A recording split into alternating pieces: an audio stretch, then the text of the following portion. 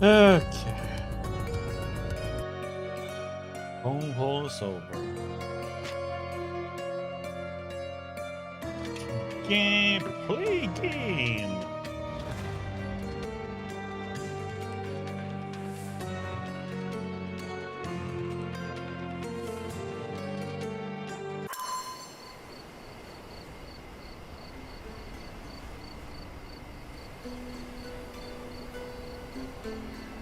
Let's see. Some more of these.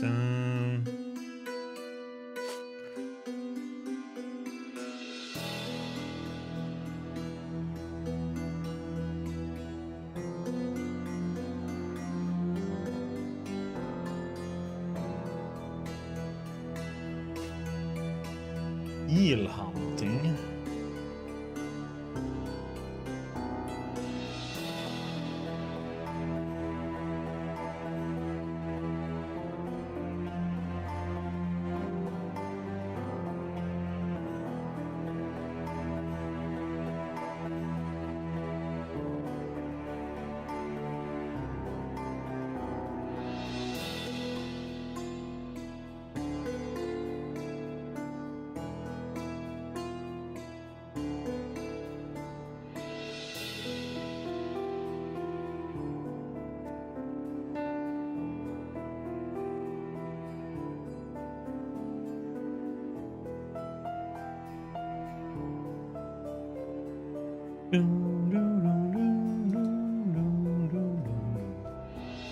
Okay, found a man on the inside.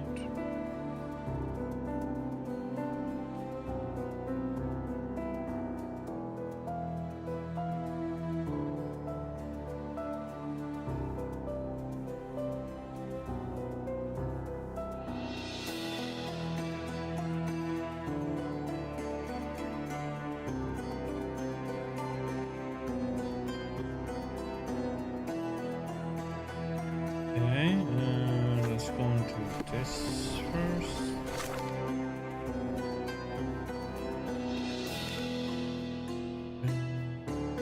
Yeah, we did some listen to the first warehouse.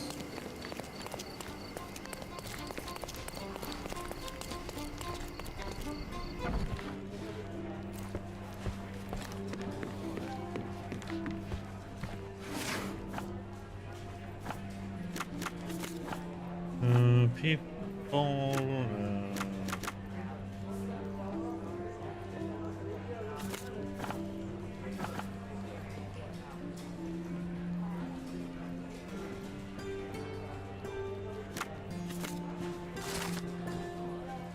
William Hart died in a accident. He was at the age of 29 years. He lived father and upsetting ceiling. He leaves a wife and 5 children to mourn his passing.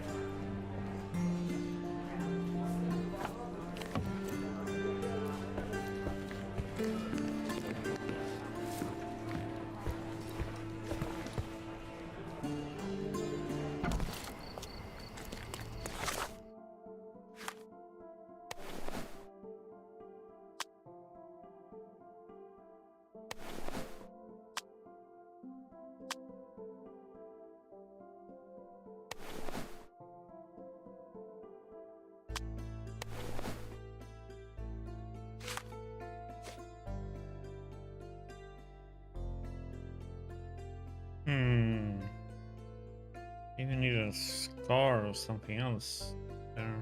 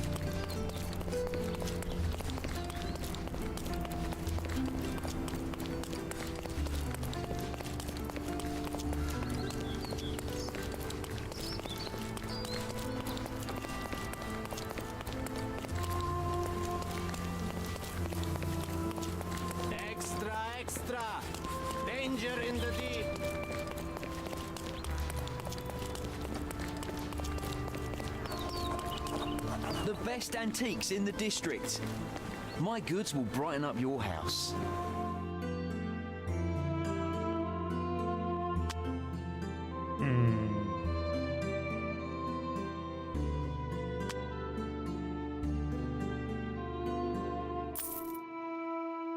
Enjoy your purchase.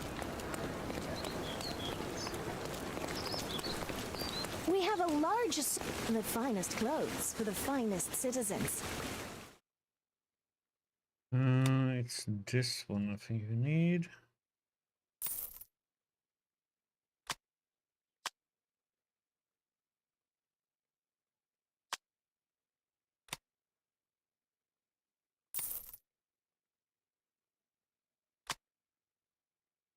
A perfect choice.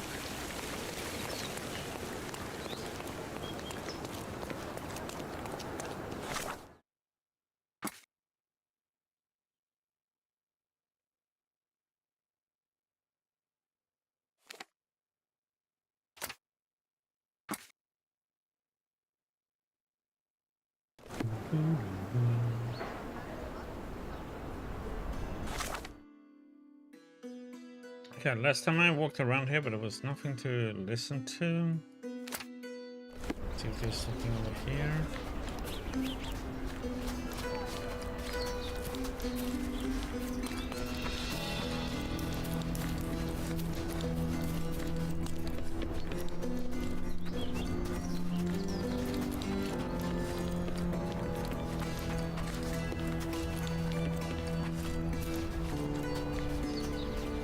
Microinformer should be somewhere around here. Try not to mess it up, or you'll blow his cover.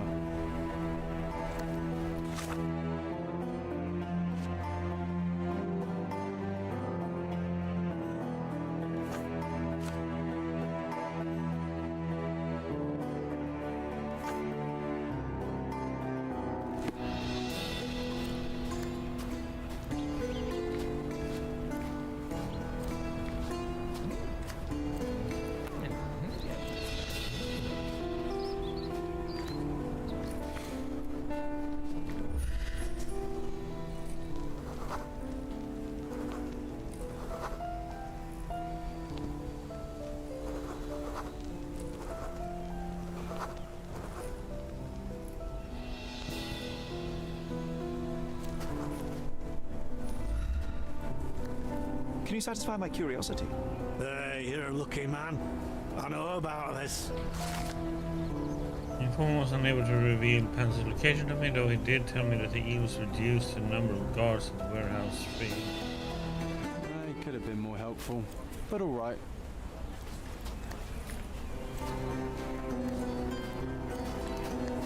Okay, so it shouldn't be here then.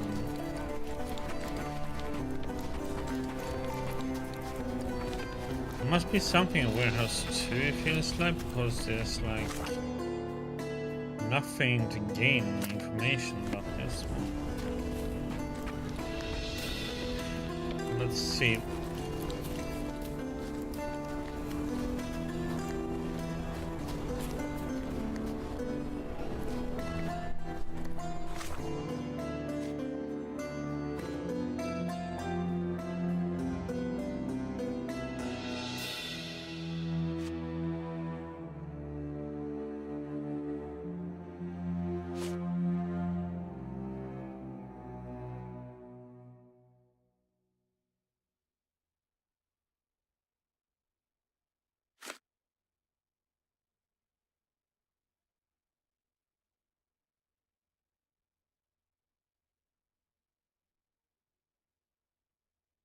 North side of the Finch Cannery.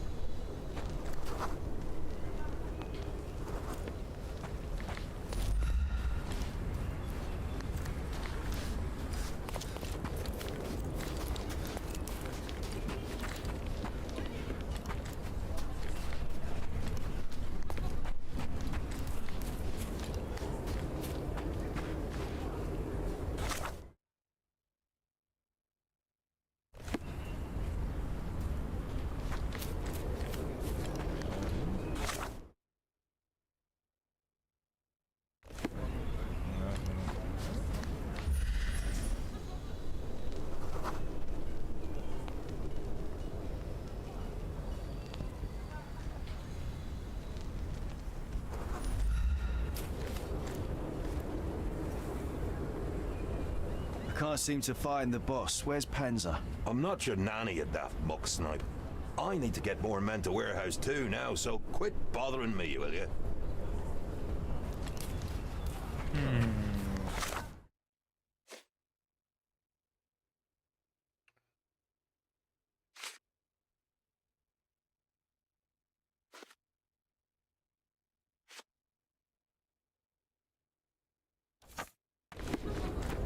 Okay.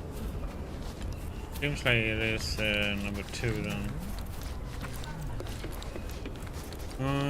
Okay, so... Oh. Here it goes. Are it's wrong or not?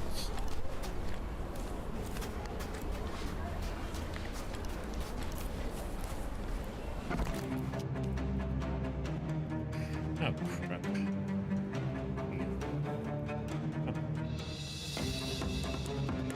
Who the hell is that? Get him! I'm coming. Take a rest, my friend.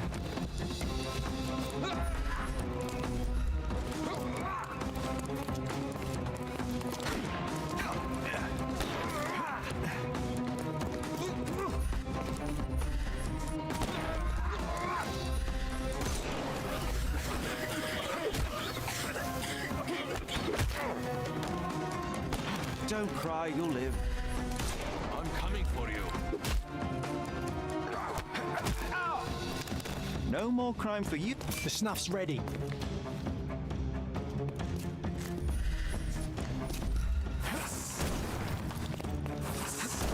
Ah! Overcome him. Don't run. What the? I'm coming. How is that?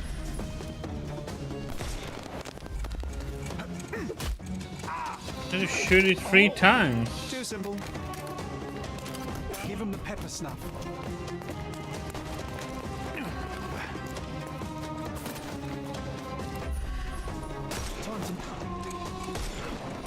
I'm coming. Don't bother. The snuff's ready.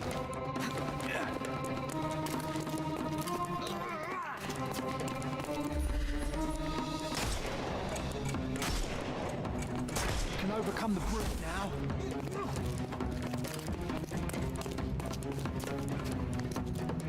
Get ready for some pain. I'm coming. No more crime for you until next month.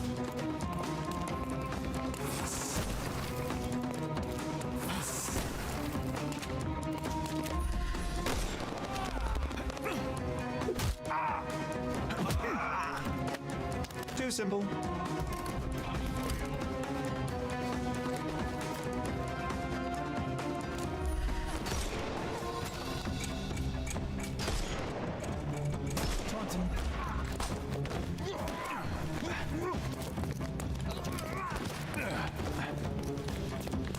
Just die.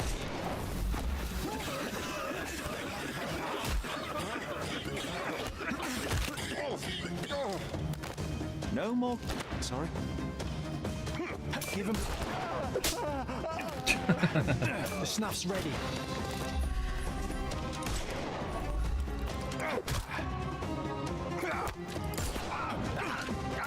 Don't bother. Give him the pepper snuff. Is this a right one or wrong?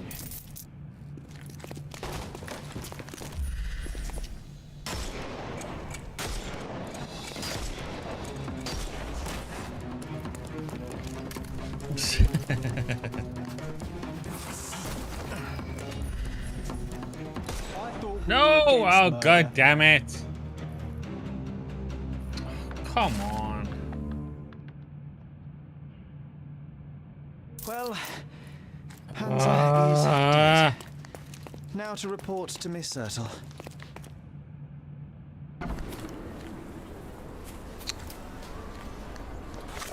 I thought that was aimed right to the helmet, but...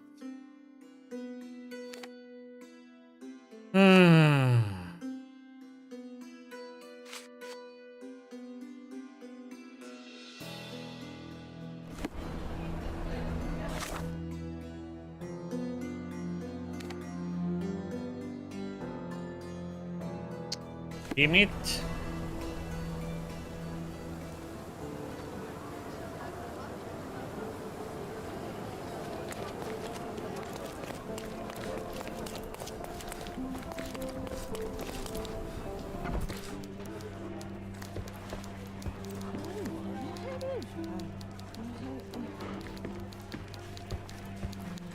I located Friedrich Panzer, but he did not survive the encounter. I had no other choice. So I heard. Mycroft was displeased. Panzer would have been an invaluable asset. Who knows how many lives his interrogation may have saved. At least the eels will now slither away from Codona. It's not the story I expected to write, but it is something.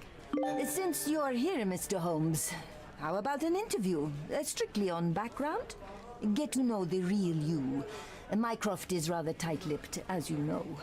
Information is Mycroft's currency, and he does not disperse it lightly. He will tell you a barefaced lie without hesitation if it advances his cause. As for your request, I'm afraid the real me pales in comparison to your vivid imagination. An interview would do us both a disservice. Perhaps it's best to let the mystery be. And now, on to other matters. We have another case for you. Are you interested? I'd never hear the end of it from Mycroft if I declined, so please, Miss Sertle, fill me in. I cannot.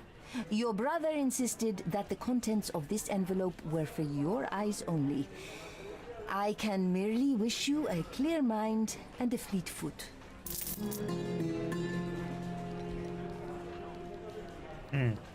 Hey, Ali.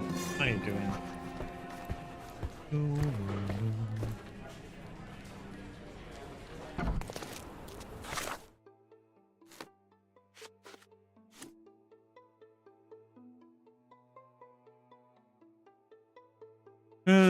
Let's see. Microsoft agent Mr. Esteve requests my help with the son. Mark Riley, the son of General Alfred Ridley, is being blackmailed. He is supposed to meet his blackmailer atop the old city bridge tower. To observe from a distance, establish the blackmailer's identity, and report back to Mrs. Esteve, who will be waiting in my home. Patio Primrose.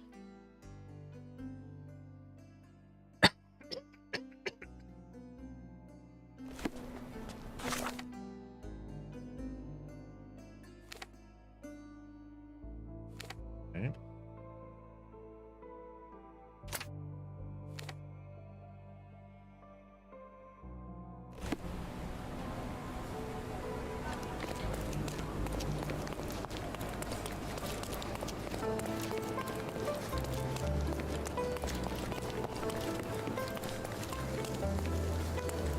Although somehow I accidentally shot the guy we need to capture alive in the head, or I hit him in the mask, but did not. Here, grab a seat. You even brought a book, huh? So it didn't go so well, but now we're gonna May I have... talk somebody. Same as always. You just don't give up, do you?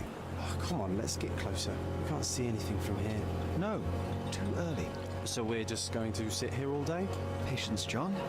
I have a feeling this is more than simple blackmail. We'll be close when the blackmailer leaves, and then... Go!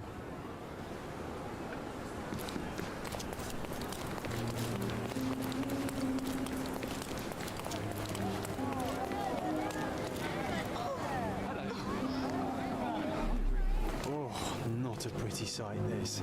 Lovely to see. Oh my goodness. Who's it? Head trauma, fatal. Gravity is cruel like that. A rather frivolous accessory for a military man. Shame it's all bloody now.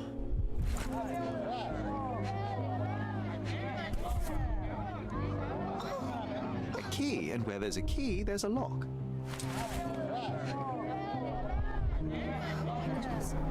The knife is missing.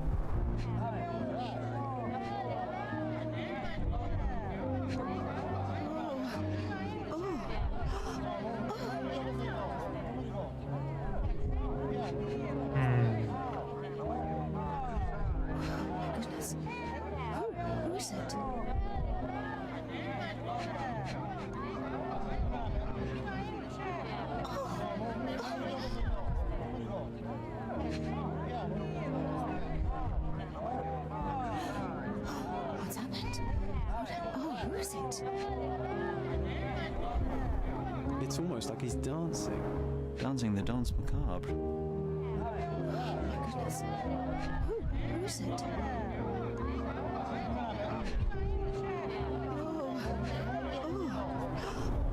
He was stabbed several times before he fell. The shape of the wounds suggest a curved blade. No signs of life, no pulse. I'm declaring Corporal Ridley dead.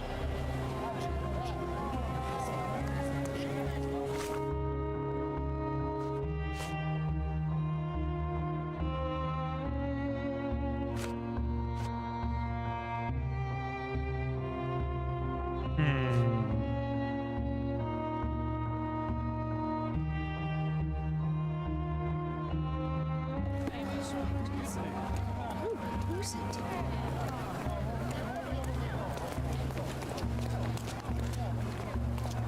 Please move along. The police are on their way. Everything's under control.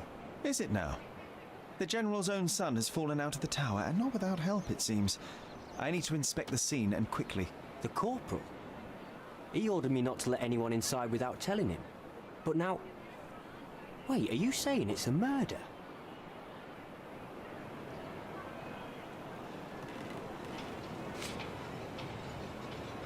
A brief examination of the body was enough for me to conclude that he was murdered by a blade of Ottoman origin. You can't possibly be so certain. Oh, I can be. The corporal suffered deep stab wounds which were inflicted with great force. They were made by a knife meant for cutting, not stabbing. A curved blade, such as an Ottoman jambir or a Gurkha kukri. I haven't seen any Gurkhas on the island, so the conclusion is quite obvious. Amazing. You do seem more than competent. All right, go in. I'll wait here for the police. Did you see anything suspicious? No, sir, nothing. Corporal Ridley had to attend to some private matters upstairs. No one went in, no one came out. Oh, but that means the killer is still inside. Are you sure you want to go in alone? I'm not alone. I have my friend with me. Your friend? You mean your gun? There's no one at... Never mind, I'll be fine.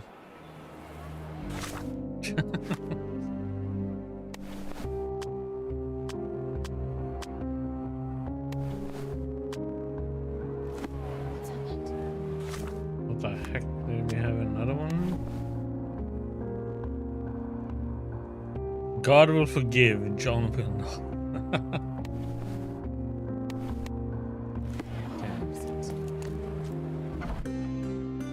The killer's gone, vanished into thin air.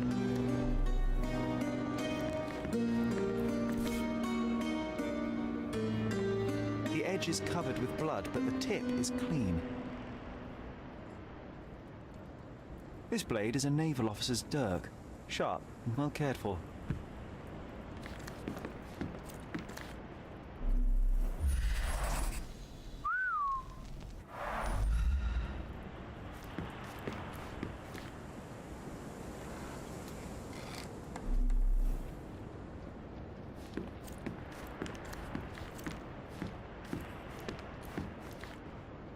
This cigarette is still smouldering.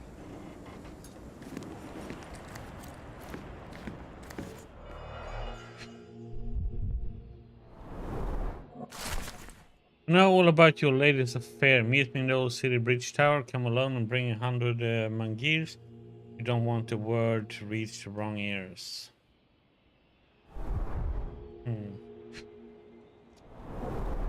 Exactly 100 mangirs. The killer didn't touch them.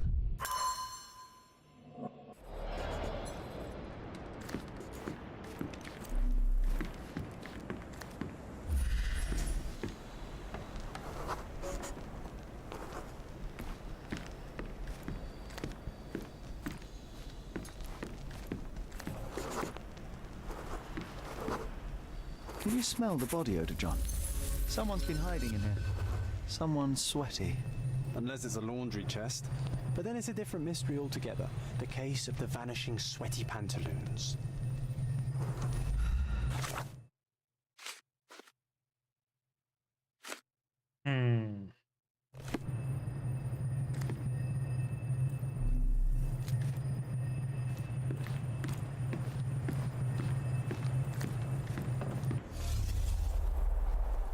can...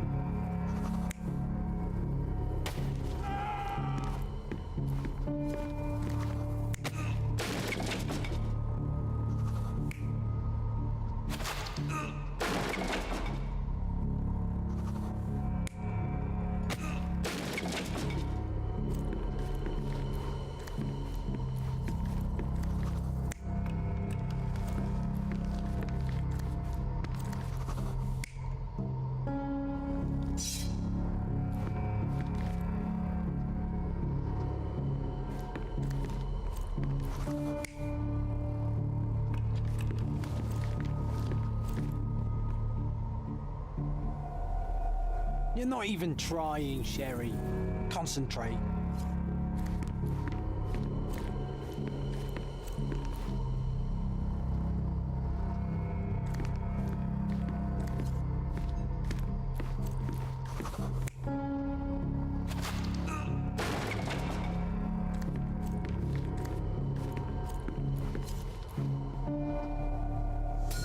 Ridley was attacked by his blackmailer, but before being pushed out the window, Ridley managed to wound him. The killer must still be bleeding.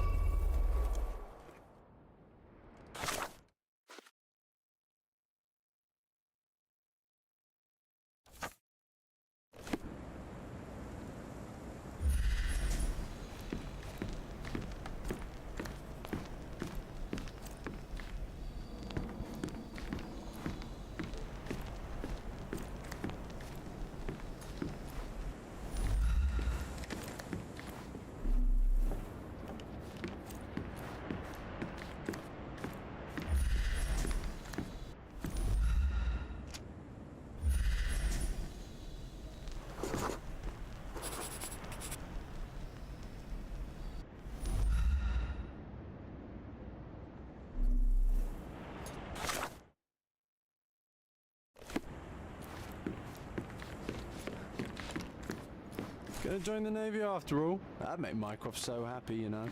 Shut up, John.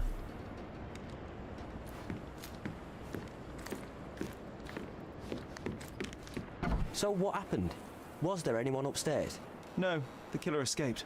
We're dealing with a carefully planned assassination. What can you tell me about the deceased? We were from the same unit, stationed together at the barracks by the bridge, but I can't say I knew him well. Maybe someone of the barracks could tell you more. Do you know if the corporal had any enemies? Someone who would want him dead? No, none that I know of. But then again, there's always the Ottomans. They'd want all of us soldiers dead, I reckon.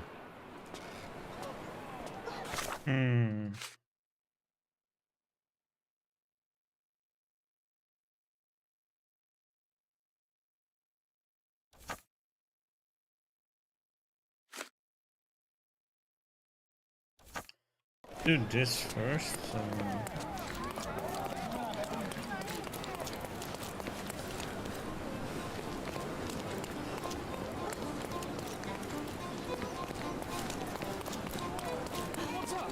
Nice to see you.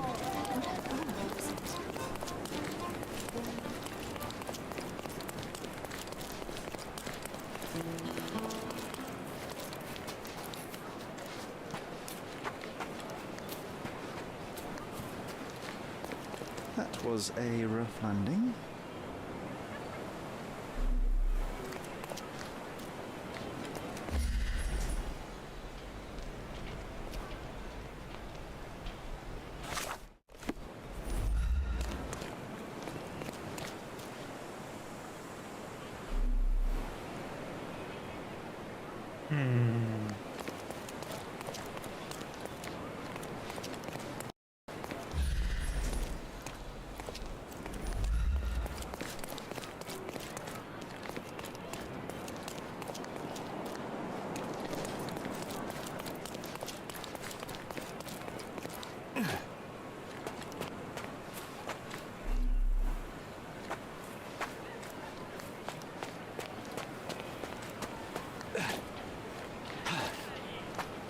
No, weird is like.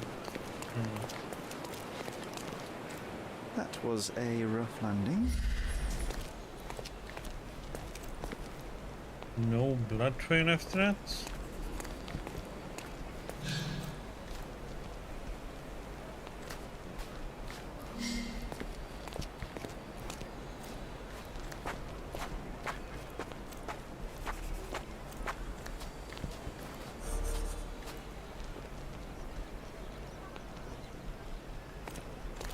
Wow. Amazing, right? Disturbing is more like it.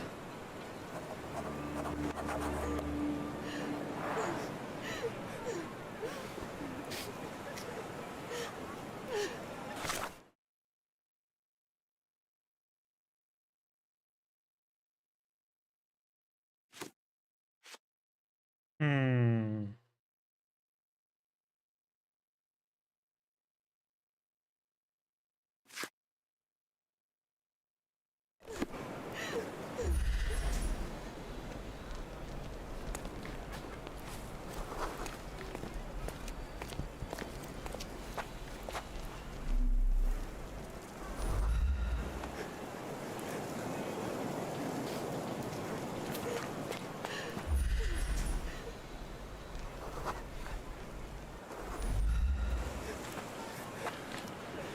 May I ask you something?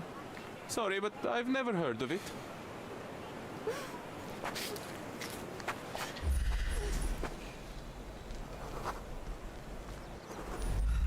Can I ask you a question? I can't help you, friend. This isn't working. You might need a different tack.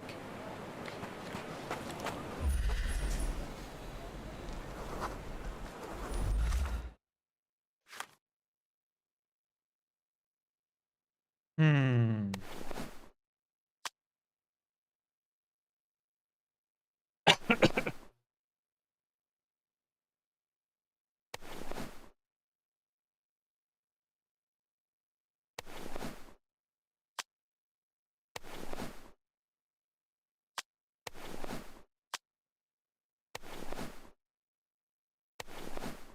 Hmm.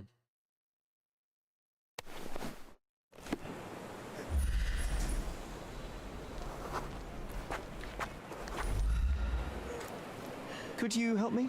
Oh, my poor friend. I wish I knew.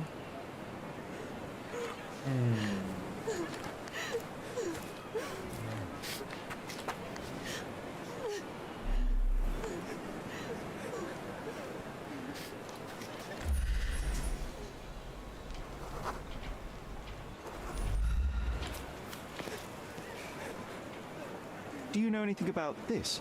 I'm sorry, my brother. I know nothing about it. Yeah, it still says this is to you. Can't.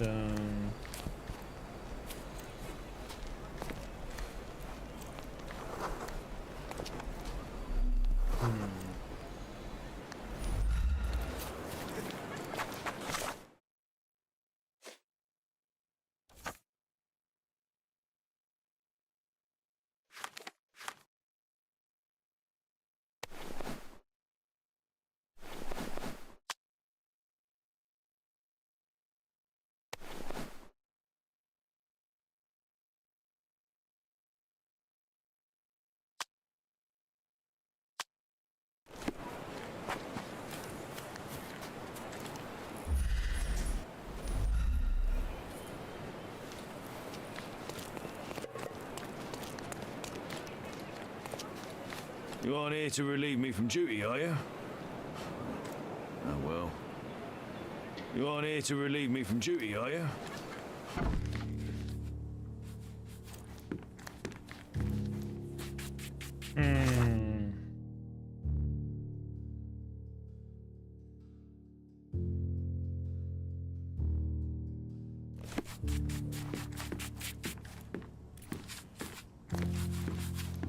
Is this familiar to you? Ah, I know this, yeah. Let me help you. No, Lothario, he has recently ended his promiscuous ways after meeting the One.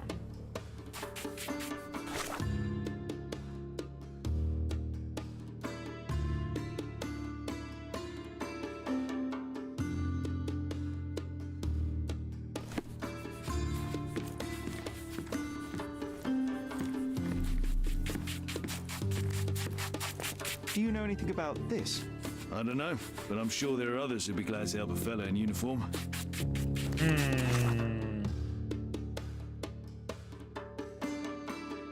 I mean, what do you mean by getting the one?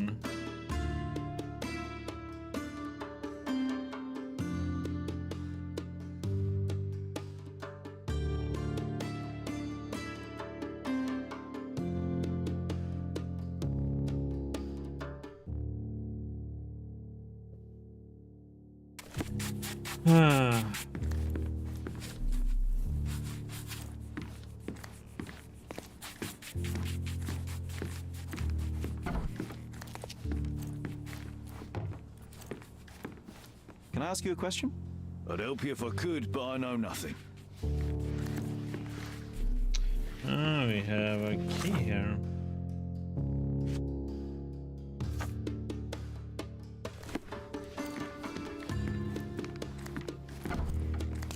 Nice.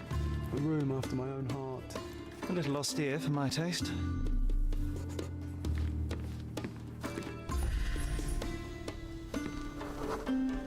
There are scratches on the floor. The locker is moved. General says, son, as you're aware, your position on Cordona is that of a man astride a three-legged horse. Two legs are manpower in ships. Very like it or not, is the house of the eagle. Remove one and everything will collapse. Would you kindly put up your damn trust and start behaving like a Ridley? I've tolerated your escapades long enough, and now I hear you have been gallivanting around the old city. This must stop immediately. Ottomans live by their own rules. As long as we respect them, our fragile peace holds. Do not disappoint me.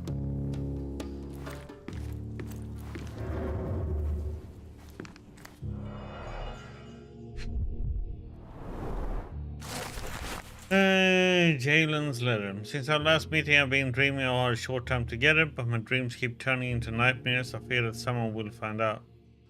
I know what I said before, but I was wrong. I want the life you promised. I'm ready to escape with you. We're waiting for you at my house at dawn. Use the entrance with no eagle over it. The servants will expect an Ottoman woman wearing a scarf I gave you. Jalen.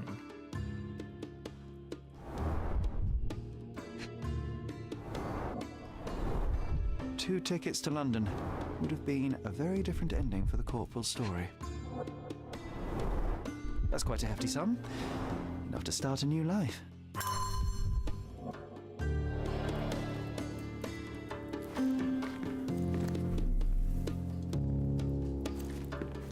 Can you imagine me wearing that uniform? I think I'd look rather dashing.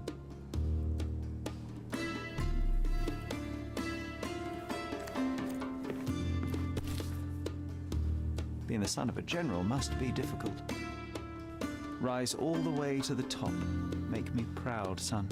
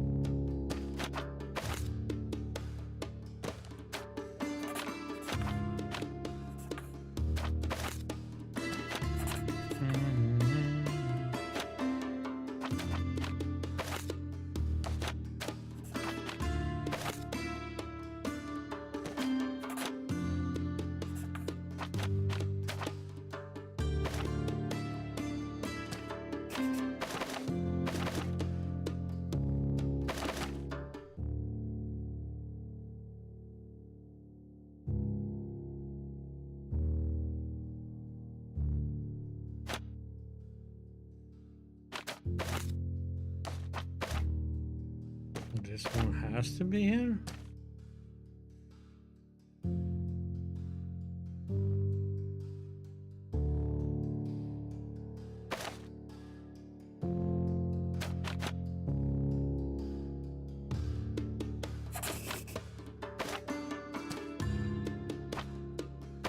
Okay.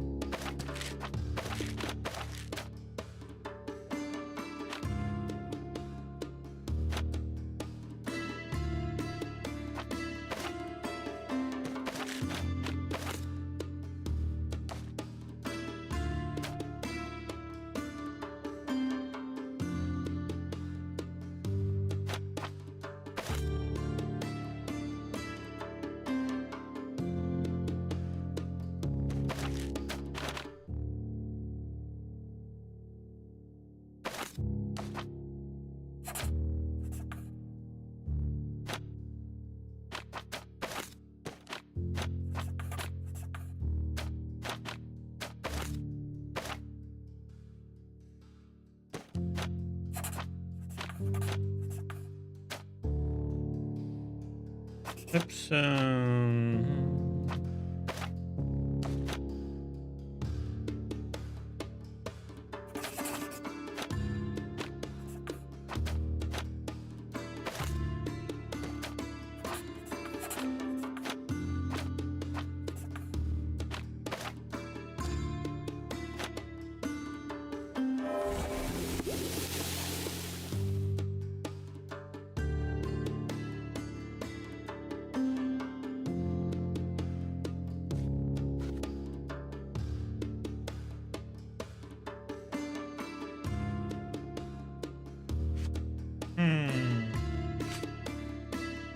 Okay, there's still something with this one that we need to check.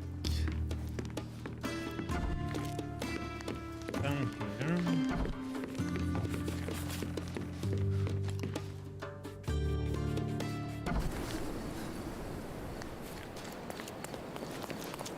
There must be something more to do here.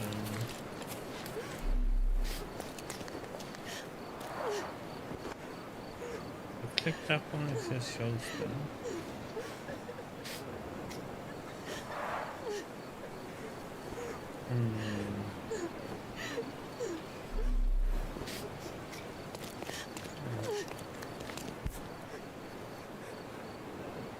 Aha, a curved knife covered in fresh blood. There we go. I doubt that this eagle is purely ornamental. Careful, Sherry. Locals aren't too happy with what you're doing. I'd better leave the knife here. Now is a bad time to ruffle any feathers.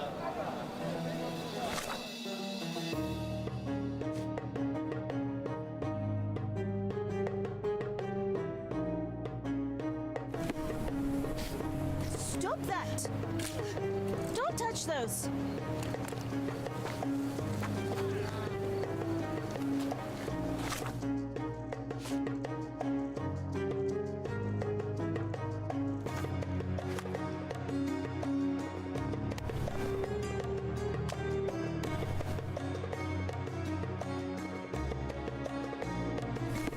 Who do you think you are?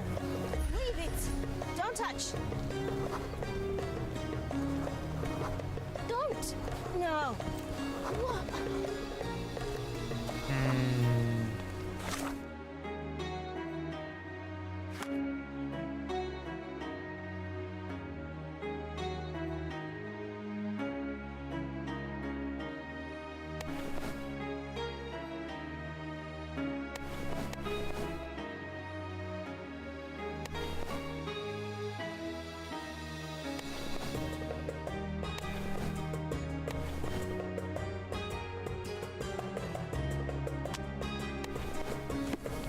Infidel! Go away from it!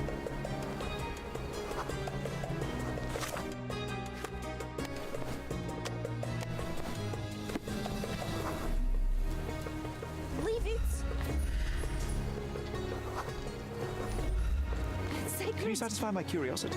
Oh yes, compatriot, I can help you. Stop that! This belongs to the House of Hassan, the most revered family in the old city. Western side of the old city market.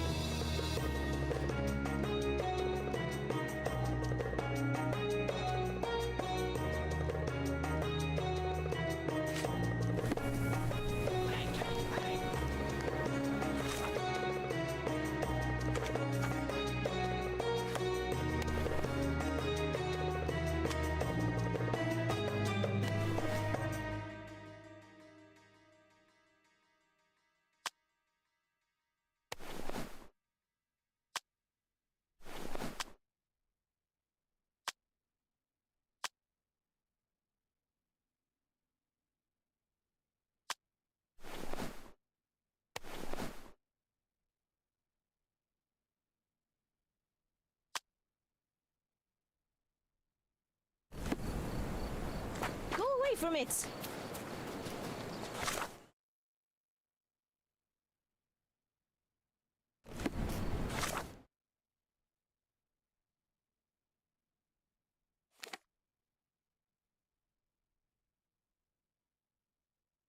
There's a bunch we can buy in here, by the way.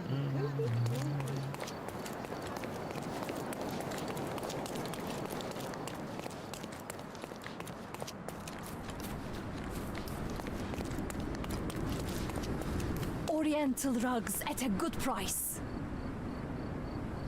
Merhaba. It's a good day for a purchase.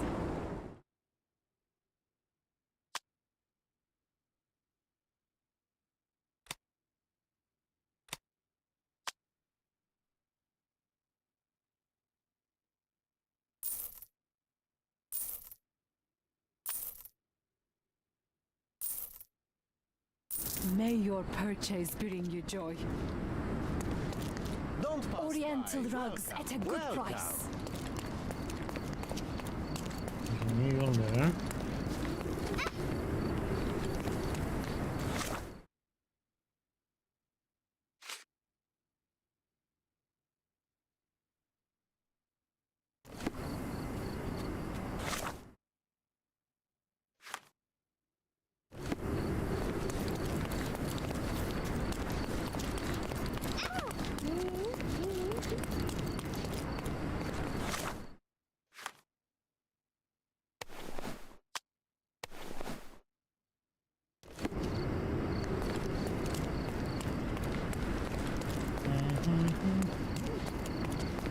Merhaba.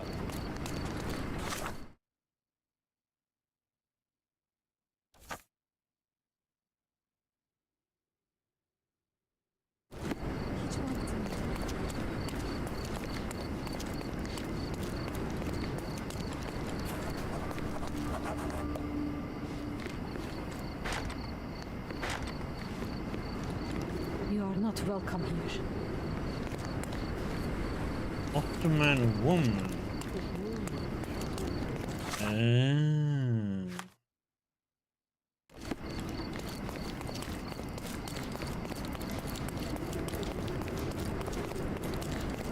Don't miss out on my... Let's pick something that suits you.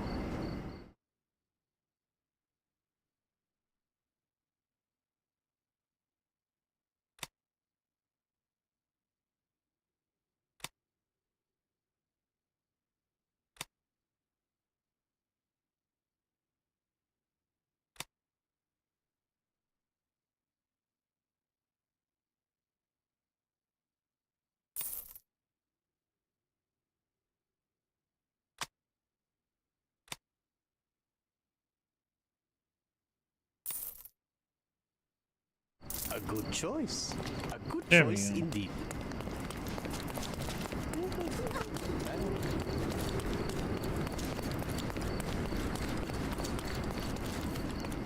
You are expected. Quickly, come in.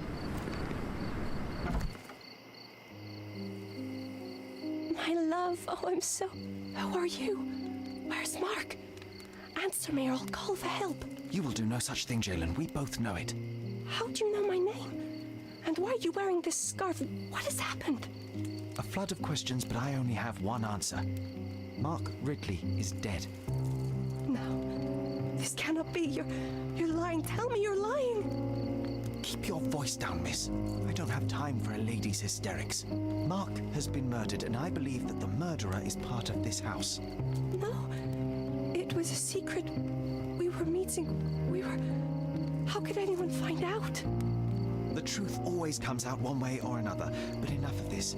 Tell me, have you seen anything suspicious here? No, I heard the servants talking about blood near the main entrance, but I didn't think... This is too much for me. I can't.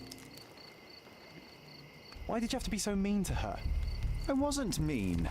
Now is not the time for pity. Is that you or your reptilian brain talking?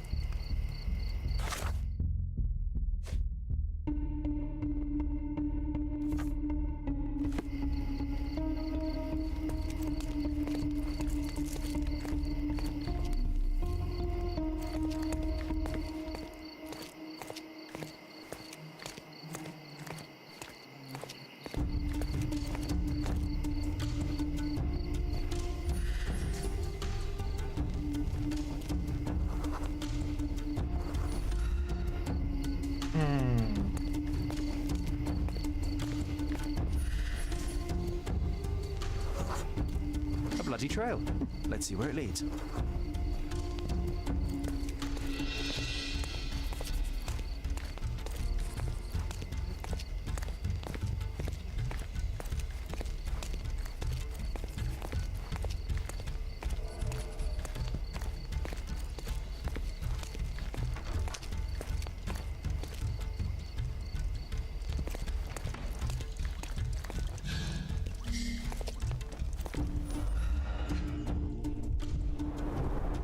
Pile of fresh clothes.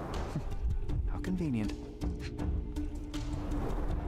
All soaked in blood. Well, a fresh shirt is as good a lead as any. So, think you can identify the killer on the first try? Huh. Do you doubt me?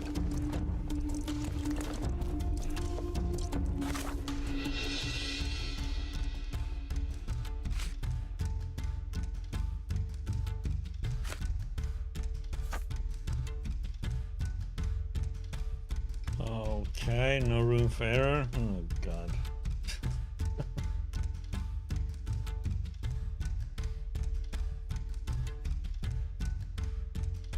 Okay.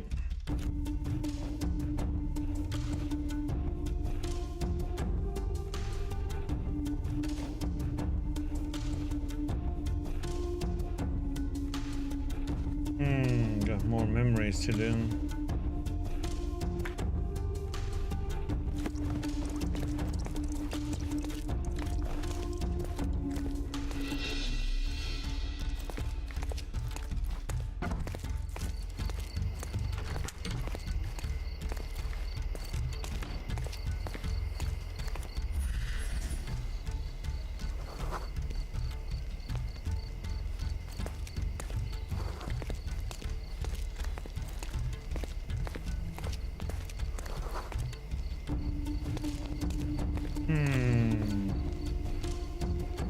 Missing his wounded, missing his weapon.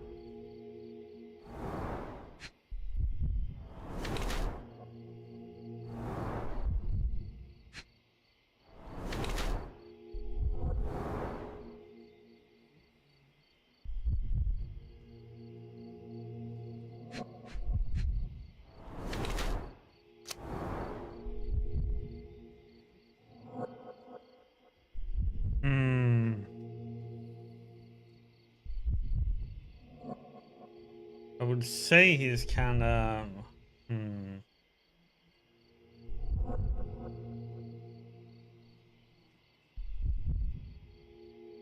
Morse.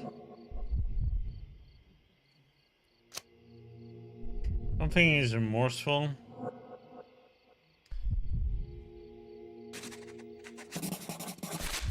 Always on edge. What are you staring at, you crazy woman?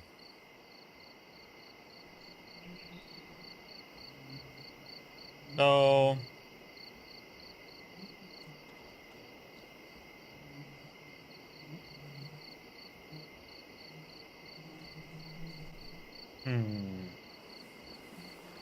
So, here you are. The wounded eagle in its eyrie. What the hell? An Englishman here? Why are you wearing a dress? I understand your confusion. It's been a turbulent day, hasn't it? Do you have any idea who you're talking to, Brit? Indeed I do. You are the proud son of this house. Proud, but wounded. You keep it well hidden, but you're far too nervous to think straight. So please let me explain while you catch your breath. I am Osai, son of Hassan. You are on my father's property, and yes, you had better start being convincing. My name is Sherlock Holmes. I have every reason to believe that you were involved in the murder of Mark Ridley. Are you accusing me?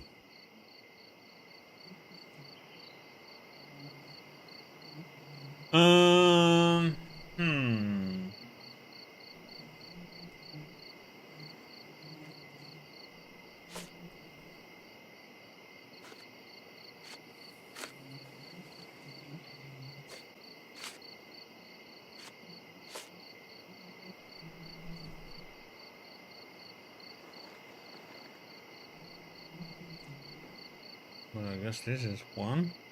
That's right, I am. I recovered the murder weapon. It bears an eagle crest, the same crest that is so proudly displayed within your house. And a proud house we are. My father speaks for all Ottomans on this island, remember that. Regrettably, I failed to detect much pride in the callow way you ambushed the corporal. Okay.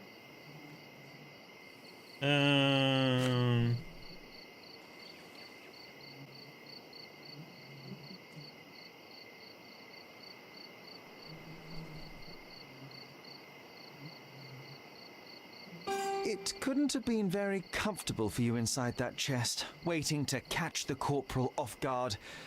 Couldn't you find a better place to hide? You're a fine one to talk of tactics. You're dressed as a woman. If you'll pardon the metaphor, he was a fishbone that became lodged in your throat. You had a strong motive to see him dead.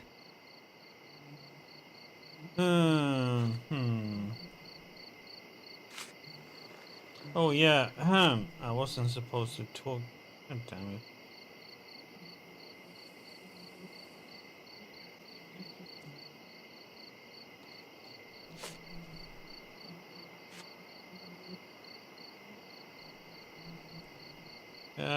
Because she wants to escape, so he will stop it, right?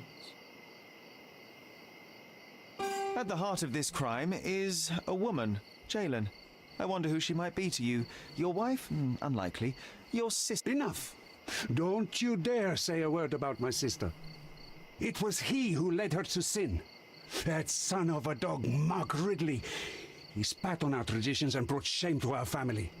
His father promised us peace, but I knew how it would be. Even happen here to in feed the Sweden. crow, it tears your eyes People out. comes from these countries. So you risked the peace to right your honor. I had no other choice. Not that you'd understand, Brit.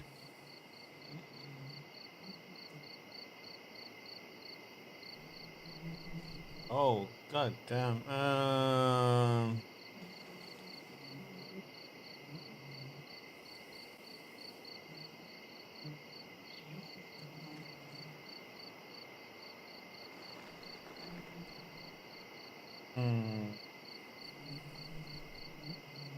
I believe peace between our people to be more important than this terrible incident.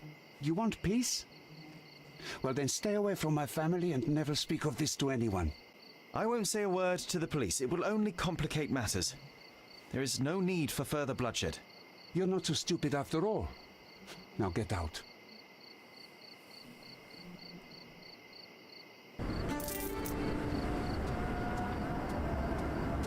Yeah, but...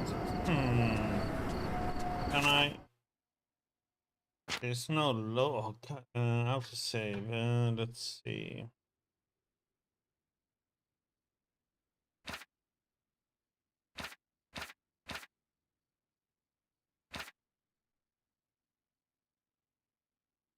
What was the choice we did now, right?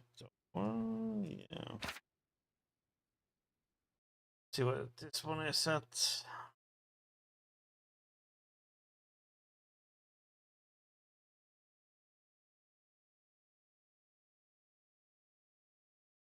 I was wondering.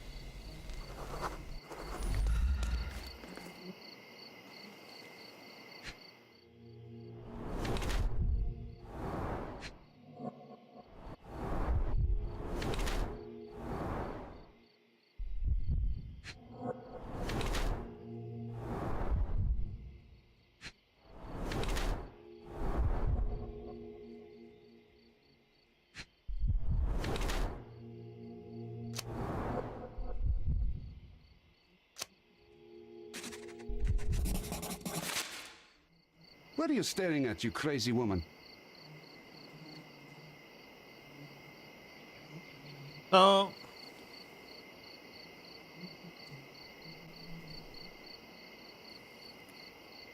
Huh? Did you want something?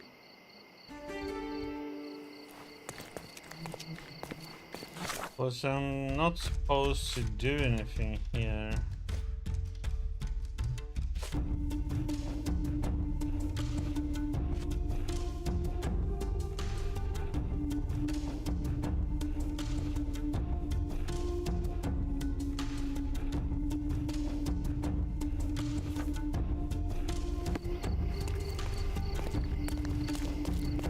I'm gonna do it the Minecraft way.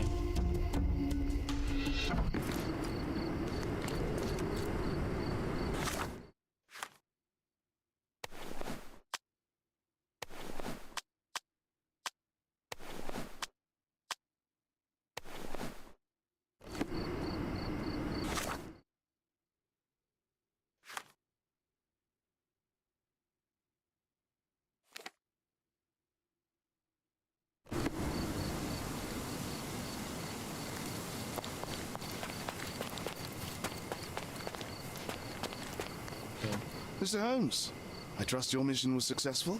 Successful is hardly the word I would use. Mark Ridley is dead. What? How? Explain.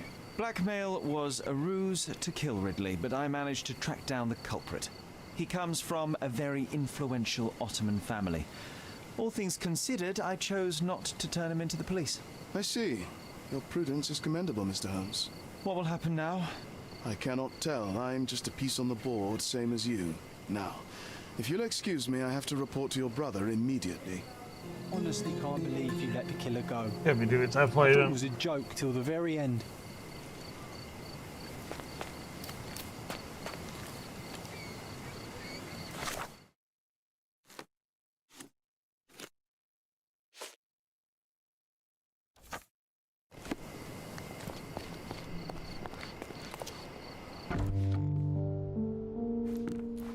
Well done, Sherry.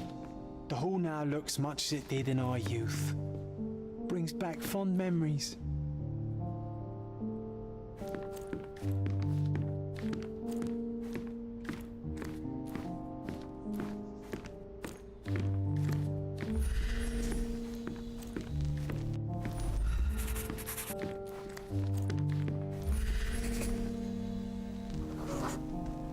We used to take a shortcut down the banisters, much to everyone's annoyance.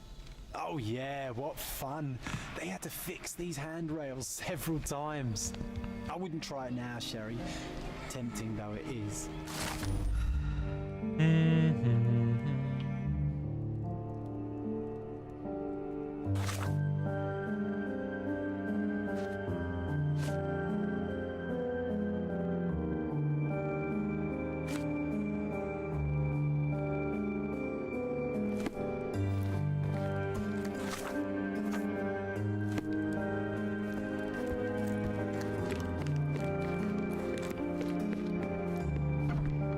can sense an incoming memory, Sherry.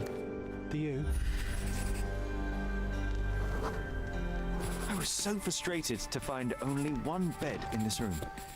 Mycroft initially refused to bring another for you, but after a week-long dispute, he gave in. What a stubborn man. How well do you think he would sleep without a bed?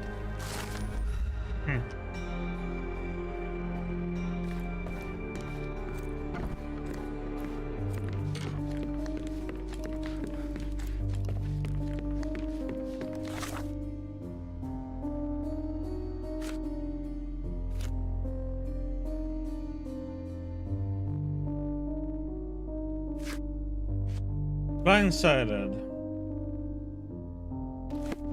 I'm going to need to go to the old ruins.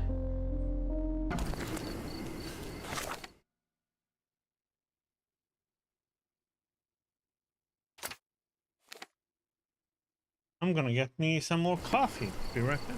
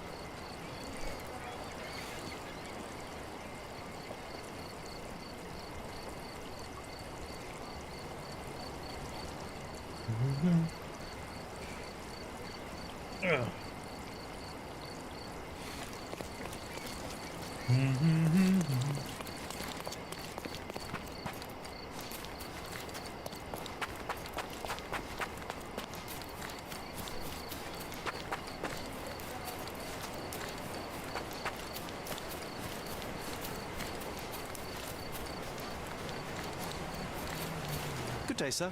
Merhaba. Good day to be alive.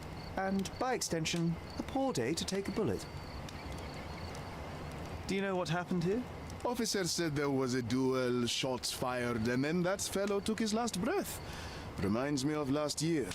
So the inspectors have been and gone? Of course.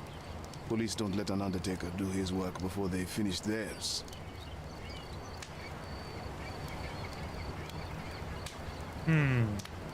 You mentioned a previous incident. It was in the old city ruins. I remember the deceased was very rich. Front page news, very, very rich he was. But a coin makes a poor shield, as I always say. And who needs it when a view like this is free? Who died? Oh, no, mister. It is not my place to say. Not your place? Nonsense. As you say, he won't mind. Death with dignity, that's all we can hope for, sir. He doesn't need his name out there.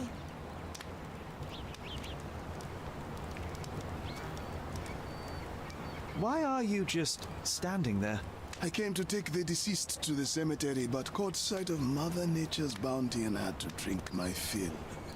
He won't mind anyway. Let me tell you, friend, the sweet sea air, the calming whisper of the waves, it's a salve for all ills. We're done.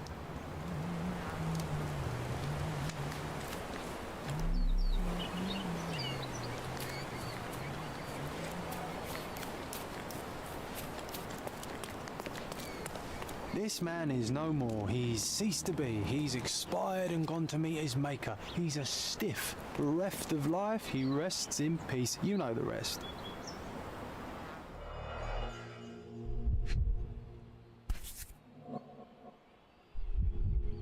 A key for a birdcage? I'll take it.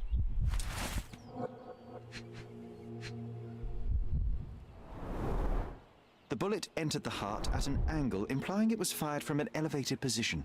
He died instantly. Predictably, the rumors were exaggerated. The blindfold is intact, with both eyes unharmed.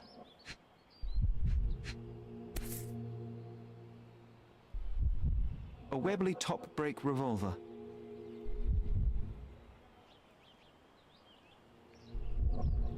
Blank cartridges filled with a wax-covered gelatin bullet.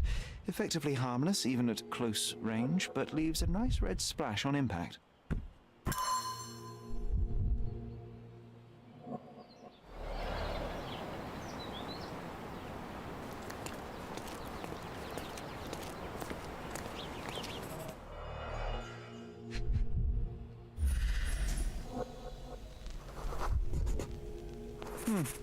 Your opponent was behind you.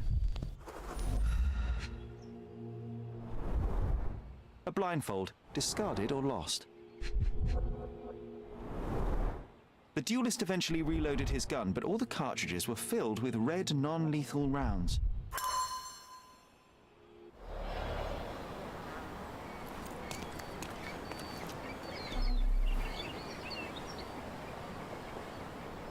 Somebody was up somewhere. We understand hereby declare that this duel shall be subject to and bound by Blind Dueling Club's strict code of honor. May the winner be crowned Blind Champion, signed EBS and JD. Witnessed by HFBC, Honorable Referee and Head of the Blind Dueling Club.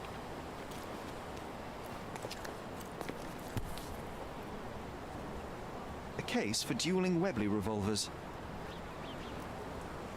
Blank cartridges filled with red wax-covered gelatin bullets, most assuredly non-lethal, if rather theatrical on impact.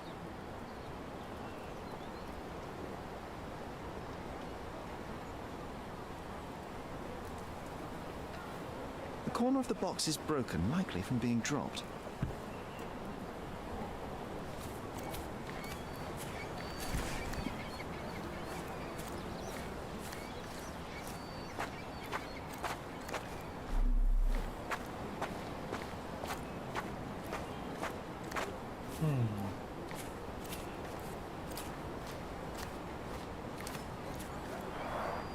Red stains, relatively fresh.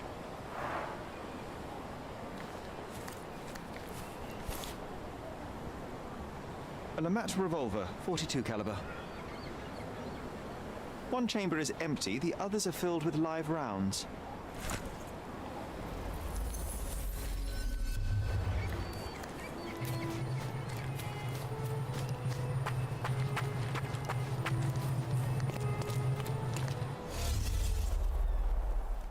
Boom, boom, boom.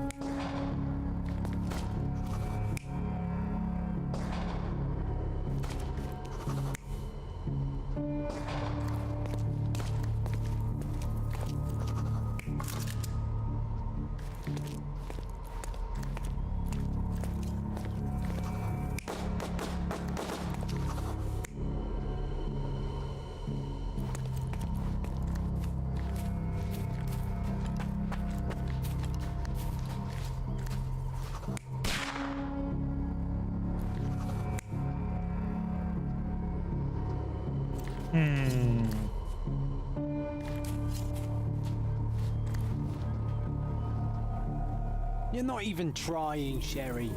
Concentrate.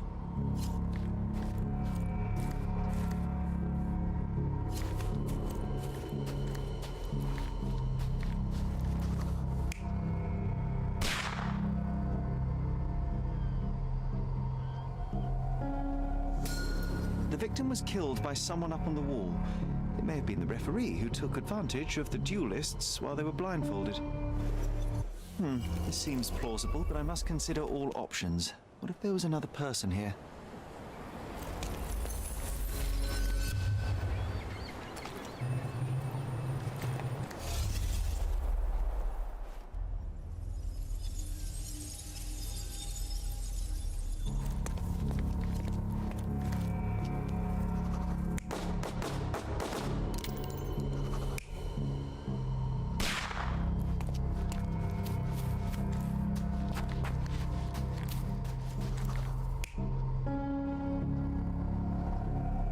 You're not even trying, Sherry. Concentrate.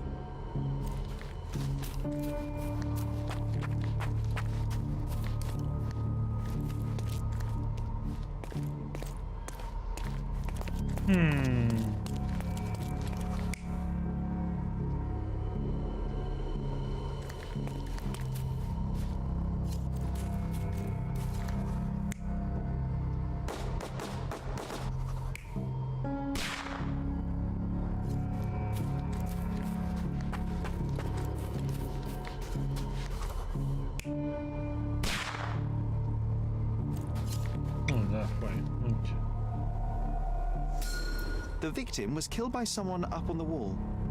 There may have been someone else here, a fourth person waiting for an opportunity to strike.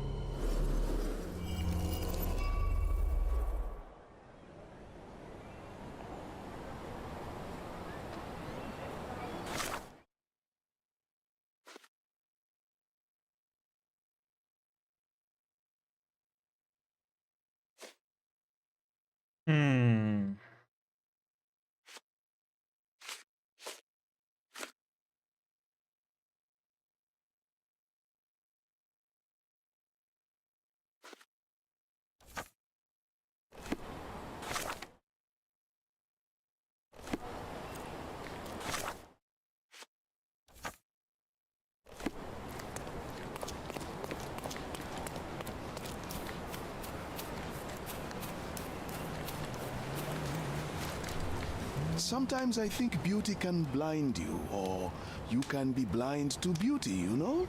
Did he see it all around him, do you think, before he covered his eyes and drew his pistol? The deceased was a member of the Blind Dueling Club, hence the blindfold. Do you know of it? Never heard of such a thing.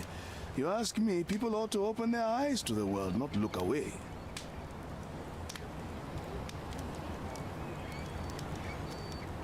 Enough tomfoolery. Give me the victim's name. I told you that's his business, not yours. 2 men duelled, 1 man died. When you hit a rock, stop digging. There is more to this case than meets the eye. The victim fell not to his duel opponent, but a hidden marksman in the ruins. Abandon your oversimplistic ideals and tell me the name of the deceased so his killer can be caught. Ah, that is wrong, to be sure. Okay, the man's name was Eric von Staub. I heard the officers say that he lived in Scaladio. At last. You may return to your vacant stare. Okay.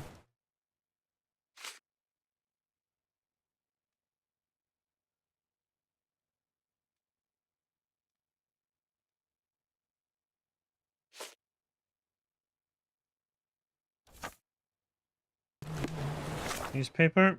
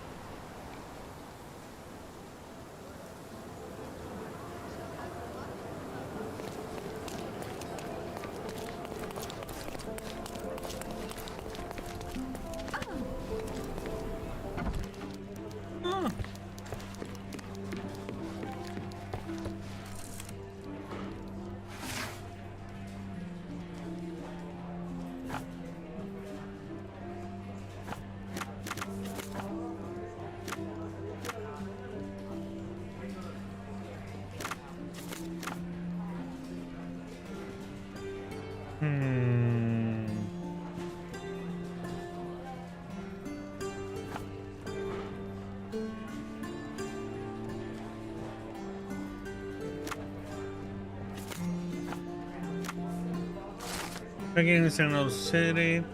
Young heir to one of Cordona's richest families has died in a blind duel. During a curious incident, the victim, who cannot be named until all of his family are reformed, stepped in the wrong direction, falling off the cliff to his death. The survivors have expressed the deepest regrets and sworn to never duel again.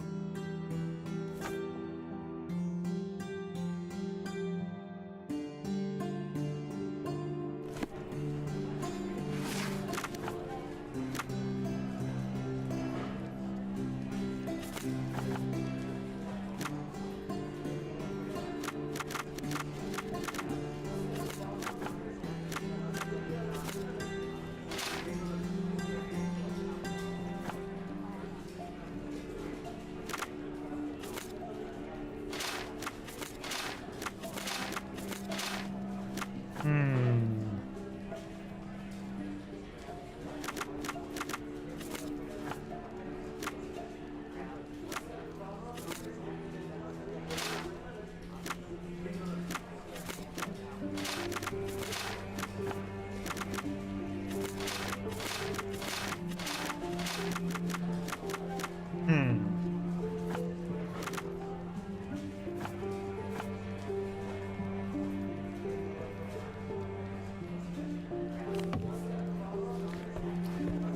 to go.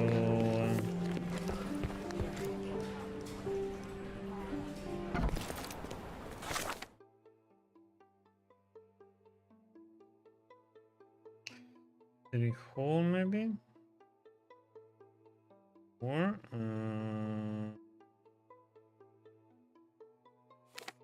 police station should be work, right?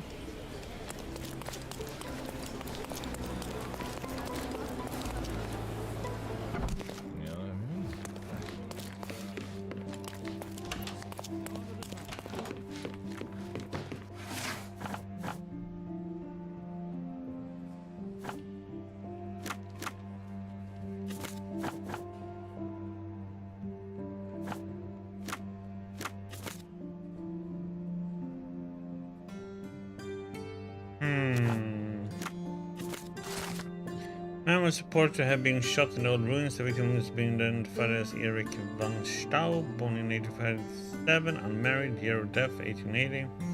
Place of residence, von Staub, residence of Cordona. Relatives, Irma von Staub, mother, dead. It's Magda Irma von Staub's sister, lives in von Staub Basketball Street.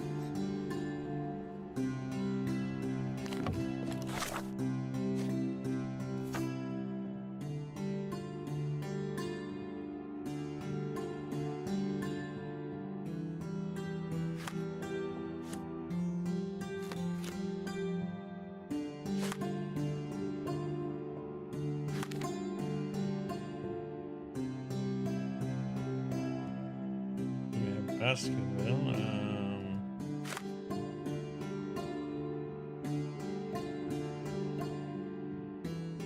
Queen Bernard and Bonaparte.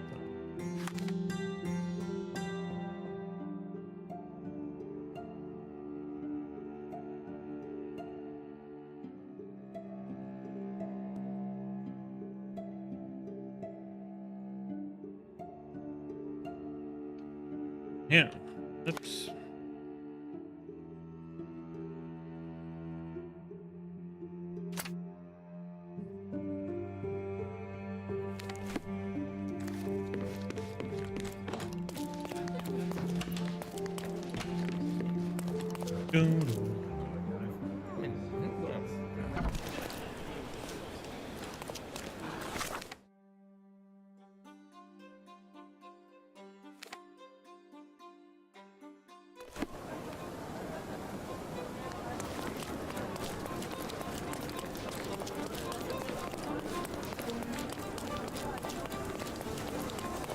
Extra, extra!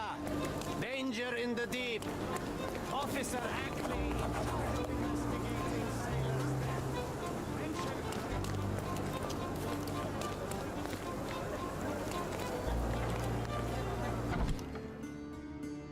Guessing this is it.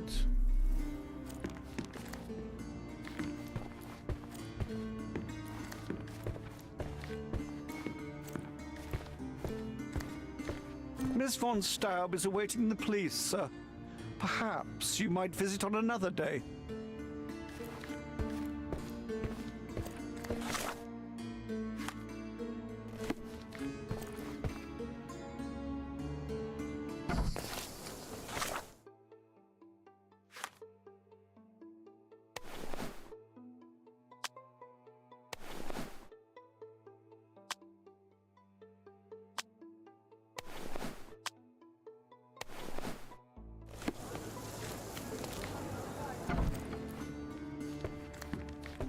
Good day, officer.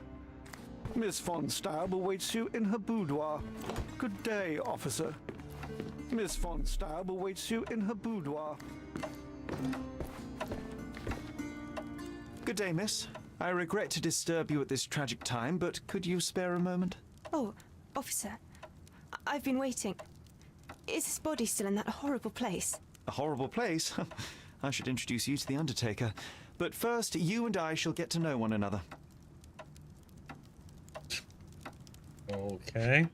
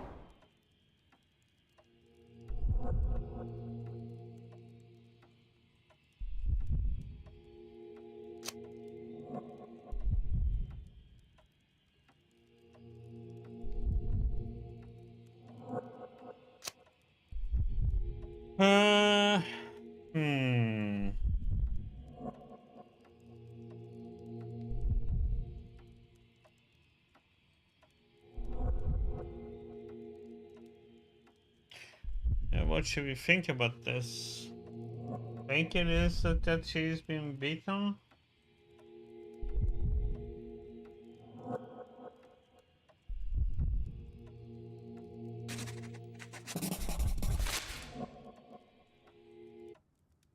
I am Officer Holmes. I take it you are Magda von Staub, the sister of the deceased? Oh, pardon me. Yes, I am. My deepest condolences, Miss von Staub. Your brother's body will be returned to you shortly, as I believe the case will soon be closed. Nevertheless, there remain some formalities requiring attention. May I ask you a few questions? Oh, if you must. But I'm unsure if I will be of much help. Do you know if Mr. von Staub had any enemies? Someone that may have sought to do him harm? Enemies? I don't know. He and I did not discuss such matters, and he was rarely called upon by visitors. My brother's only guests were his friendly contests, but I was not allowed to participate. I merely heard it all from my room. Contests? Eric would practice shooting on the patio, and occasionally friends would join him, but I couldn't tell you if they ever argued.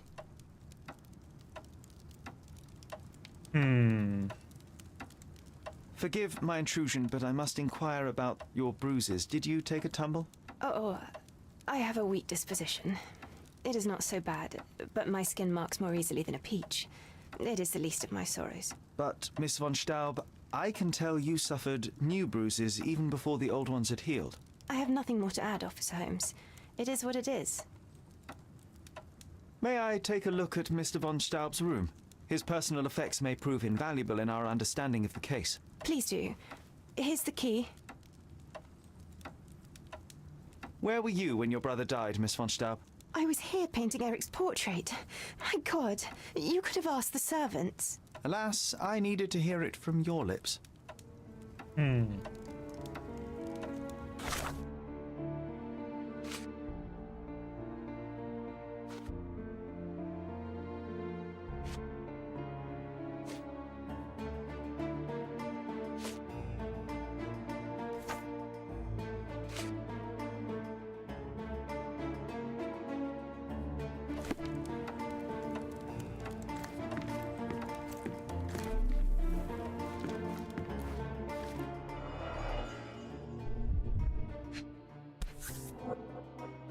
It appears the parents are dearly missed. Our beloved parents, 1875, Baden-Baden. Rest in peace. How many German composers feature here?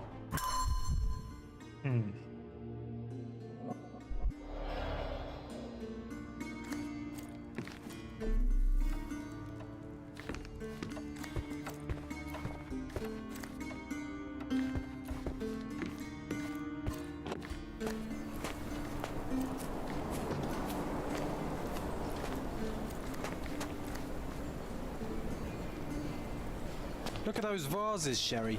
Bet they cost a fortune. Would be a shame if someone broke them.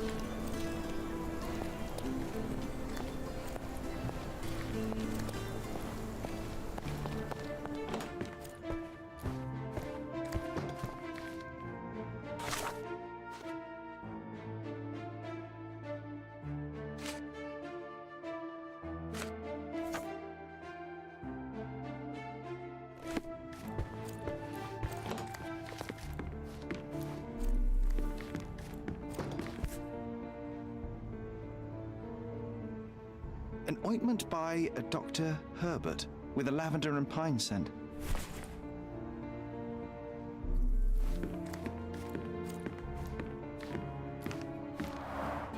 Excellent score.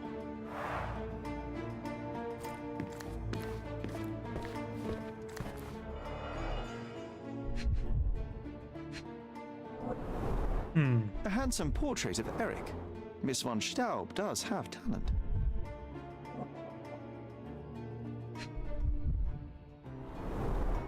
The rounds have been emptied.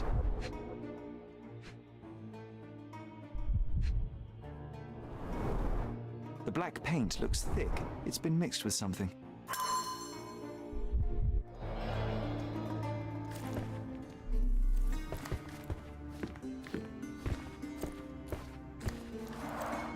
The end and the beginning. She covered the locked windows with paintings, but the atmosphere remains oppressive. Sad home for a young woman. She covered the locked windows with paintings, but the atmosphere. She covered the locked windows with paintings, but the. She covered the locked windows with paintings, but the atmosphere remains.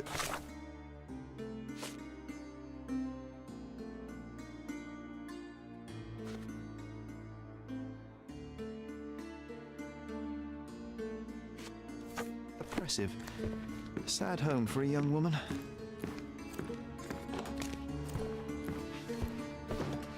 May I ask for your assistance? I'll gladly tell you everything I know, officer.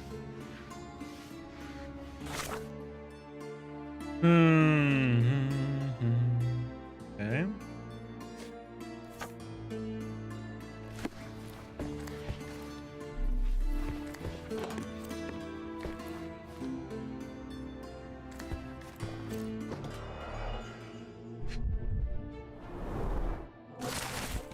Dear Mr. Von Staub, thank you for your recent statement of debts owing. I assure you that I am well aware of the 70,000 gold marks to which you are entitled. Indeed, the figure lingers in my mind every time I see you at the club. Please rest assured that I'm eager to put an end to your worrying and have in fact already begun to prepare for the opportunity. Until then, I remain grateful for the patience and goodwill that accompanies men of nobility such as yourself. With some respect.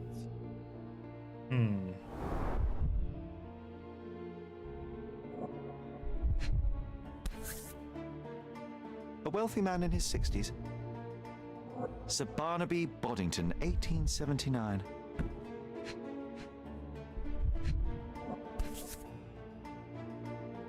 A typical crest for a league or a guild. Club headquarters, 190th anniversary celebration.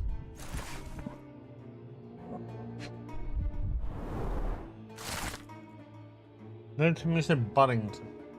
Dear Mr. Boddington, thank you for so promptly responding to my request and sending us your portrait. Magda's admiration for you has grown even greater. I can tell that she is overjoyed to soon be engaged to such a remarkable gentleman. Many fine suitors have been seeking my sister's hand, but I believe that only a man of your caliber is worthy of becoming her husband and protector, Yvonne Staub.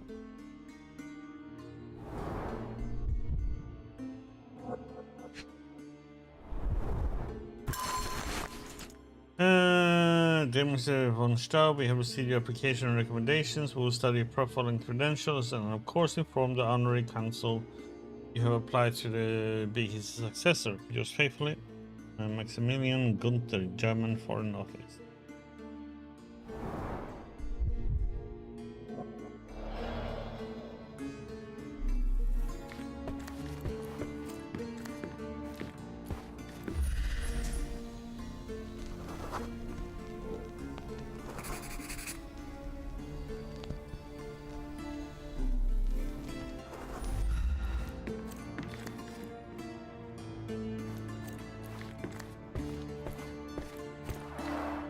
This whip is well loved and well used.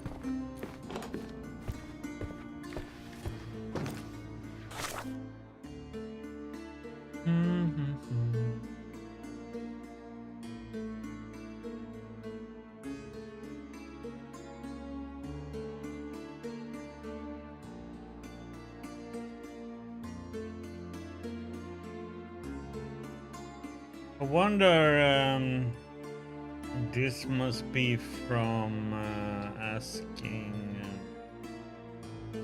Guess we can ask her. Something she will know. Are you able to help me? I'll gladly tell you everything I know, officer. Once that area was left by foot when wearing his yellow outfit, that's all I know.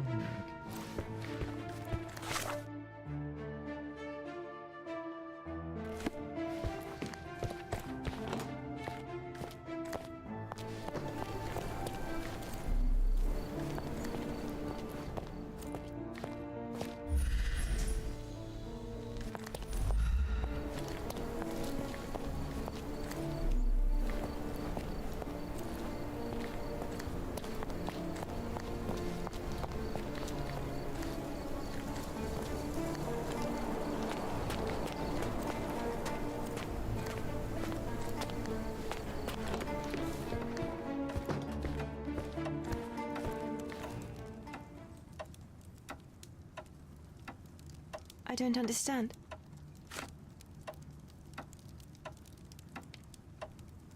One of the revolver cases in your brother's room is missing. Do you know where it may be? I'm not permitted in Eric's quarters.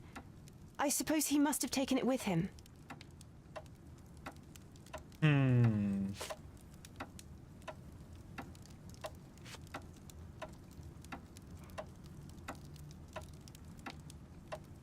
It seems you and Mr. Boddington were to be engaged. Were you as thrilled at the prospect as your brother? Mr. Boddington is not how I had imagined my husband. But it was Eric's choice. I didn't dare dispute it.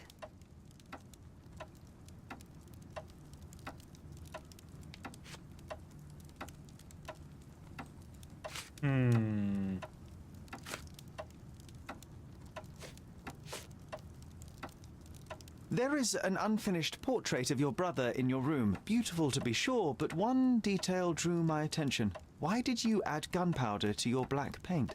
You entered my room? I thought you were only inspecting Eric's. It is standard procedure, Miss von Staub. Now, tell me about the gunpowder. Eric's art was his shooting, and this painting is my tribute to him. It felt appropriate. We're both artists in different ways. Okay.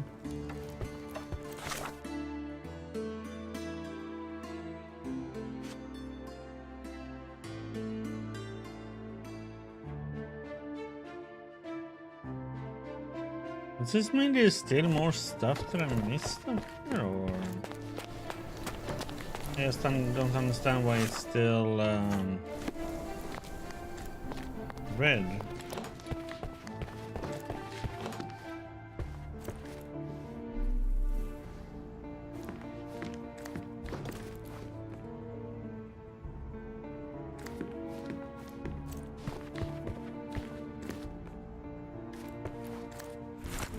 No.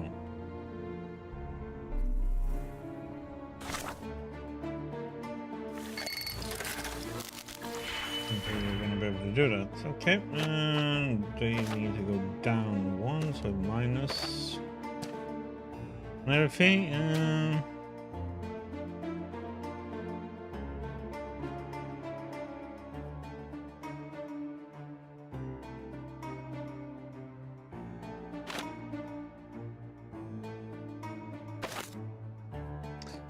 That.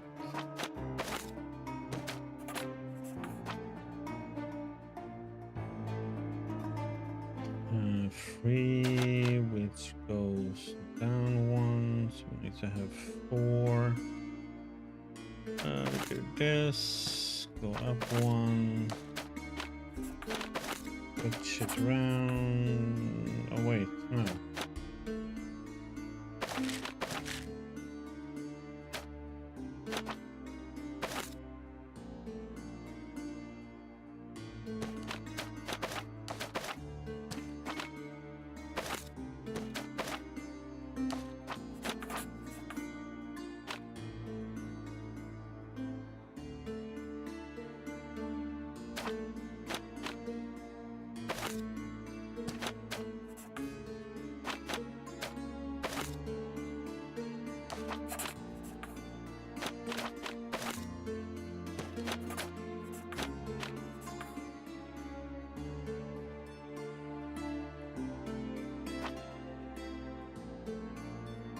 Oh, god damn it.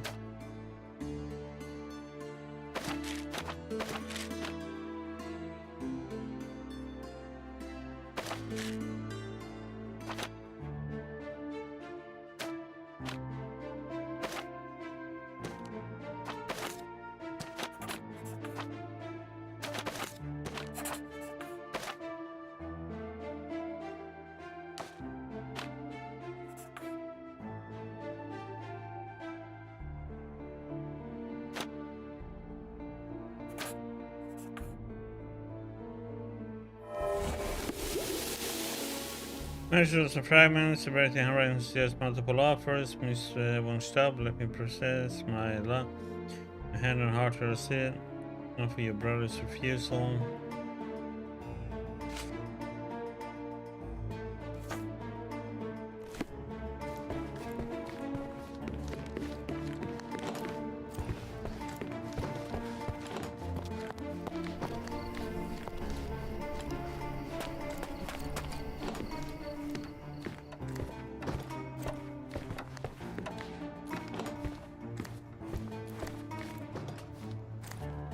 Good day, officer. Miss von Staub awaits you in her boudoir. Good day, officer. Miss von Staub awaits you in her boudoir. Can you satisfy my curiosity? I'll gladly tell you everything I know, officer. There are similes on aristocrats marrying southern Grand Saray. Perhaps upper class inhabitants there can help.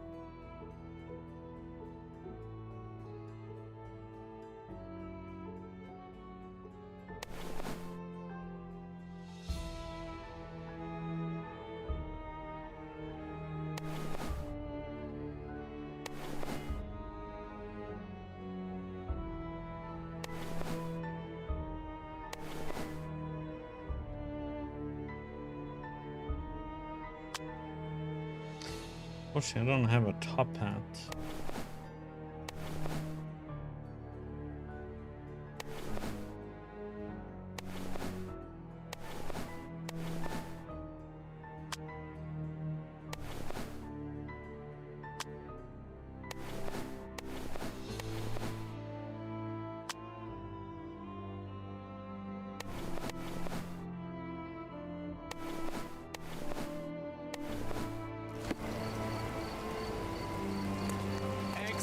Extra! Headless eels floundering!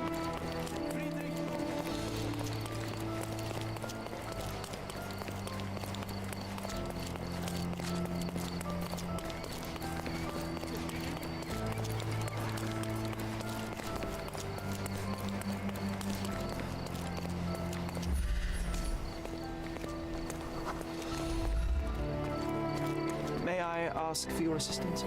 Sorry, but I've never heard of it.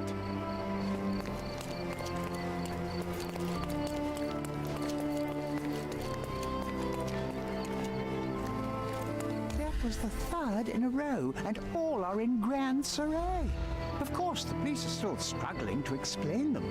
There's a wizard involved.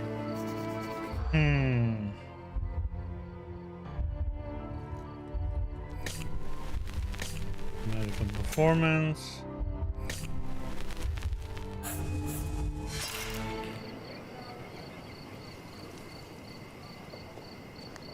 That was the third.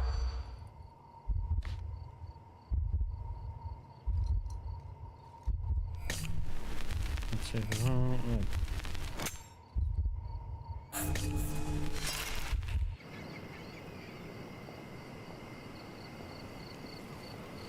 That was the thought.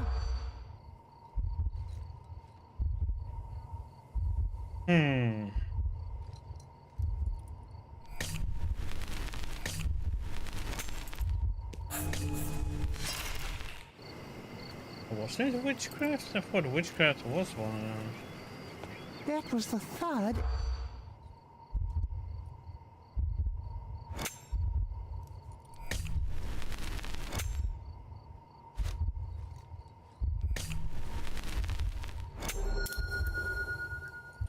He has robbed in Grand Surrey doing magic shows, so police are looking into it, but apparently not. Another case.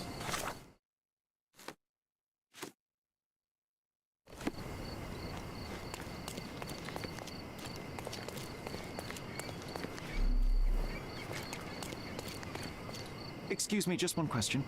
That's a question I can answer. One of the crests represents an honorable club on Baskerville Street between Souls Row and Silent Way. Okay, Baskerville Street.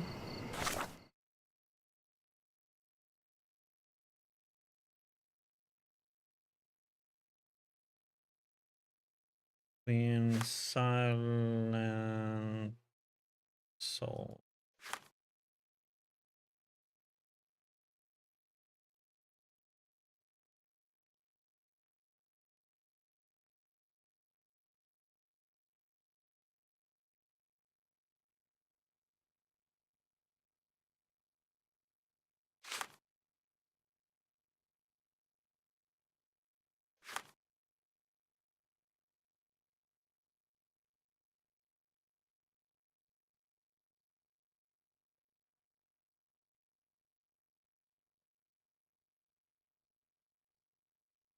We're over here.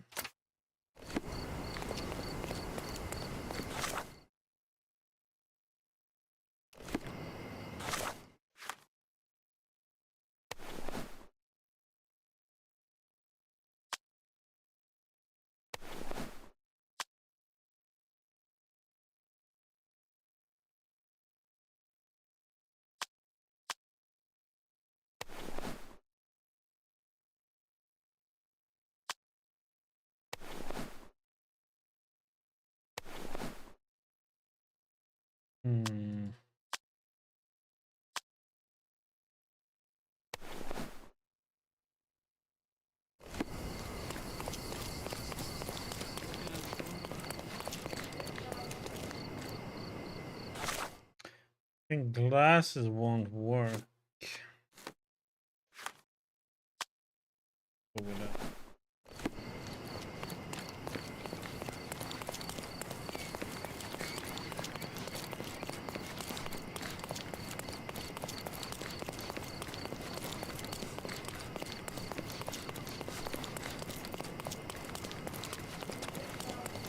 Might need to get a hat.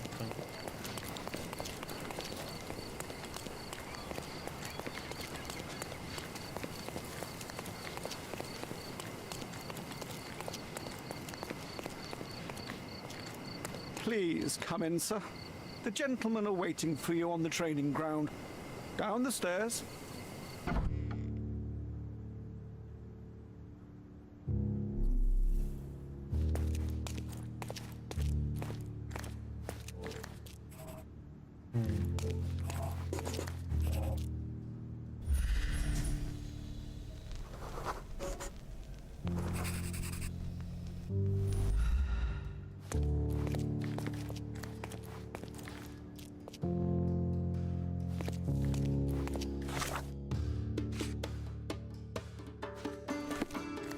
Fancy. Not every manor has a custom floor. That is the von Kramkrest, the old Prussian noble family. They must be patrons of the club. German traditions, huh?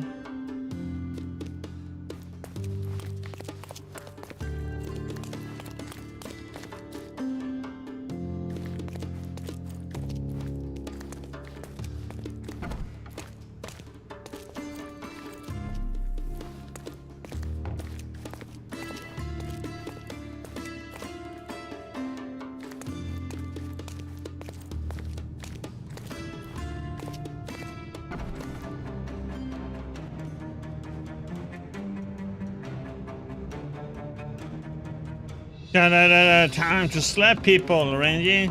It's the killer. Shake a leg. Get him.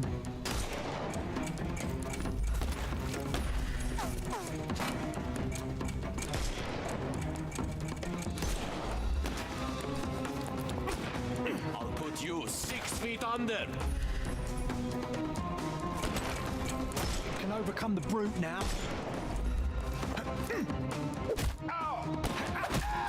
Take a rest, my friend.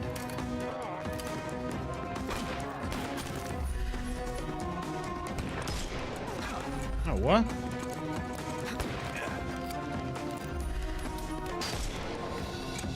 It's all yours. Go for it.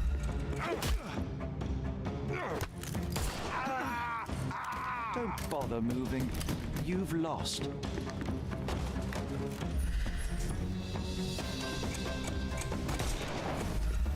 The snuff's ready.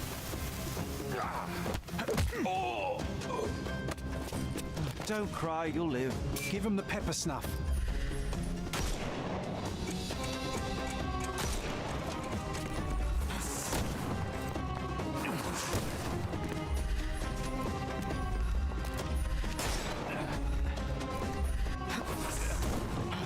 Dodge this!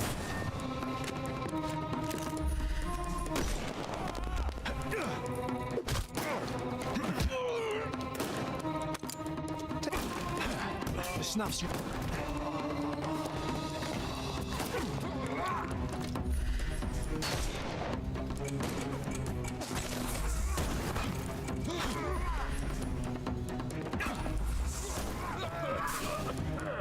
Coming.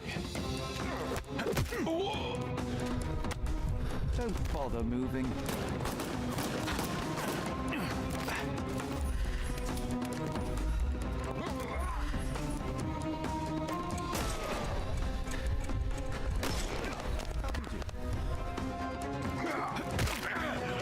Don't cry, you'll live.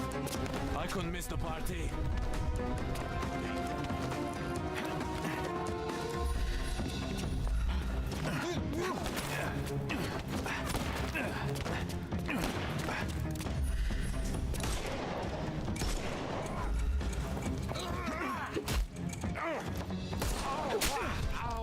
Too simple. Give him the pepper snuff.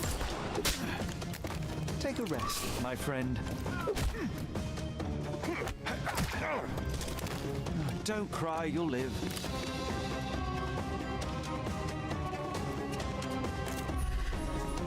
Ah!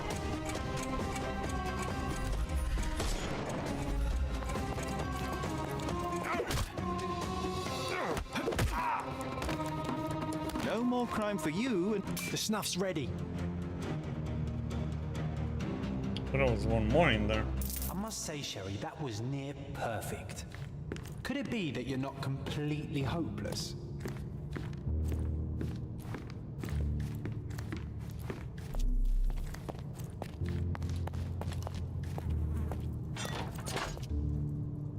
Clever system.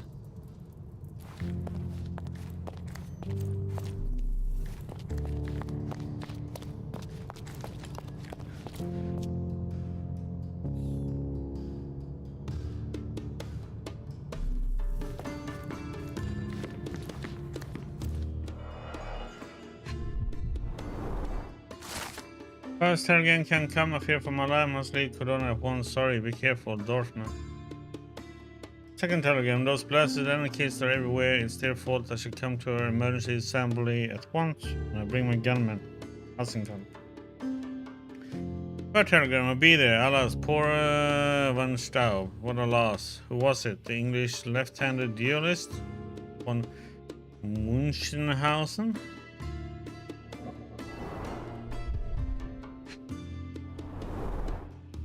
A nice apricot aroma. Orillan schnapps, I presume. Half full. 2 glasses with dregs of alcohol. Should I pour us a drink, John?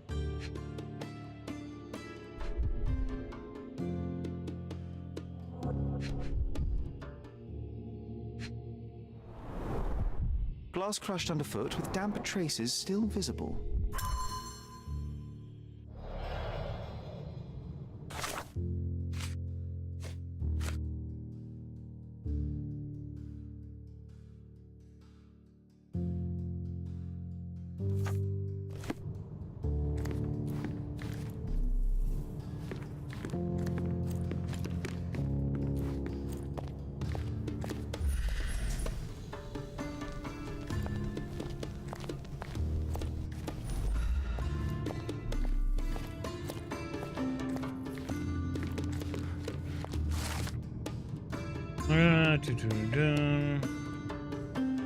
And so they switched.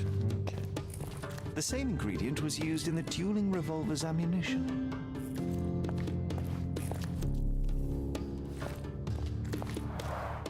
All these places are perfectly secluded, ideal for private duels.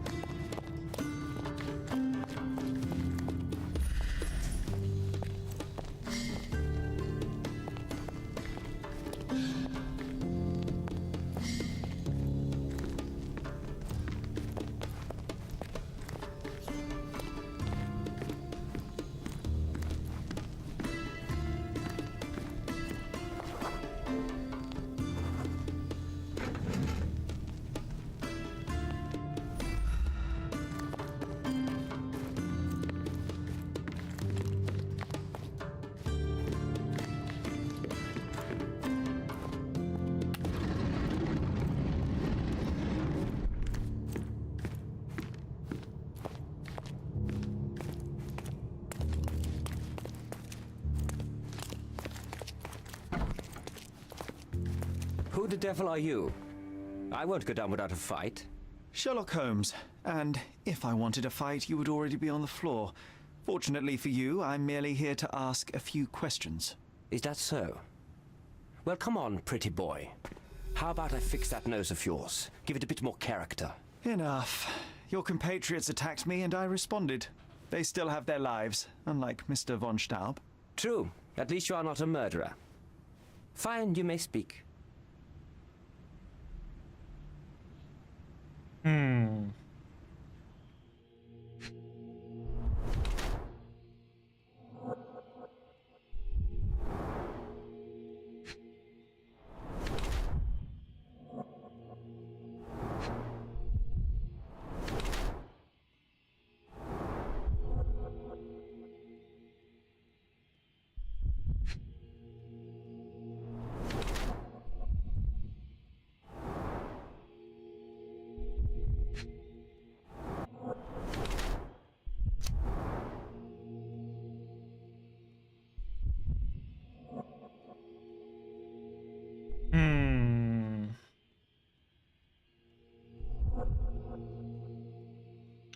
Me, that feels like he's the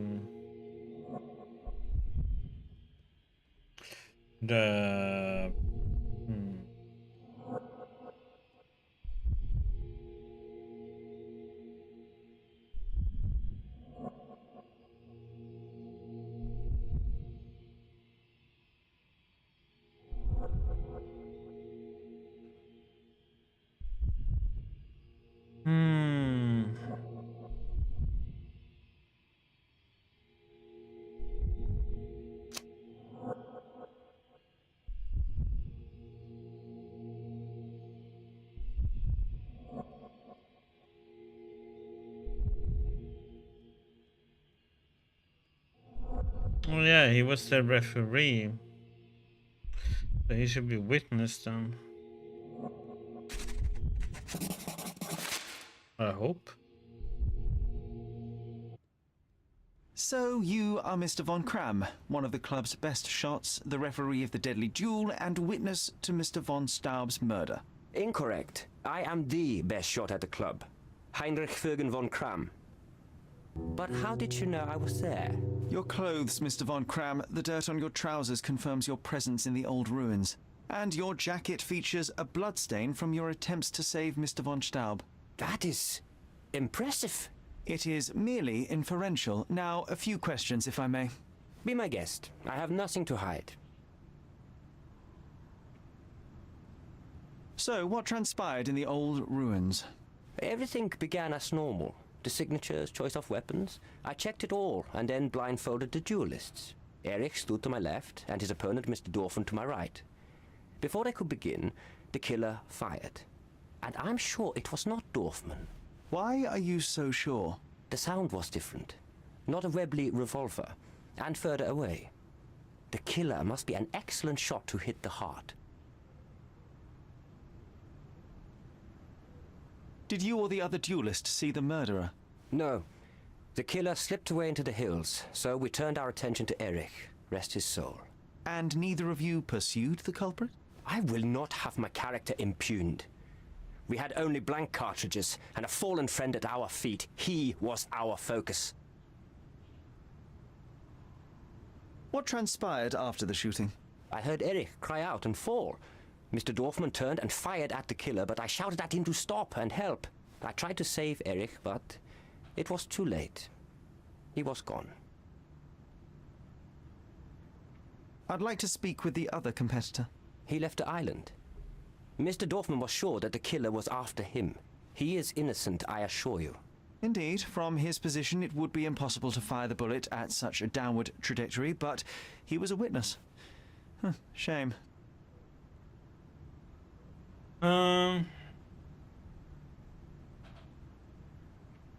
I've never seen this before.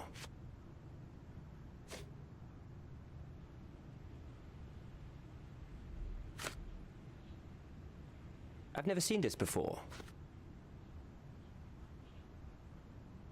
I can't help you with this. You have a nice collection of pistols, Mr. von Kram. Ah, a fellow connoisseur of firearms. Did something catch your eye? What caught my eye is a missing Lamat. Where is it? Ah, that one. I lost it in a bet. A rare failure of mine. A bet with whom? That's private, Mr. Holmes, and unrelated to your investigation. I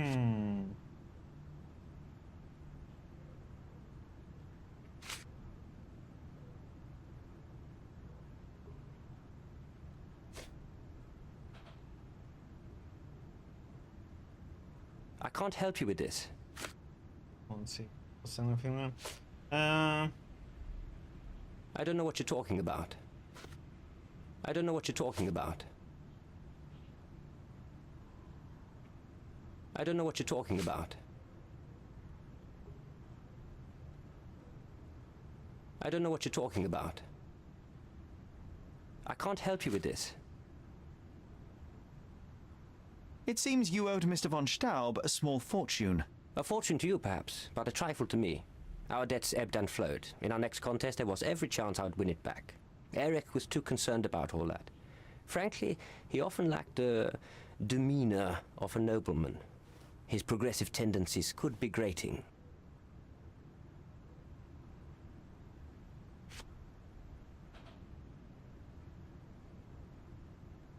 I don't know what you're talking about. Hey there. How you doing? I've never seen this before. I've never seen this before. Last year, there was a similar incident in which a duelist died. What can you tell me? A tragedy. I shot too well, and my opponent stumbled from the impact. He slipped and fell down the cliff. I regret it all. I have not participated in a duel since. Instead, I only take the role of a referee and supervise the proceedings for safety. I swore that no other club member would die in a duel. Alas, someone else intervened.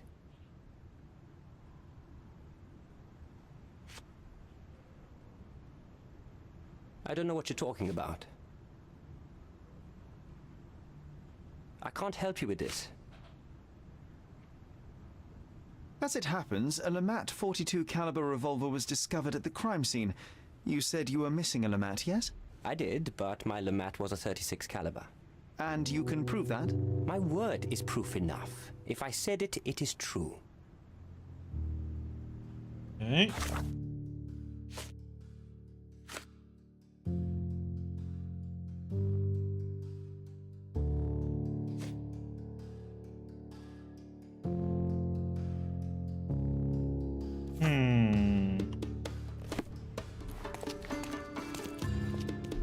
If you can find out something in here.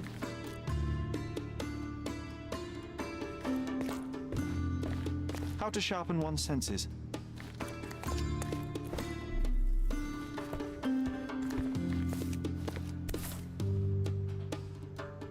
Addressed to Heinrich von Kram and written with a nervous hand. Arrived just yesterday. Eric, having von Kram in a position of honorary consul is the only way to earn the respect of other countries. Your name is too small for this state position. My noble Prussian family is the guarantee that the Empire can and will stand above all others. HF von Kram. Eric's response is written on the other side of the letter. Heinrich, good grief, what nonsense. Your family line has been corrupted by access. You're the last and best example of this decadence. This finned race, a dying breed. Our empire needs better men, stronger, more modern. Do you truly believe such a superficial person burdened with debts, gambling in his blood, should be entrusted with the responsibilities of the state? Moreover, have you ever known a cripple to be held up as the figurehead of his country?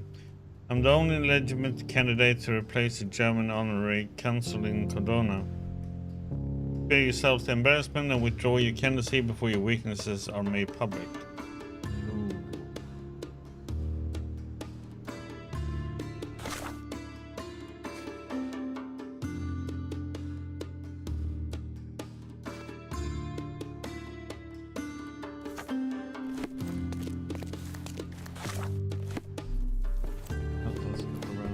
More.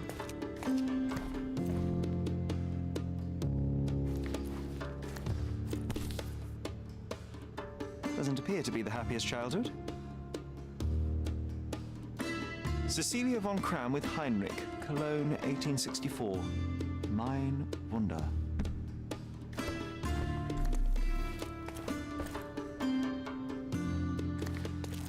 Recordings labeled in Braille. Your ability to perceive the world can be developed with work and concentration.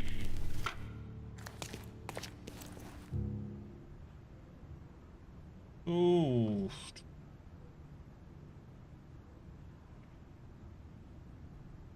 Hmm.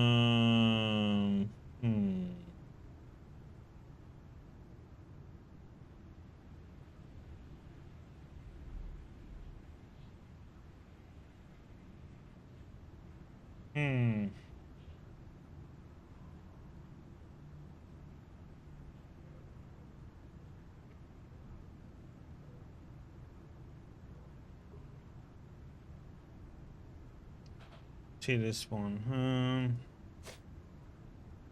You and Eric were competing for the position of honorary consul, yes? Quite the title.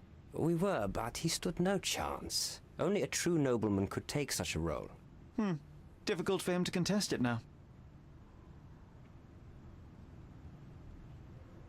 There must be more you can recall from the day of the duel. I wish. My eyes make me a poor witness, I'm afraid.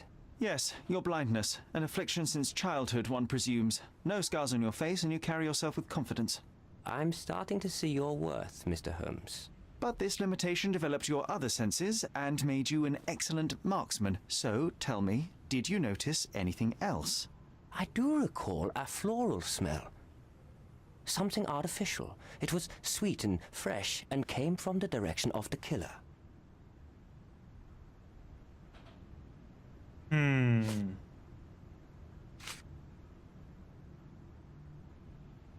Do you recognize this scent? Yes. This is it. The smell I noticed at the ruins. Where did you get it? Do you know who killed Eric? Tell me his name. I need to be elsewhere. Okay. We know who it is then.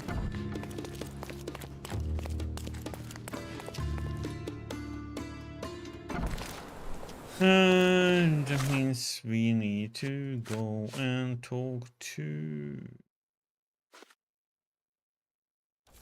her.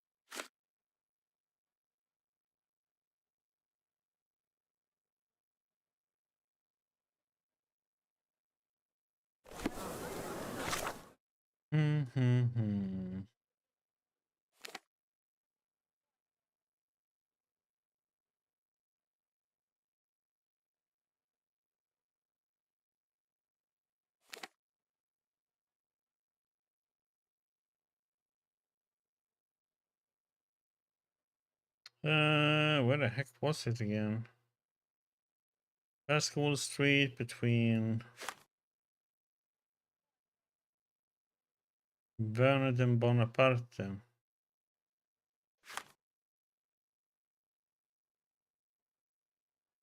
Oh. Duh.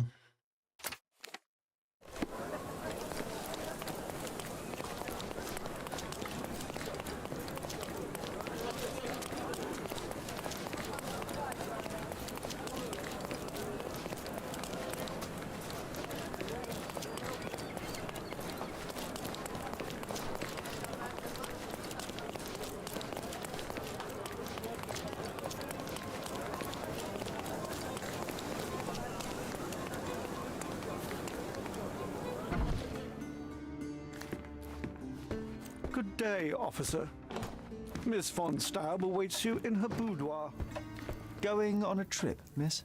No, I'm leaving permanently. This place brought me nothing but sorrow. I am sorry. What do you want?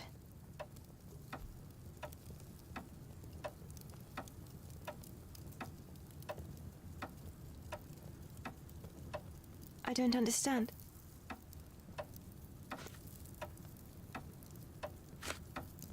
I'm sorry, I don't follow.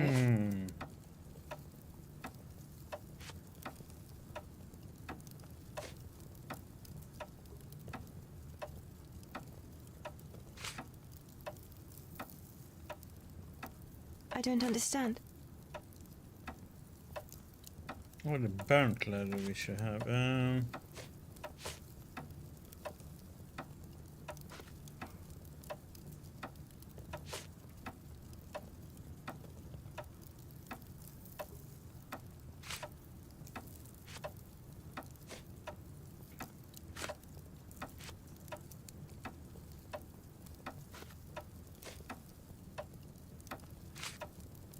The heck is that one else? There. I found burnt letters in your brother's room. I believe they were addressed to you. To me? From whom? They appear to be from some of your suitors. Why did you burn them? I didn't. I didn't even know about them. Eric, he never said a word. I think the time has come to be honest with each other, Miss von Staub. I'll start with my confession. I misled you in our previous meeting. My name is Sherlock Holmes, and I do not work for the police. What? I don't understand. In actuality, I was independently investigating your brother's death and came to an unexpected conclusion. How? Why? It was not a tragic accident, miss. It was cold-blooded murder. And I know the culprit. No. Who is he? Nice try, but as you well know, I'm talking to the culprit right now. What? Are you out of your mind? Certainly not. Allow me to explain how you killed your brother.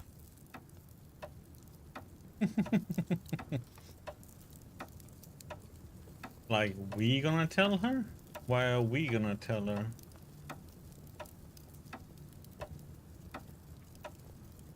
Let's see.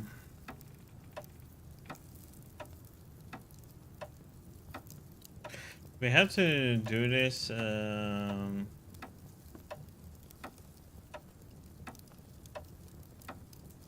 We have this one, and we have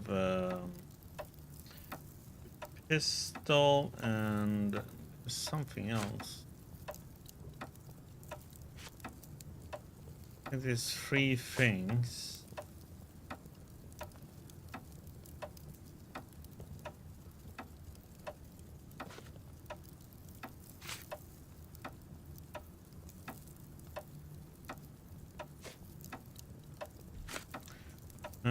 The revolver. The missing box in your brother's room contained a Lamat, the same weapon used for the murder. You stole it to kill your brother. What? No. Eric was obsessed with guns. I bet he simply left that revolver somewhere else. Yes, it was left somewhere else. The crime scene. Abandoned in panic, a typical feminine response. No, I've never been to that cursed place. And then we have a jewel in the ruins with a smell and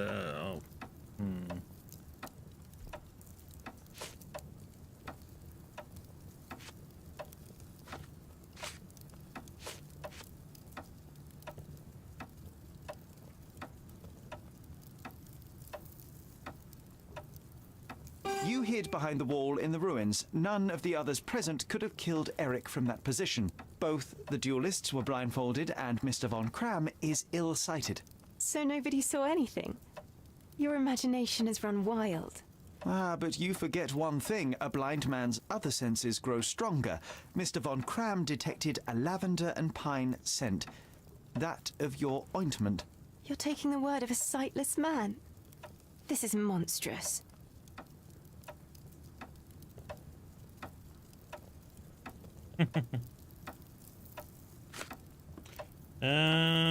what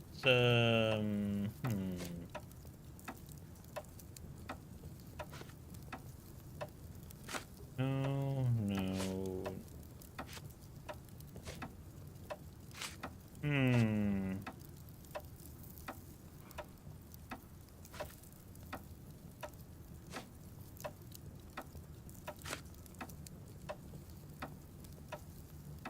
Yeah, this one.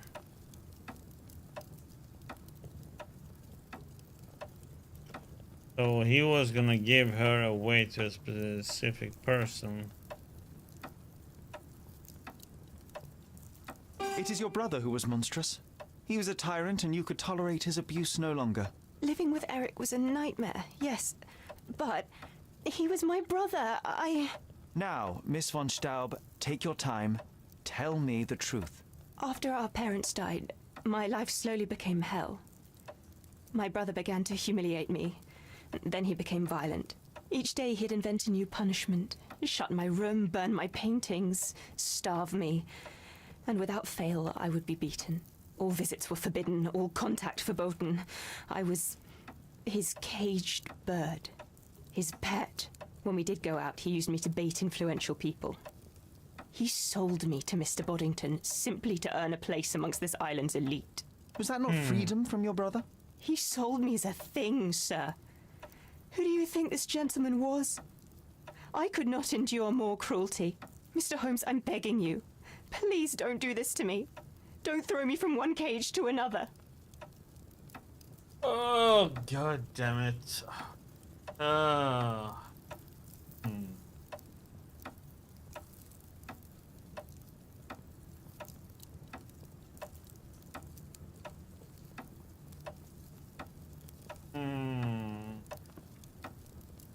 You know what?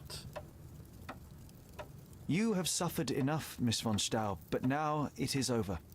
I will not turn you into the police. I don't know what to say. What will happen with the case? The usual.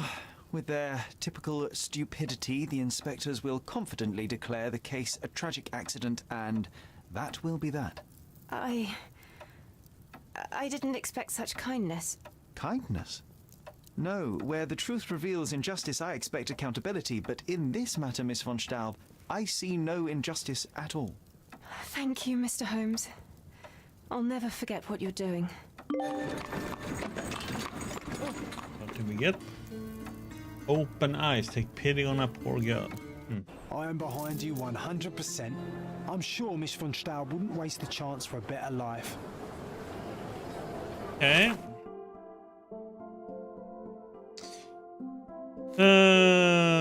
Let's see.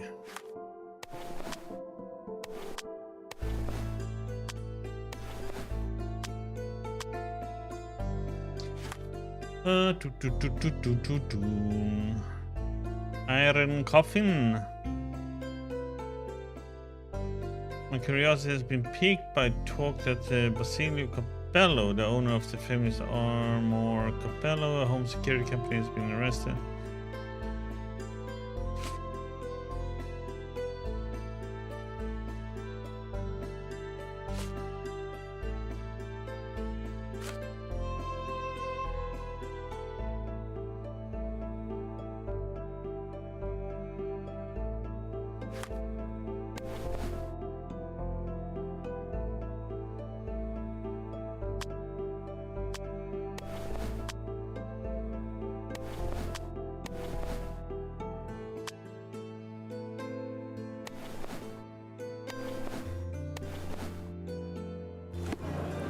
Okay.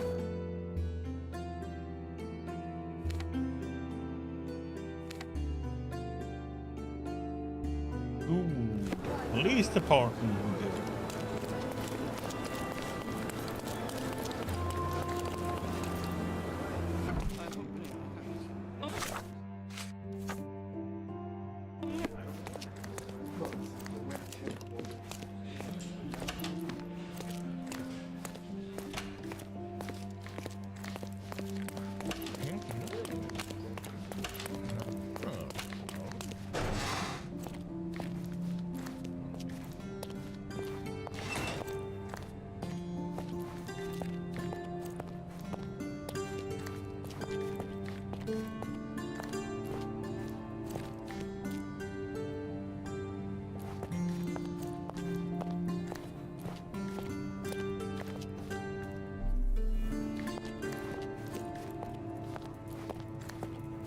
I thought it was gonna...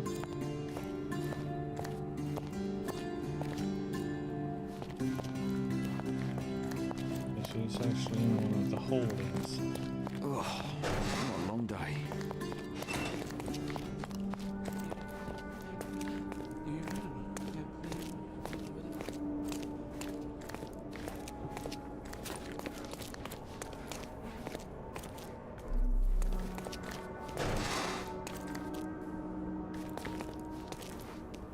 Excuse me, but are you Mr. Capello?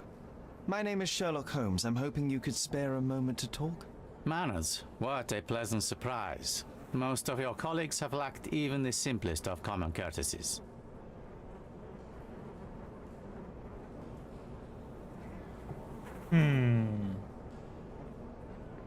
You're a suspect, sir, but not yet a criminal. I shan't treat you as such. Your case is refreshingly unusual, and I wish to get to the bottom of it. Manners and enthusiasm. Huh. May you go far, young man. What can I help you with?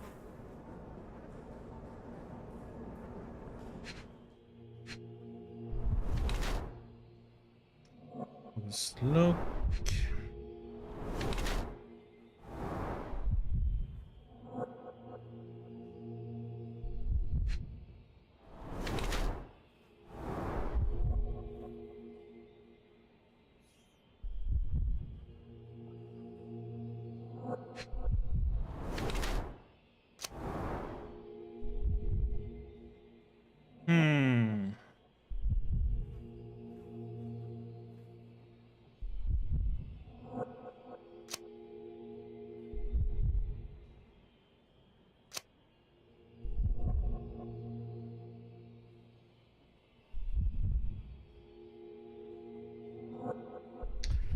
Okay, so I mean, he should be protocol, right?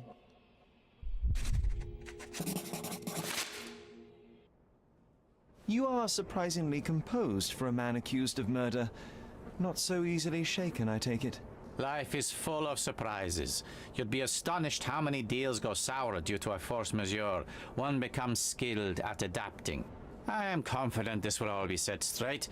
Until then, I will endure. Much how you endure that injured hand. Those bruises look painful, but you seem barely aware of it. Were you attacked? No. A minor accident, nothing more. My heady days as a man out to prove his valor are far behind me. I now know that to succeed in life, one must stay calm and plan ahead. The world will turn your way eventually. And if it does not, then one must persuade it so. Please, tell me how you ended up in this situation. Well, this morning some clients arrived to finalize their purchase of a Capello modular safe. But when we opened the door, out tumbled a dead man. And I take it this wasn't normal? No, I normally keep my corpses in the wardrobe. Please, young man, spare me your wit. The rest of the day was a blur. I recognized the victim, and it seems so did the police. That was enough to make me the main suspect. Who sent for the authorities? No one. As it happens, we had a break-in last night. Nothing was stolen, but for insurance purposes, the report had to be made. So, police officers just happened to be on the premises when we discovered the body in the safe. You say you became the suspect when the police identified the victim. Is there history between you? Surely you jest. That man and I have never met and never would, unless he became the first deity in history to use our products. Some sort of family feud? I'm afraid I'm not familiar. You must be new to Godona. It's an old tale. Back in Italy, generations ago, the deities tried to ruin our family business. They nearly succeeded. The Capellos rightfully struck back, but there has been bad blood ever since. And does that blood flow in you too? I told you, sir, it's an old story, or it was. I fear this horrible event portends worse to come. My wife may be in danger as we speak. I'd like to inquire about the burglary. I'm not sure I see the connection, but if you wish to know more, talk to Billy Lloyd, the night watchman. He scared off the thief. Was it also Billy that discovered the burglar? No, my wife did. She had stayed late yesterday. Poor Augusta. At least she's safer with the police than at home alone. You mentioned you were showing your wares to some prospective buyers when the safe was opened. Who were they? Clerks from the bank. They inspected the safe from top to bottom yesterday. I assumed the sale was just a formality at that point. And the safe was closed? It's usually open, but it locks automatically when the door swings closed. That's another marvelous Capello invention. A coffin that locks itself. Marvelous indeed.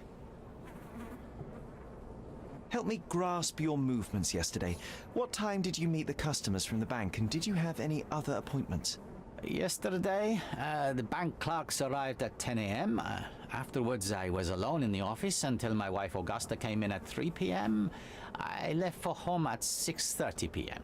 And what about this morning? Our meeting for the demonstration was set for 9 a.m. I arrived about half an hour prior in order to prepare. I have one final inquiry. Do you recall the time at which the safe door was closed? Young man, I may just as well ask you when you closed your cigar case. I have opened our safes a dozen times a day for a dozen years. I do not recall. Well, Mr. Capello, I think that's all I need from you at present. Where can I find your office? Here, take my card. Billy should be on site to assist with the investigation. And please, sir, would you check on my wife before you depart? Thank you. I will endeavor to speak with her before I leave the station. Please, treat her gently. Women lack our resilience when it comes to ordeals like this.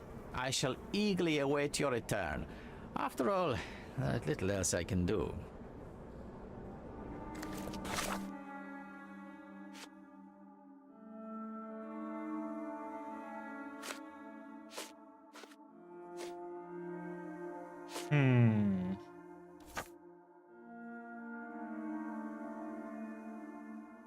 She's here, but here.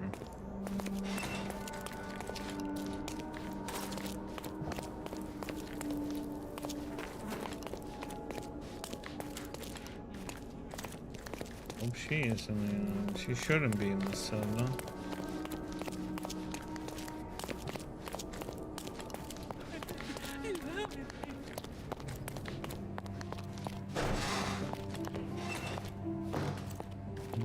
Mrs. Capello, please wait in the office. The inspector will be here soon.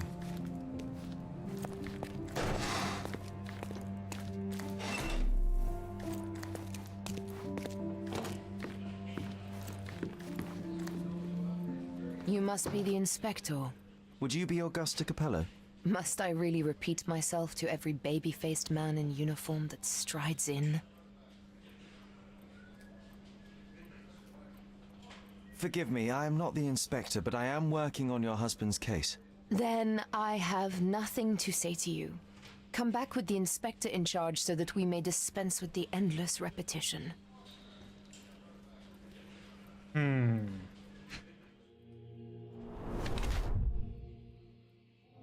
What the heck is laudanum?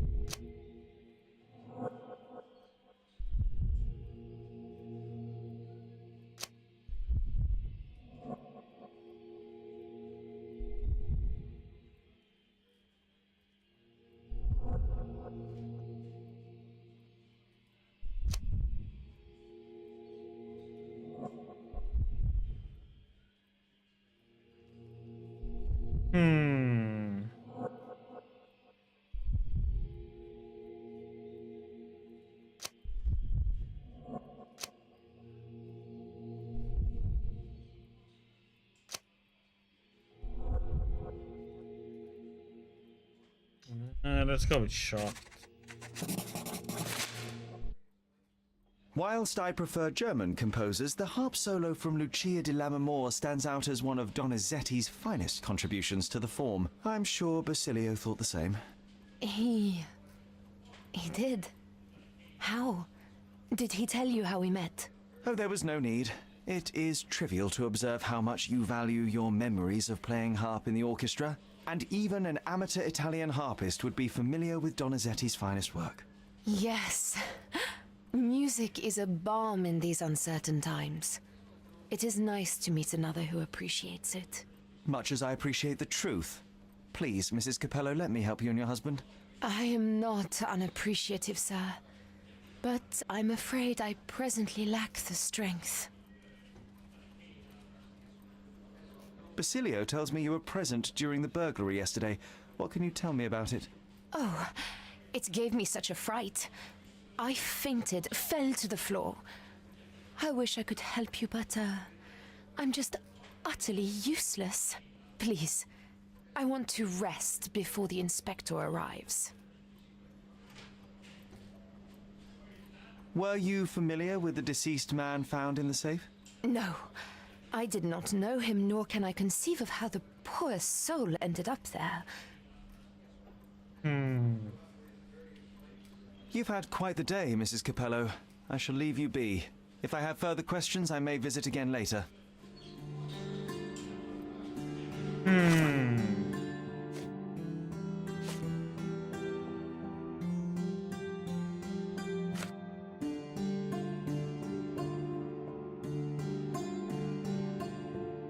We should go and do this then. Add the street.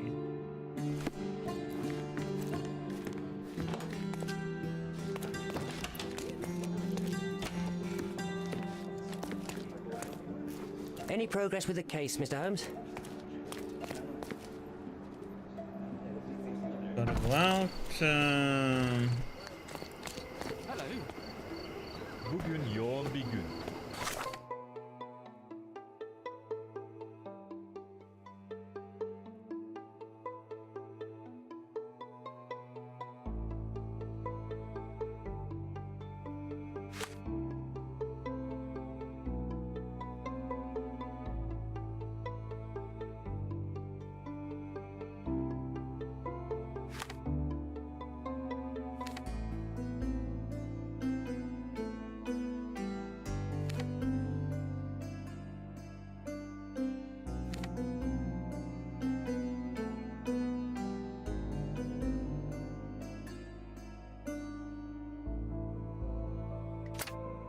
between over here then? I have no time.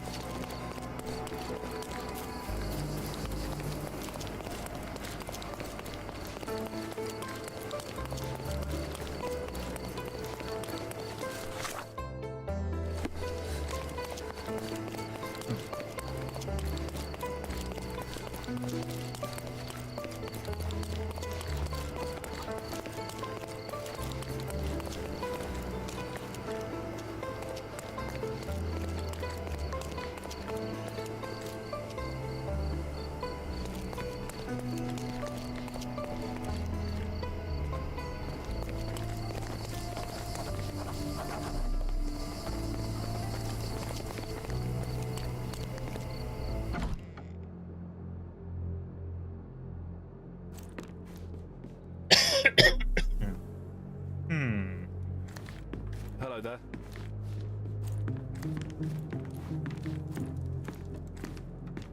Strength, security, peace of mind. Tacky. Well, you know, that's your opinion, good sir.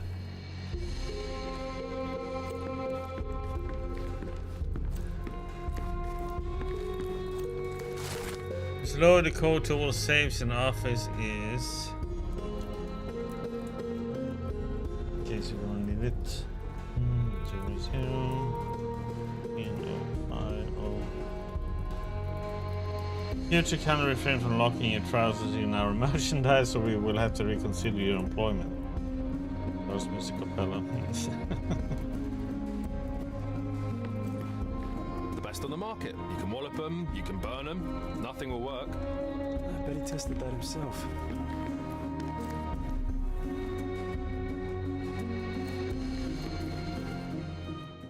Ill-fitting pants, wonky nose, and hair that appears to have been cut by your own hand. You must be Billy Lloyd.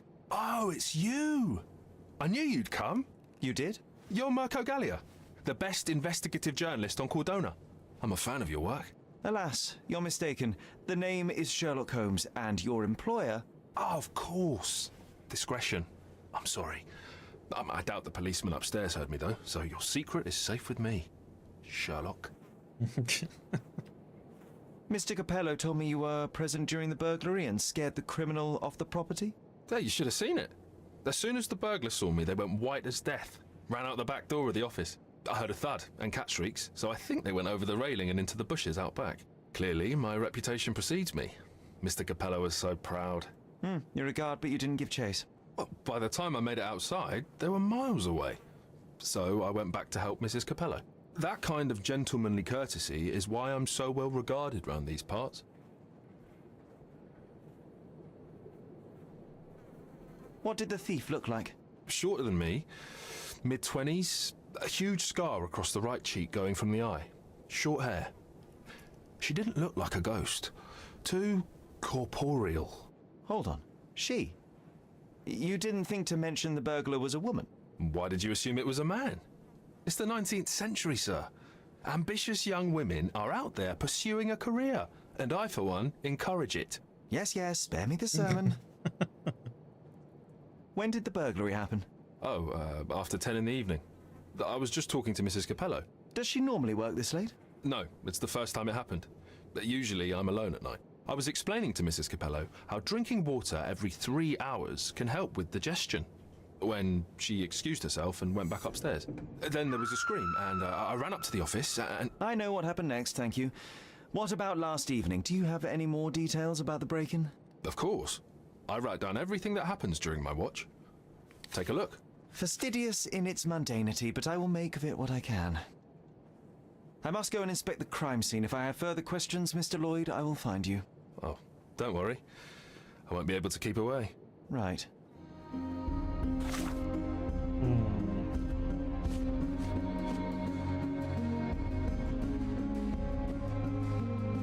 Gonna have to go out back. Look.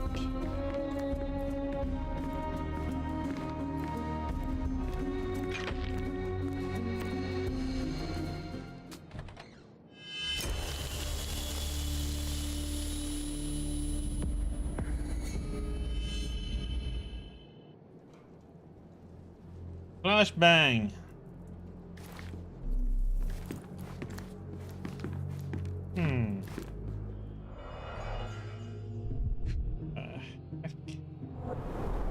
Bulging veins, cyanosis, bloodshot eyes, odd foaming in the mouth. Bruises, torn nails, bleeding was severe and continued at length.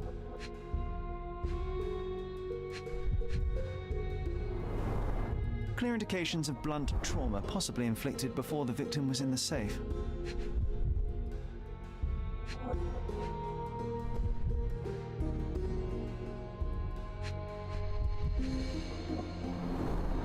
Clothes are not fully buttoned. Was the victim dressing or undressing?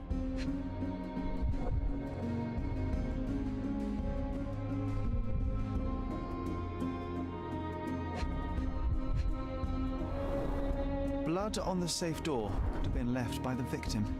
What a rotten way to die. Yeah, what a shame.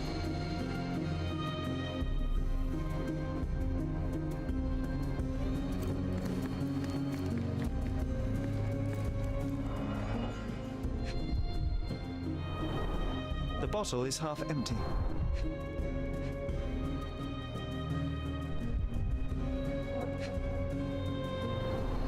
A wine, well enjoyed.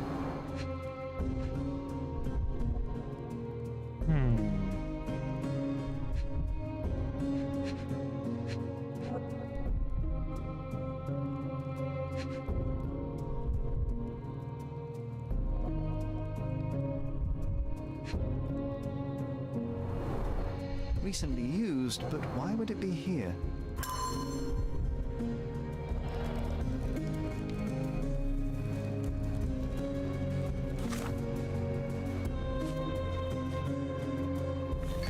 Oh, let's see what that stuff is. -8? Or 8 minus 12, holy crap.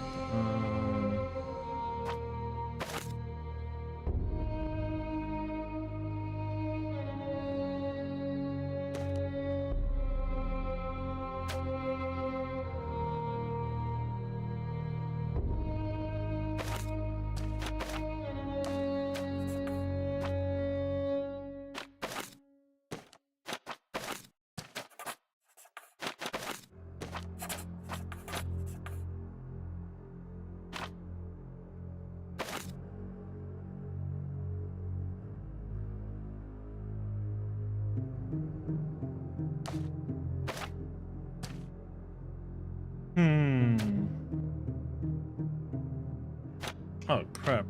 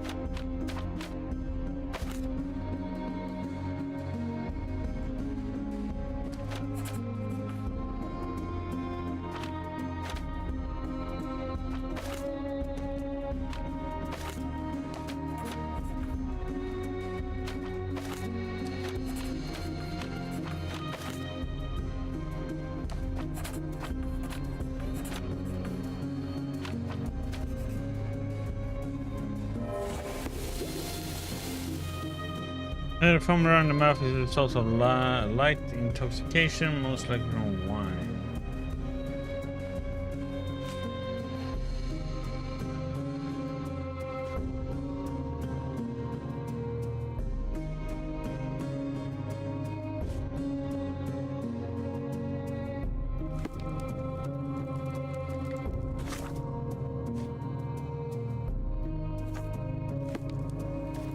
Why do I get the worst jobs?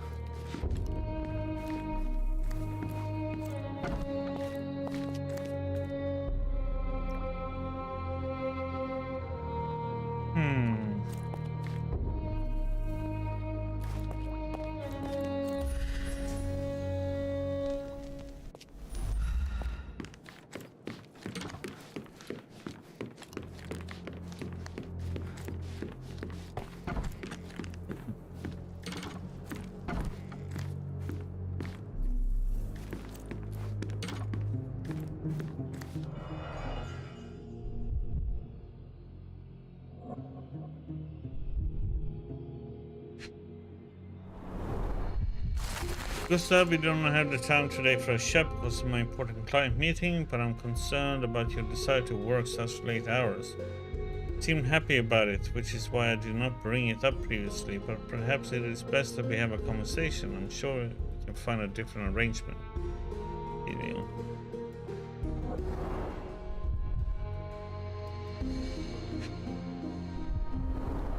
Two theatre tickets for Shakespeare's Othello. The performance is tomorrow. Have to respect the classics.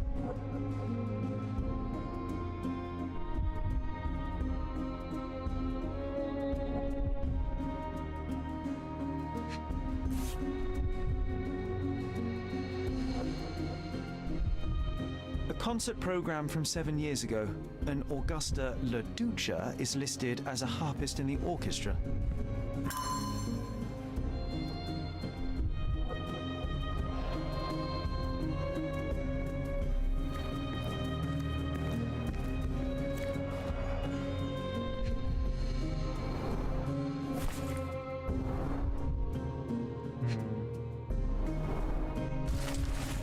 Heir to the Detti family returns home. Niccolo Detti, a young heir to the Detti family business, returned to Cordona after 12 years of studying and working on the mainland.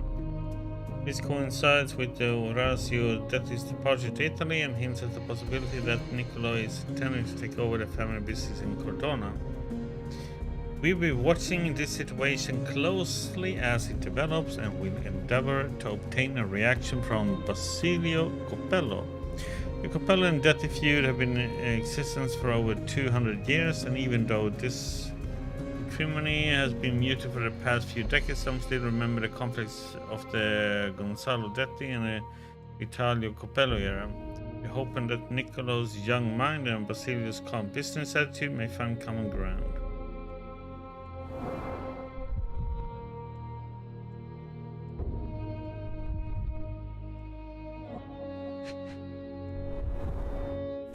Signor Coppello, it has come to my attention that Niccolo Detti is soon to return to Cordona. We do not know what that means for the future of the Detti family.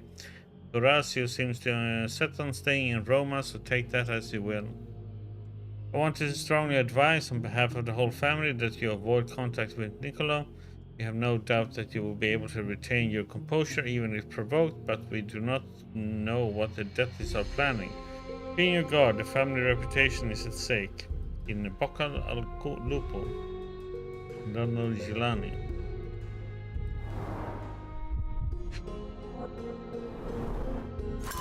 This diary shows Basilio Coppello's scheduled planned weeks ahead. There are several noteworthy recent entries. First, a meeting with a detective several weeks ago, and second, 2 dates labeled with the safe, yesterday and today.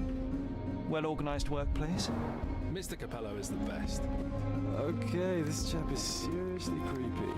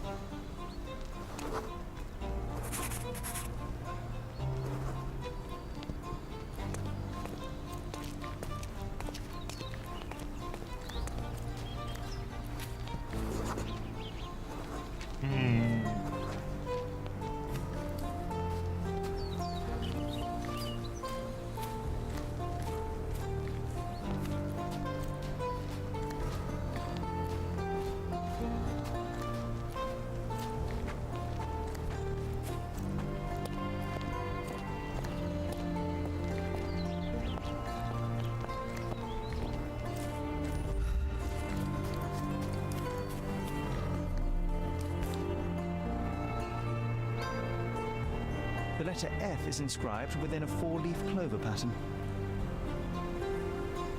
Passe muraille. Walk through walls in French.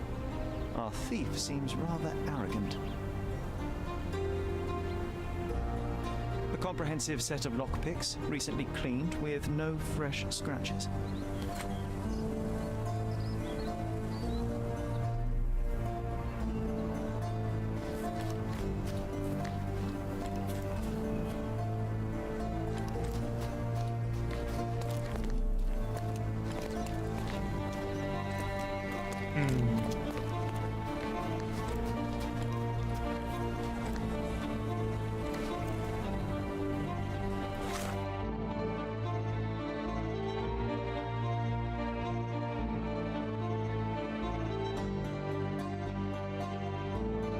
Means we have to go and look this up.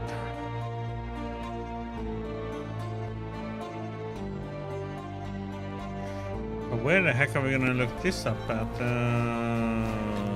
Police?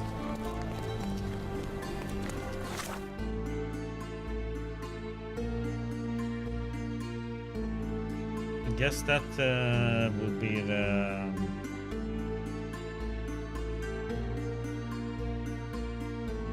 best, right?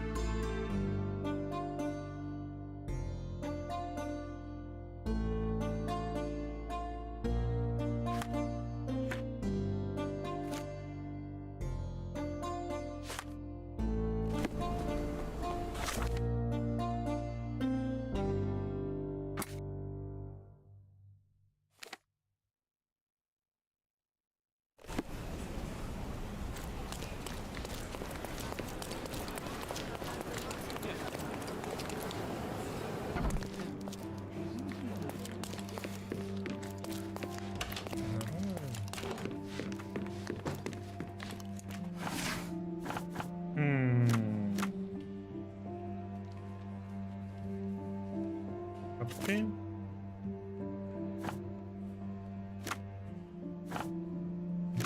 Crime.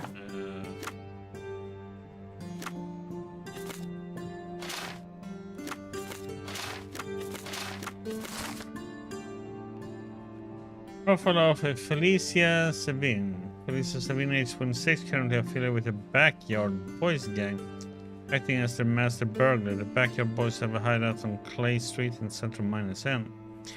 She has a distinct scar on her right cheek, gives conflicting stories as to its origin, but has had it since at least age 18. Her parents died at sea, she wasted her inheritance, Felicia turned to crime. Has been arrested several times but being cooperative with the law, lessening the severity of her punishment. Maybe it would be wise to take a look around outside before we enter. Just a thought.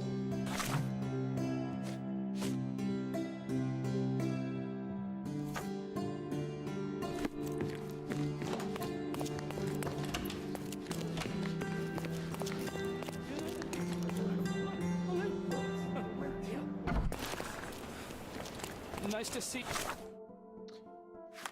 So let's do like this. Then we're gonna go crime.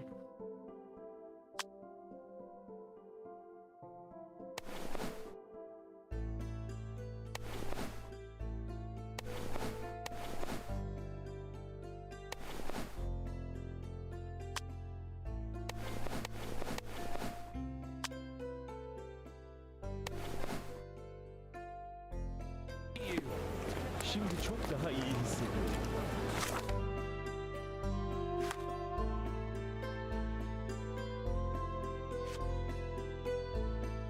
We had it on Clay Street.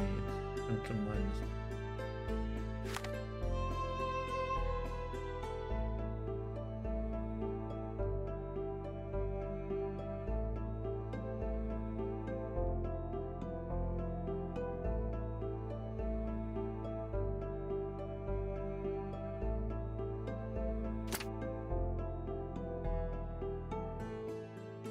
Yeah, anything close? Good.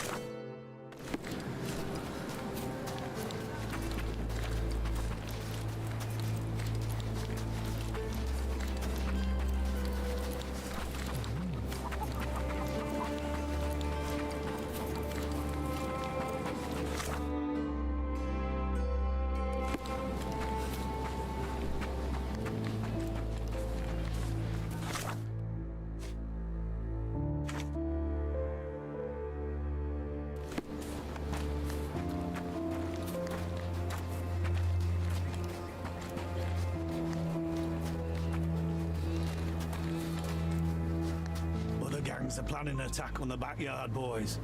The pipe is looking for information.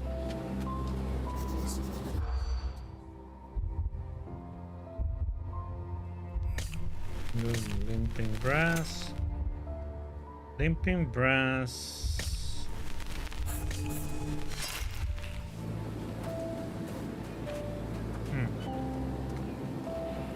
Other gangs are planning.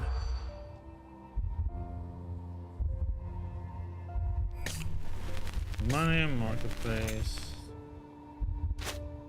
Wounded?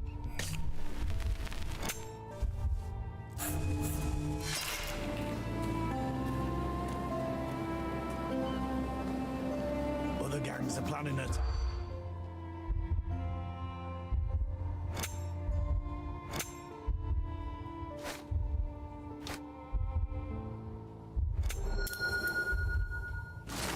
John was right. It seems that the backyard boys have mobilized due to the botched robbery of Amor Capello by Felicia Savine. They believe that another gang set them up and they are going to attack soon.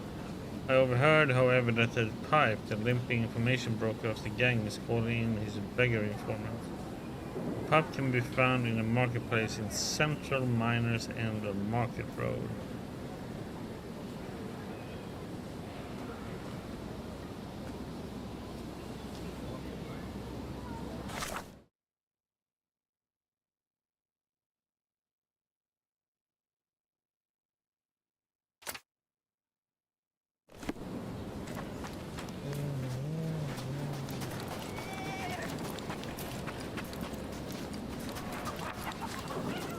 Buy some clothes and help me feed my family. The best the flea markets can. Take a look. Maybe something will catch your eye.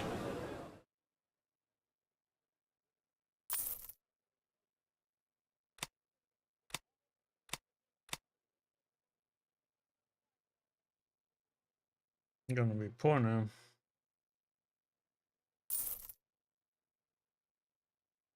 I hope you like what you bought.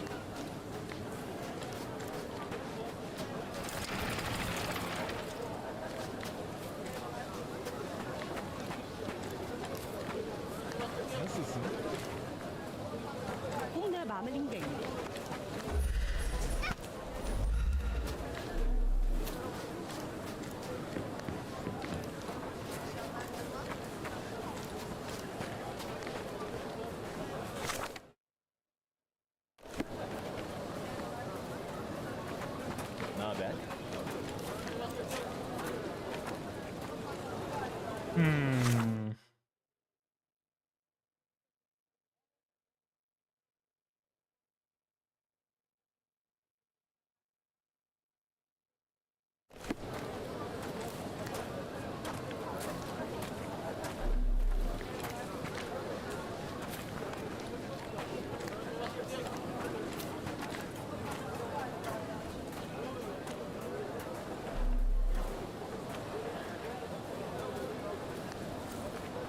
Must be him, but do we have to be like a beggar?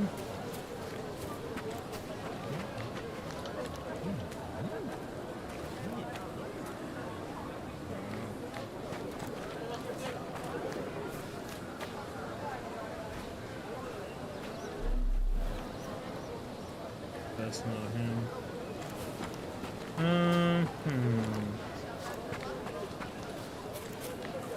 The worst clothes at the best price. One man's trash is another man's furniture.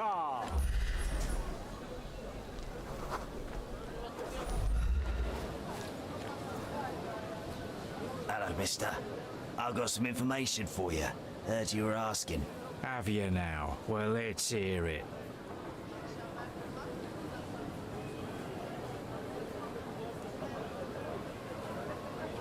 Easy, hard. Hard. Sorry. All of them bandits are getting ready for a bruising. Sticks and guns and angry faces all round. I see. Better get the boys ready. Take this for your trouble. Oh, thank you kindly, sir. Thank you. Now we can get all of you at once. Be ready. Supposed to be Philip from London. Good impression. Friends in old places.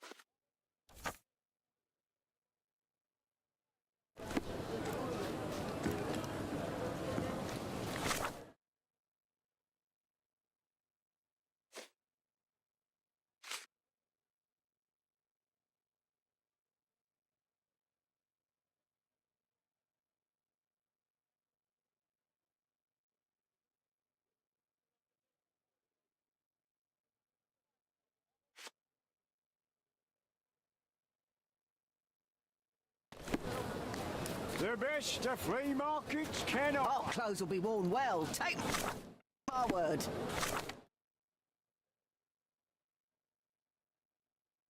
Hmm.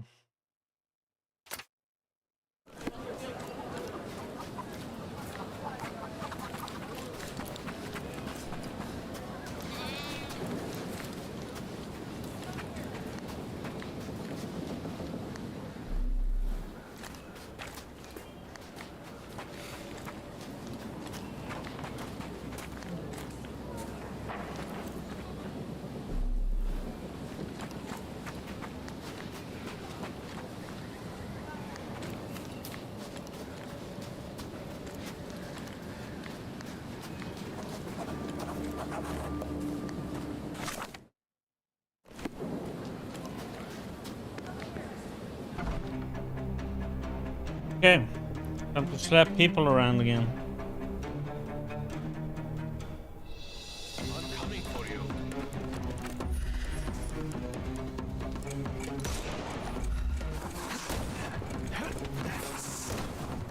I'm coming.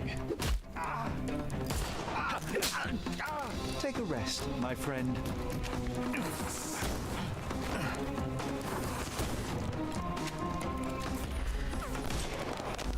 I couldn't miss the party. I will end you. I'm coming for you.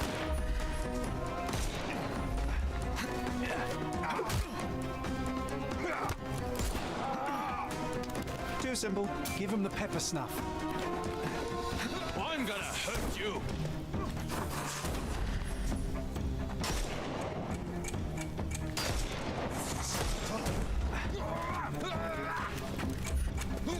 What the? Seriously?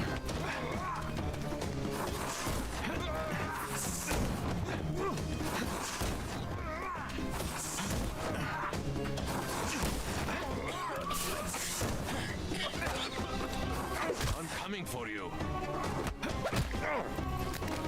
Don't cry, you'll live. Too simple.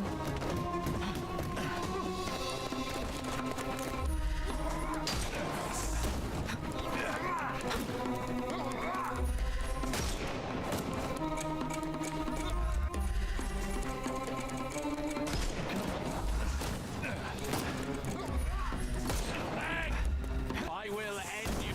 I couldn't miss the party.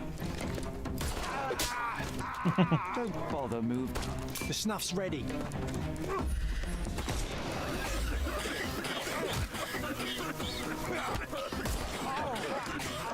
Too simple. Give him the pepper snuff. Don't. The snuff's ready.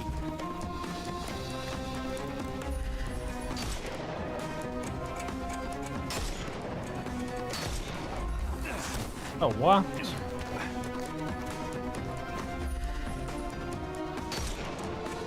Oh, come on, man. God damn it. Ah, moved his head down. Yes, Okay, it's like okay, I give up. I give up. being a slave to kill 5 enemies. Damn it.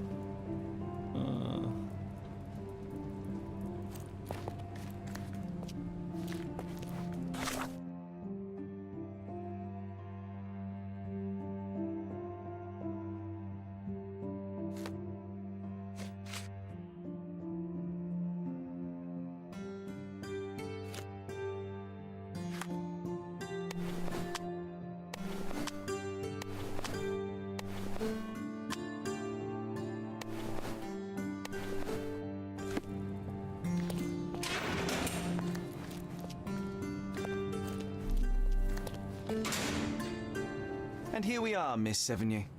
A place where we can talk about all your recent activities. We have a nice profile on you, you know. What are you talking about? I didn't do anything. Is there nothing you didn't do, Miss Sevigny? Thieve for the gang, break into the Armor Capello office, kill Niccolo Detti? What? Kill? I didn't kill nobody. No, how? So you admit the rest. I suppose you won't mind explaining some things to me then.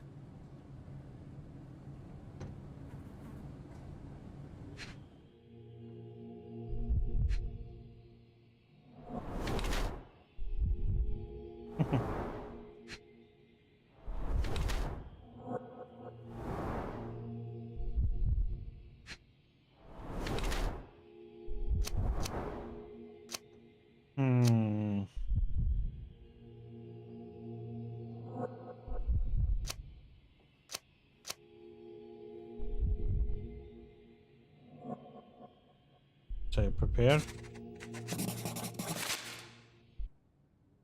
You were in the Armor Capello office yesterday evening, Miss Sevigny.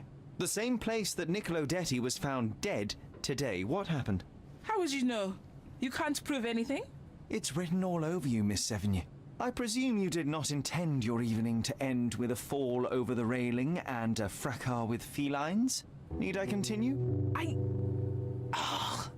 Zut alors! It was just a job, nothing else. I was asked to come. Here, see for yourself. I don't know who hired me, but I think they wanted to pin the crime on me. Poor Niccolo. You knew Mr. Detti, how? Niccolo and I grew up together. I hadn't seen him in years, then ran into him on the street, smiling with some lovely lady on his arm. And that was the last time you saw him alive? Well, until I found him dead yesterday. That same woman was there, too. It can't be coincidence. You saw a woman in the office? Mm-hmm. She started screaming, so I slammed the safe door and ran when I saw a guard coming. When were you offered this job? Ah, mon Dieu. I don't remember precisely. I think the letter arrived around 9:30 in the evening.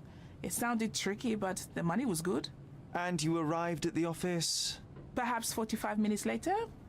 I am very good, sir. I was in and out in 5 minutes. I don't like lies. No, wait. Okay. It took 15 minutes. All right? Still impressive, no? Your thieving days may well be over, Miss Sevigny. Until this matter is resolved, you will remain here. Good day. So, what it looks like it is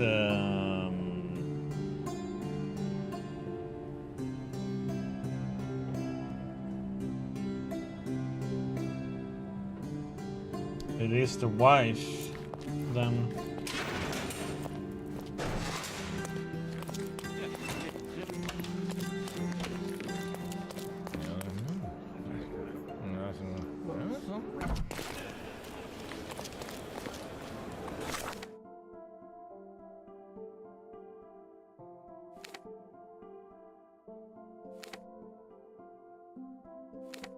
Which one could like fast travel over there? But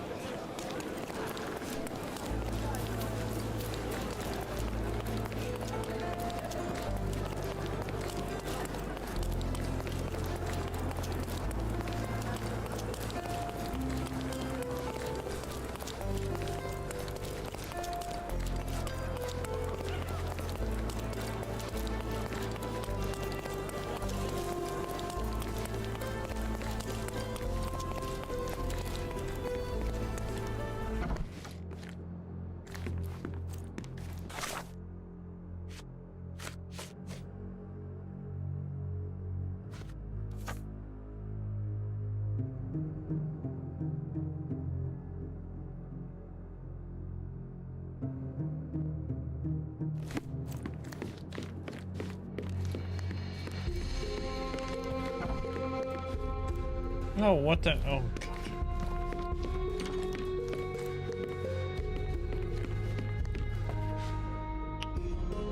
God. She's not here, dumbass.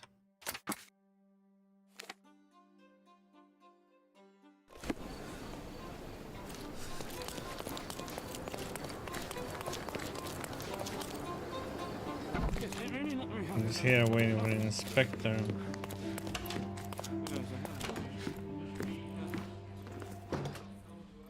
What exactly was your relationship with Niccolo Detti? Who? What are you talking about? Madam, please, a young woman dedicated to her music and an enthusiastic artist. Your marriage to Basilio could not have offered all you needed. And then about 6 months ago, you met Niccolo Detti. There was a spark, you started to see each other. It brought passion back into your life. How could you? But your tryst didn't go unnoticed. Felicia Sevigny spotted you with Niccolo, but rather than cease your affair, you took care to avoid the public eye. You started working with your husband at the office and met your lover there in the evening after Basilio departed. Billy would not notice, and you hoped neither would your husband. Do I have this right so far? Yes, I love Basilio, I truly do. But his first passion is his work. I respect that, but it left me adrift. Niccolo. Oh, sweet Niccolo. He was the man I needed. If he had had any other name, I would have talked to Basilio. But he was a Detti. And your husband suspected something. I think he did. He asked questions. Billy's schedule was moved forwards here. Yes. Yes, he suspected. And thus we arrive at the heart of the matter. How did Mr. Detti end up deceased in the safe?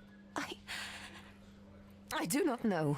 Madam? I don't know anything about his death. Are you sure this is how you wish to proceed? It is the truth. Please, just leave me be.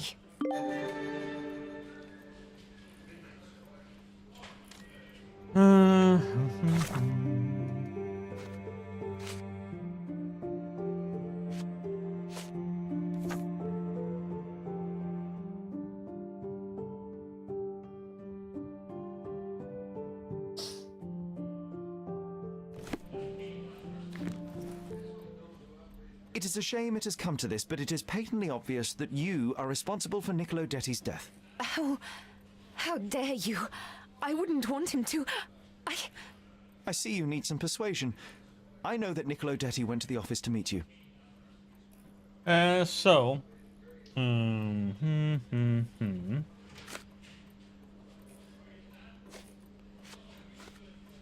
Where's that talking about staying?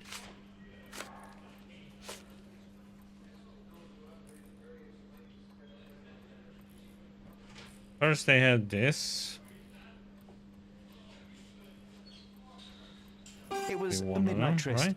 Niccolo would visit the office once Basilio left, but this time he returned. So you hid Niccolo in the safe. A foolish move. I didn't know the code had changed. It was the only choice. I couldn't let him be found. I loved him. Really? You could have saved his life by simply speaking with your husband, but you sought to free him another way. Yeah, so she just threw him in there to that. Okay.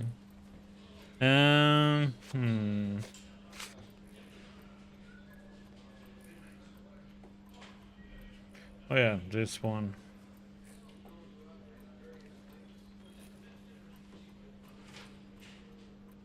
And that one is like so... To free Mr. Detti, you hired Felicia Sevigny, a petty burglar, to crack the safe. And as a result, you killed your lover. No. It's because the combination had changed. It is not my fault. You are splitting hairs, Mrs. Capello. The fact remains you chose to risk Niccolo's life rather than call your husband. And I know why.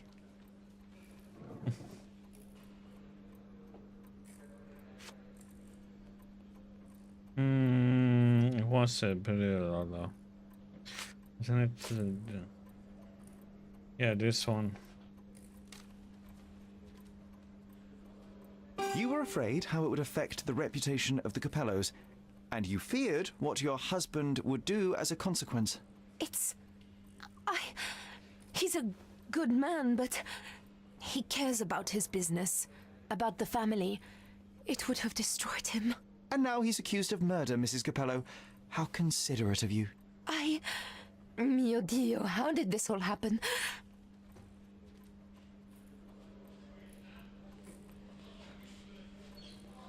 Despite your best intentions, Mrs. Capello, I believe you are to blame for this sorry affair, not Basilio. I think you're right, sir. Basilio, he does not deserve this. None of this. It is not my place to decide what is deserved, but perhaps you now know what to say to the inspector. I do. Good day, madam. I don't think Mrs. Capello did this on purpose. I would have let her go. No, she didn't do it on purpose, but she...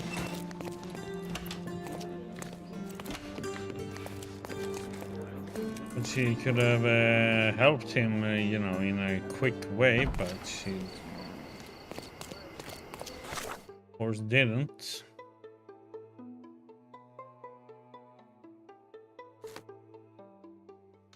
Seems to have more memories at our home.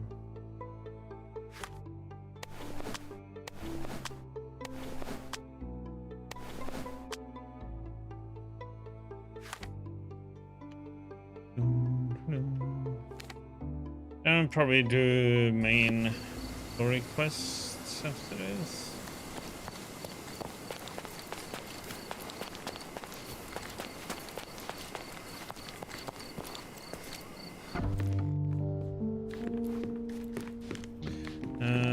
Mother's room. Yes. Oh, the room looks nice now. It's comforting to see the way it was meant to be.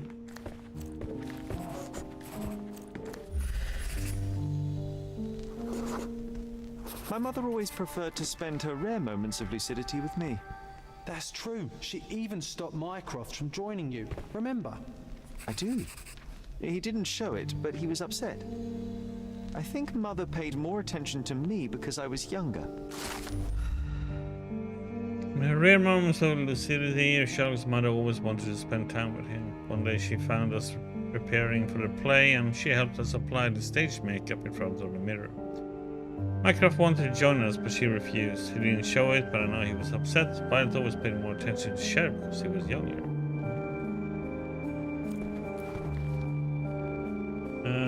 Then we have...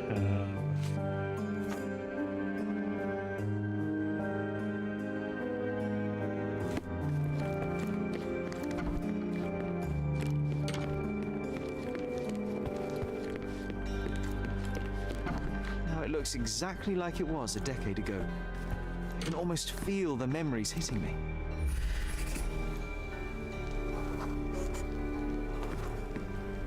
Done that one.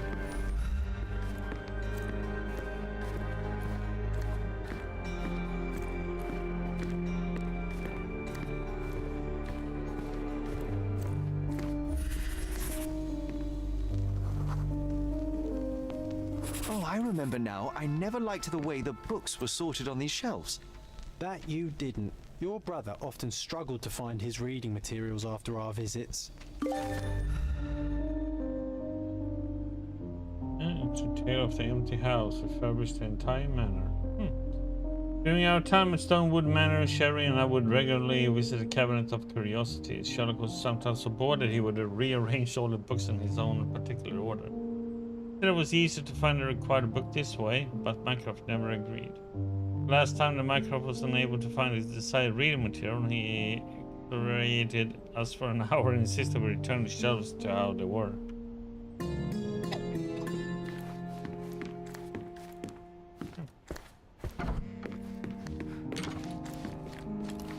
The house is in order.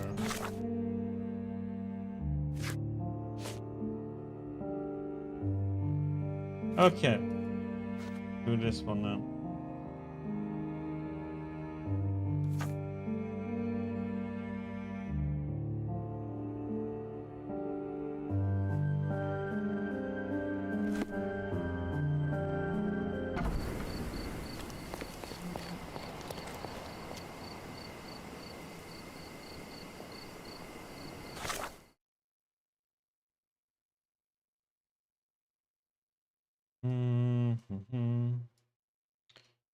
Gordon Grant's array.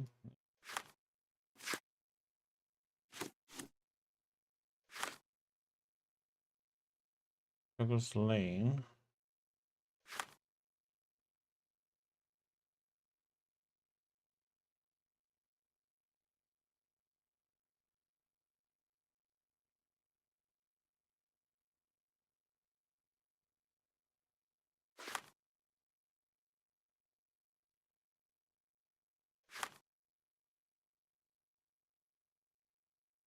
This is this house.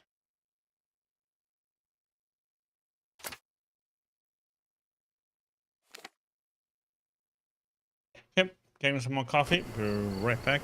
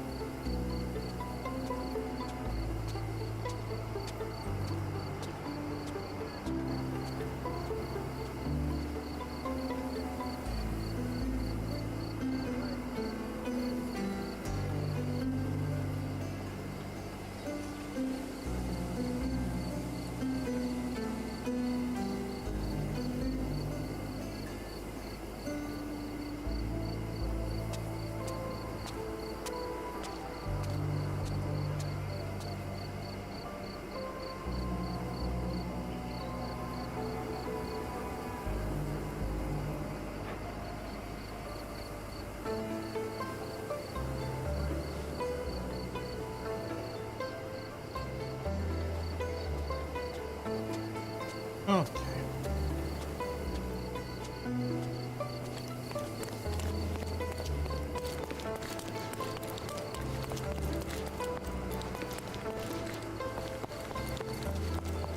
Oh, there's no easy way down there.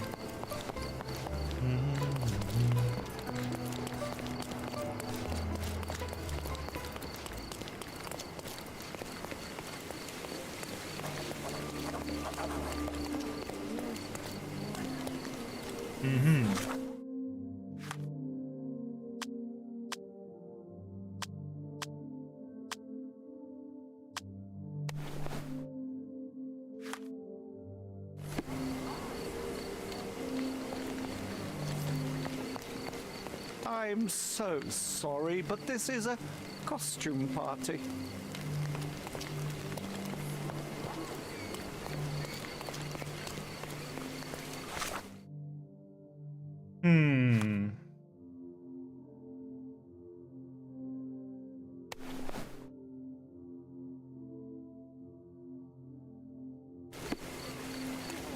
Yeah, here is Prince of Darkness.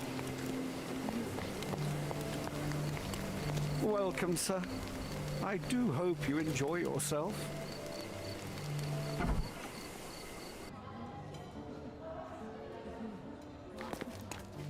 Enjoy the evening, sir. There is still plenty of time before the grand finale. All right.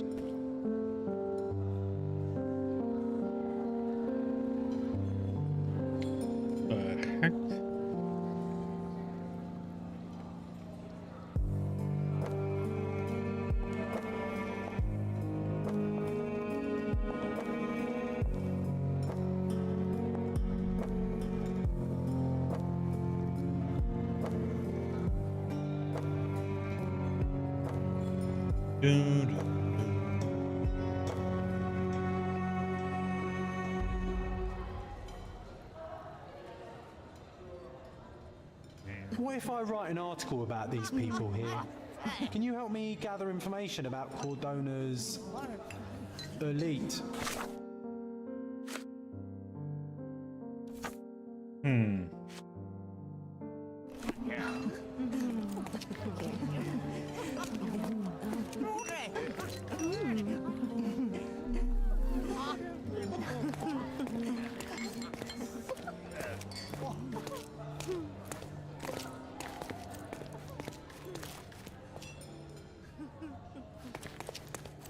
Nancio's had to enforce the masks after the scandal.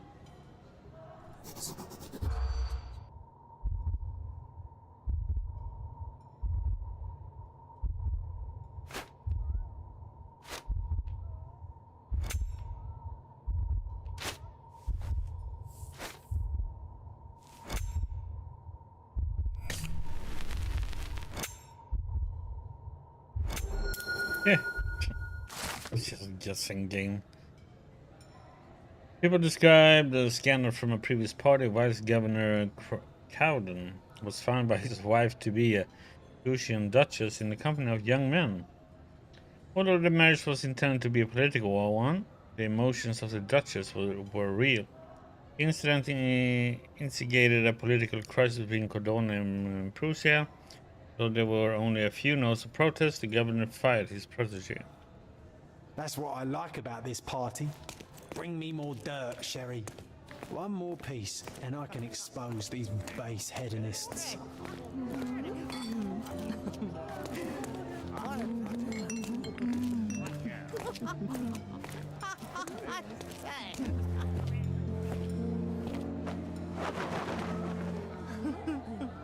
Sherlock, friend, I wasn't sure you'd come.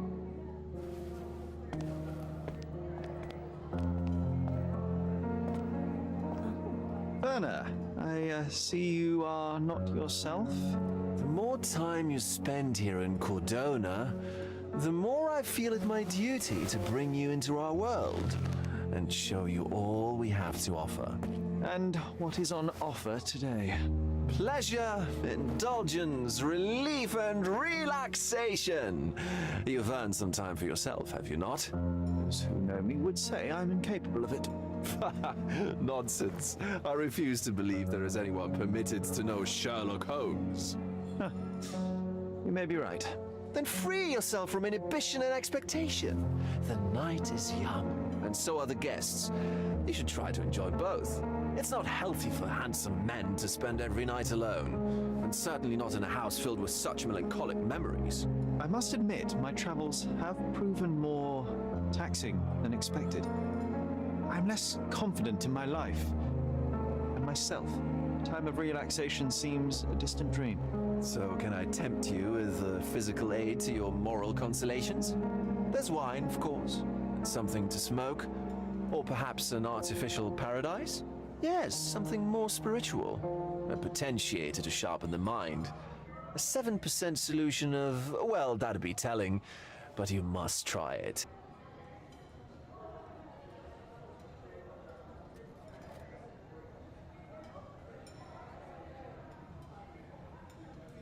My mind already operates at a far higher level than most. I struggle to believe anything could improve it. My ultimate duty is to provide the world with truth, and I do that perfectly well as is. Duty? You've never cared about that before. Of course I do. Exposing a lie, revealing a fact, that is a moral responsibility. Pfft, that's not morality. Morals are what happens afterwards when truth collides with consequence. Do you ever follow up on cases you solved? Do you ever see what happened next, visit the victims, ensure justice is served in the courts? And how do you choose where to direct your attention? Are there not deserving causes to which your brilliance could be applied but isn't? You ascribe me more power than I possess. I have a narrow skill set and work within that mandate. What occurs afterward is irrelevant. With every action or inaction, you place a finger on the scales of morality. Many in the city would see you as abdicating your responsibility. I haven't. Not me, of course. Morality is subjective, just like truth. There is little to be gained from indulging in it, and far better things to indulge in. Now I must insist on easing any burdens I've placed upon your shoulders. Show yourself a kindness, and try this rather delectable concoction.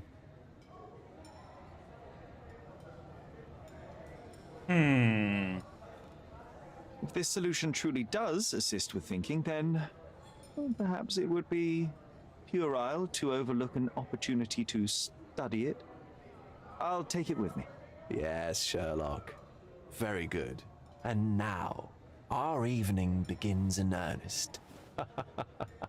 I just remembered. I'm sorry, Sherlock. My mind's delightfully impaired. Please take this key. It opens the altar room, past the library. Pardon? Altar room? What now, Werner? Go quickly and find our Fabio. Only you can make him talk. I'll join you in a minute.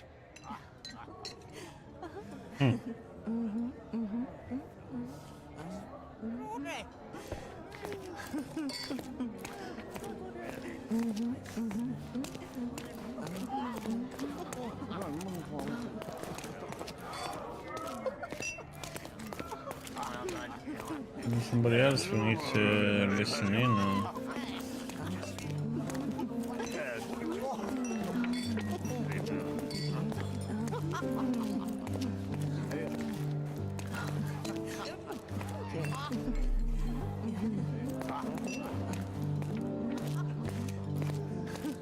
Curtains do not guarantee privacy. And you still need a crack despite being ethereal. You know what was here before Manchio's family bought it.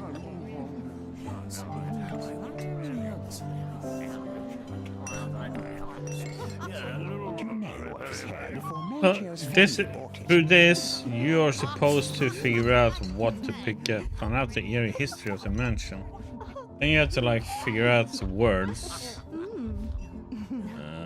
For that to sound like it. There's disappearance.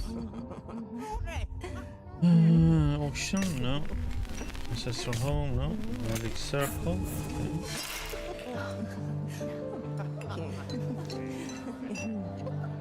You know what was here before Manchio's family bought it.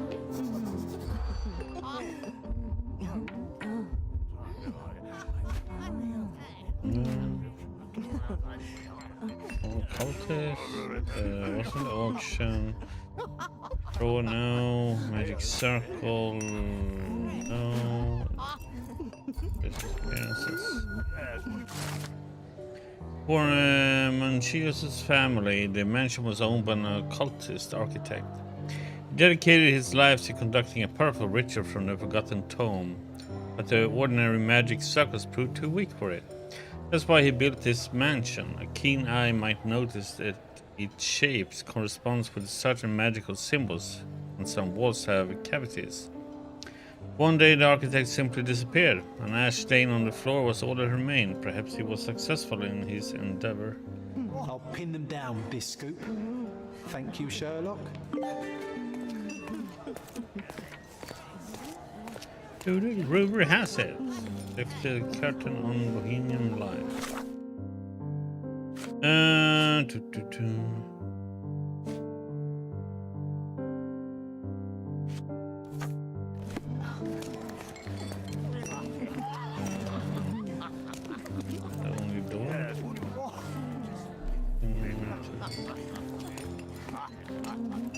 Well-known and recent plays to keep up to date with the current trends.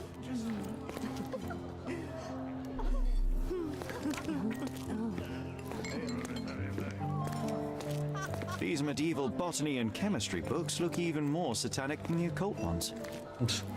Romantic poetry and prose. Someone's in touch with their feelings. Codex Orchis. Why does this occult book sound like a flower? This.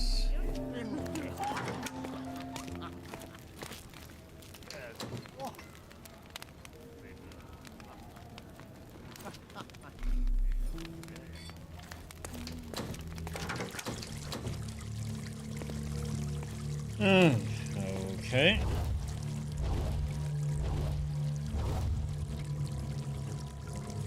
My God. Was he here this whole time?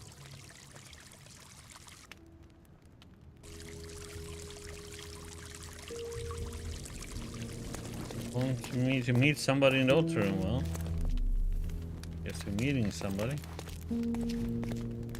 The herbs here are Salvia divinorum. They have a slight hallucinogenic effect to emphasize the ceremony. This elaborate box must be for the ritual dagger. This oil has a slight aroma of flowers and olive. The ointment smells mouse-like. I presume it is an aphrodisiac prepared from a Spanish fly.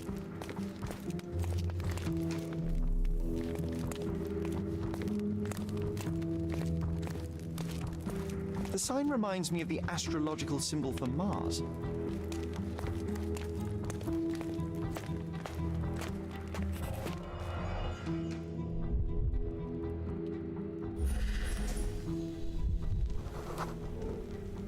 This crude tattoo partially covers a slave branding.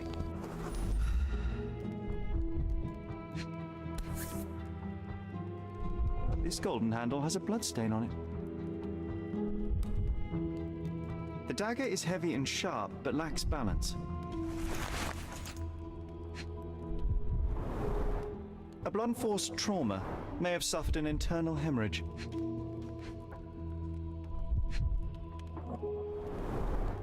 This worm-like sigil has been drawn with his own blood.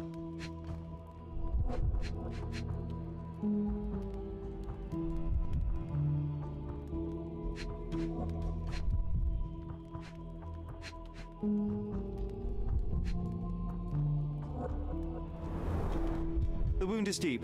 A precise strike reached the heart.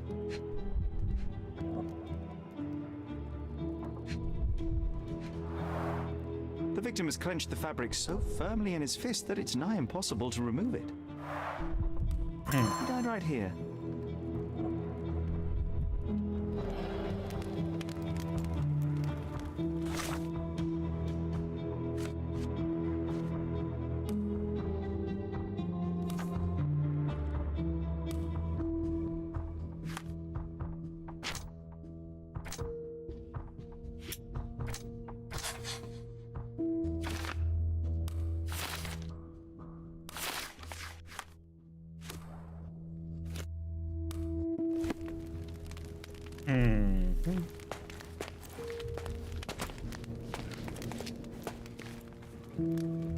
This one looks like a twisted symbol of Venus, drawn in a hurry.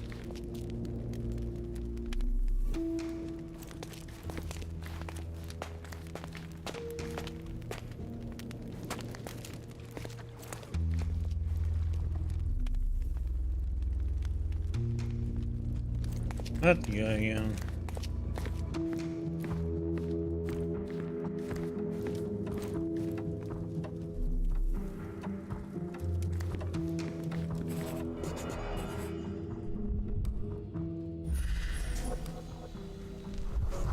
An open wound spoiled the carpet.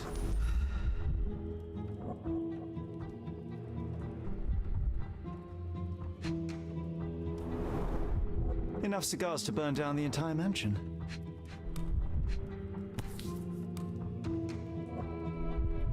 Blood. A sturdy bottle met a not-so-sturdy human. It didn't break only because it was unopened.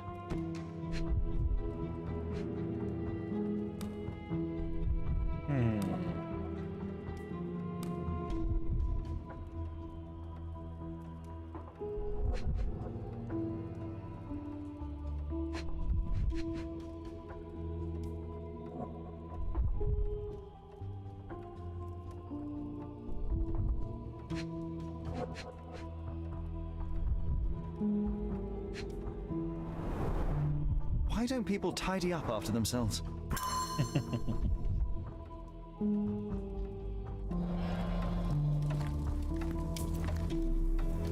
Well, slapping isn't enough. Then we go with, you know, a little bit more painful.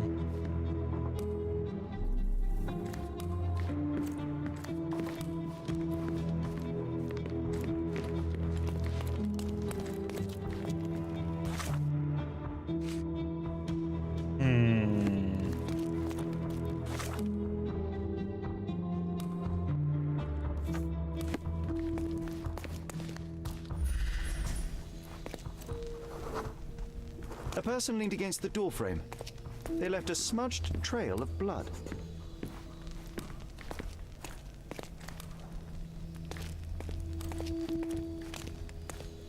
The sign reminds me of the astrological symbol for Mars.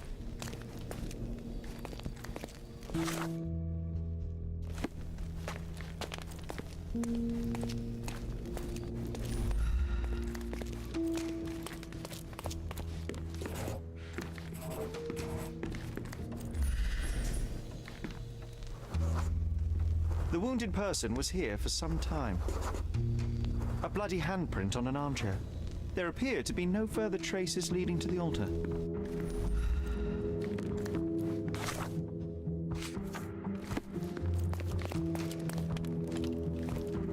Werner, care to explain what is going on here? On nights like these, it's not unusual for some attendees to get a little exuberant. It's part of the appeal. Unfortunately, it appears things have gotten out of hand. Yes, some are more prone to bend the rules of morality. That's murder. I doubt there's anything left to bend. Why did you not tell me immediately? We were chatting about trivial matters for some time. If I'm completely honest, Sherlock, I've consumed a rather potent cocktail of substances. My attention slips and drifts. But I'm glad I thought to call for you. You sent me a disguise. Oh dear, did I? Well, since I found the body, Mr. Manchios has agreed that you can investigate the matter. I promise my mind will behave itself going forward. All right. Pull yourself together, Werner.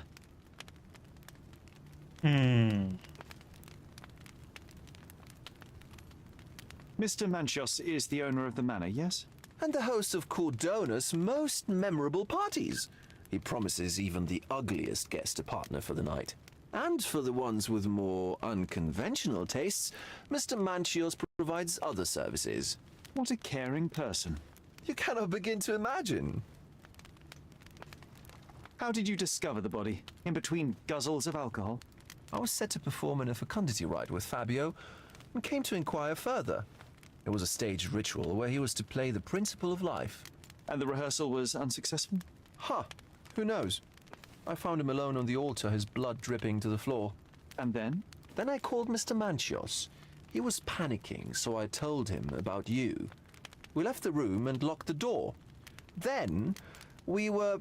Filling time? Waiting for you was stressful. We indulged in some simple comforts. Overindulged, perhaps. Were you well acquainted with Fabio, the victim? Everyone knew Fabio, or wanted to. His beauty was the talk of the island. Too handsome to go unnoticed. He was magnetic. Fat wallets fought for the privilege of having him. He offered the pleasures of performance, and more. What about the fertility ritual? There was something about Fabio being a principle of life.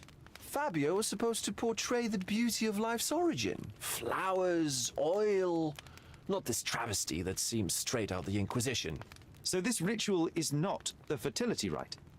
What was it meant to look like? It begins with a woman lying naked in a flower bed on the altar. She represents Gaia, the earth. As I cover her in oils, we chant for the principle. As our calls reach a climax, Fabio enters and copulates with her. After he finishes, I stab her with a dagger. That part's just pretend, of course. But the intercourse is not? I did not expect you to be such a prude. Are you a virgin? It is nothing to be ashamed of, but it would explain the color of your cheeks. The fertility rite marks the start of our festivities. The principle of life is beautiful, intimate, essential. It must not be stopped. Yet it appears that someone did stop it. What about the naked woman? Can you tell me anything about her? Oh yes, Matista. She's one of Fabio's compatriots and a performer too. I haven't seen her today, actually. When you discovered the body, was the door open? No, it was locked. Oh, that reminds me. It's a minor detail, but the first time I came to speak to Fabio, I left without entering, having been unable to open the door. You didn't have the key? No, I had it. Don't look at me like that. I was mostly sober. I suspect there was a key in the other side of the door, blocking the lock. That detail may very well be major, Werner. Well done. So you returned later only to find the lock was not blocked? Correct. After an hour had passed, I tried again and was able to unlock the door. That's when I discovered poor, handsome Fabio. The police remain unaware of this tragic event? Some of them may be hiding behind their masks. They conceal many things. But we didn't want the authorities to create more problems. Besides, after a few cocktails, their incompetence will have soared to new heights. How do you know I even want the case? I promised you relaxation. If there's one thing I know about you, Sherlock, it's that nothing soothes you more than a good mystery.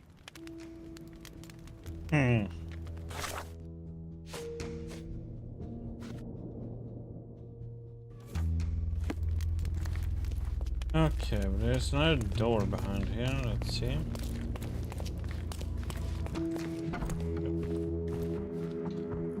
Dressing room.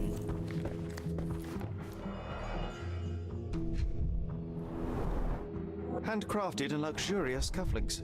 There's also a note. For my Fabio, Manchos. F. The key is similar to the one that Vogel gave me.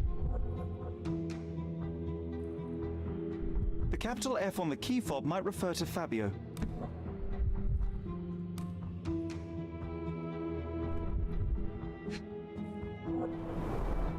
Would you recognize me in one of these?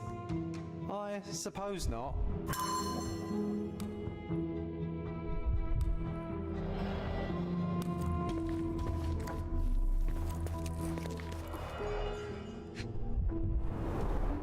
This is a different ritual. Ritual scenario. I found a scenario of some sort of ritual with a remark written at the beginning. It says, read and rehearse to this rite. Anchos. The naked woman lies on the altar on a bed of flowers, symbolizing Mother Gaia. The one who leads the ritual oils the body of the woman to awaken her inner fertility. Participants should chant at this moment and call for the man who can please Mother Gaia. Then the man who will impersonate the principle of life may come to engage in sexual congress with her. Okay. Don't ignore the guests, Matista. Stop boring them. They want to hear about your stupidities. They want to feel how beautiful they are and how generous you can be towards them. You're here to please and celebrate life. Remember, each guest paid a great deal to be with you. Manchills. How can anyone accept such behaviour? A useful tool for a disguise arsenal.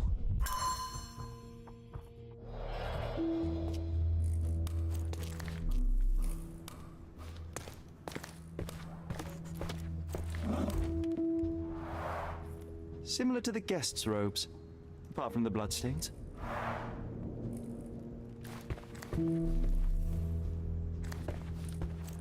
Props, decorations, and tools for a more detailed set.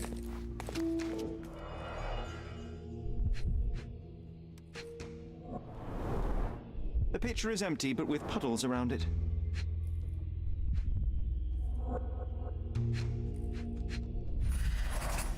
Blood clots are adhered to the sides of the drain.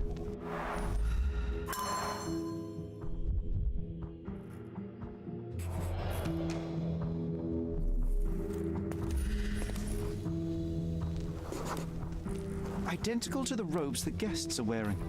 So, Sherry, do you have any ideas about the case? Perhaps. I think I can deduce what happened here.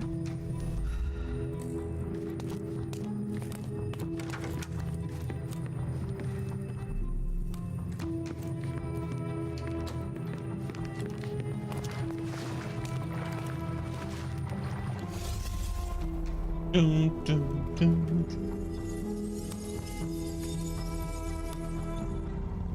So,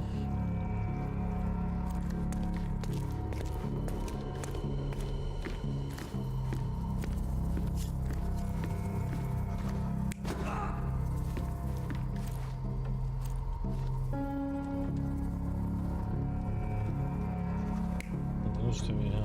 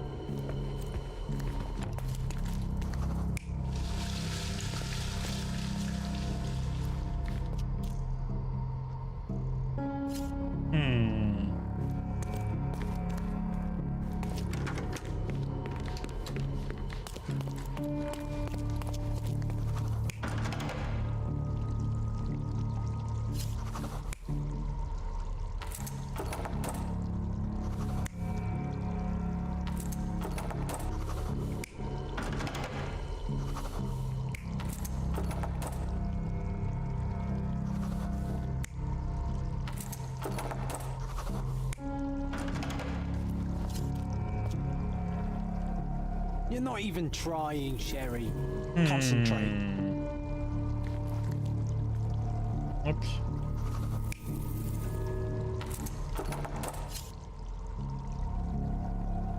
You're not even trying, Sherry. The heck, Concentrate.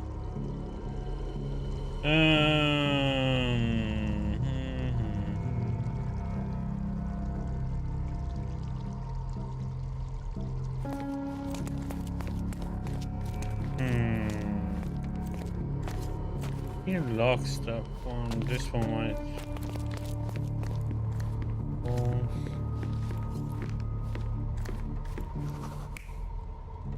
We have stabbing.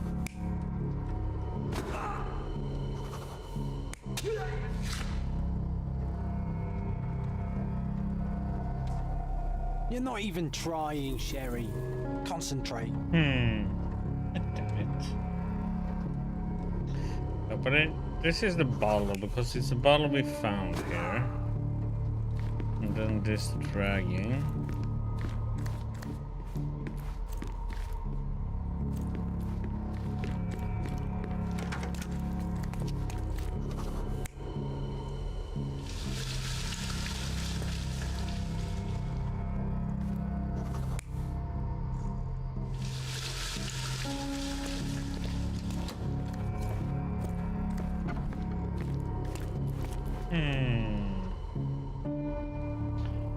Let's figure out what.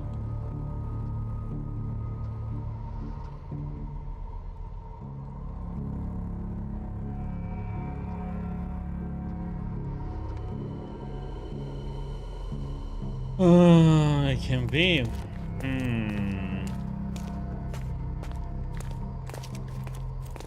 Yeah, everything looks correct though. Must be something in this one then. Maybe try this then. The bottle was used as a weapon during a scuffle in the smoking lounge. Then, to ensure no one would interrupt, the murderer locked the door. The unconscious body of the victim was moved to the altar room. Once the body was on the altar, the murderer thrust the dagger into the victim's heart. Symbols were drawn with the blood. The wardrobe was used to hide the bloodied robe from anyone's eyes. The killer washed himself and took a clean robe from the hanger before leaving. Are you all right? You're on the floor, not moving. I think I know what happened here.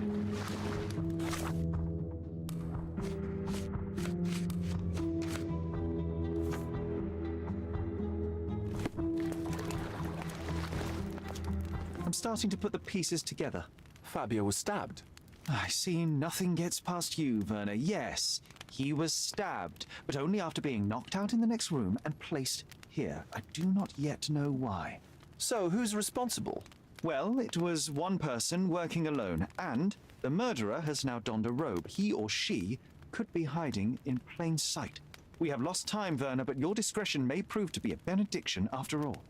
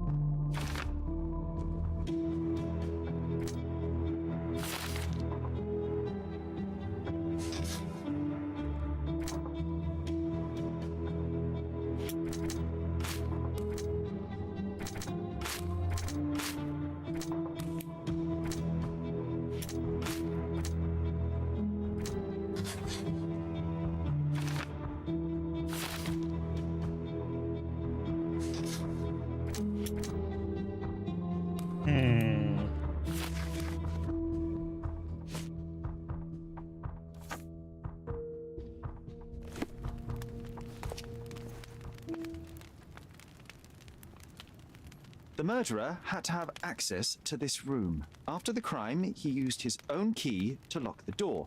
So, who had the key to the altar room? I'm not sure. As a special guest, I was provided one by Mr. Manchios. He should be able to tell you of any others. Where can I find him? Most likely in the main hall, entertaining his guests. He has a mask with golden stars. You can't miss him. But please be discreet. We don't want to risk disturbing the revelry.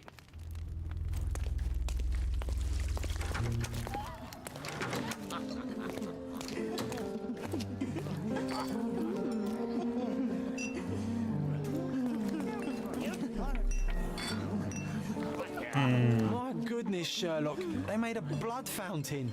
No, John, it's definitely not blood, just wine. Go is it a guess?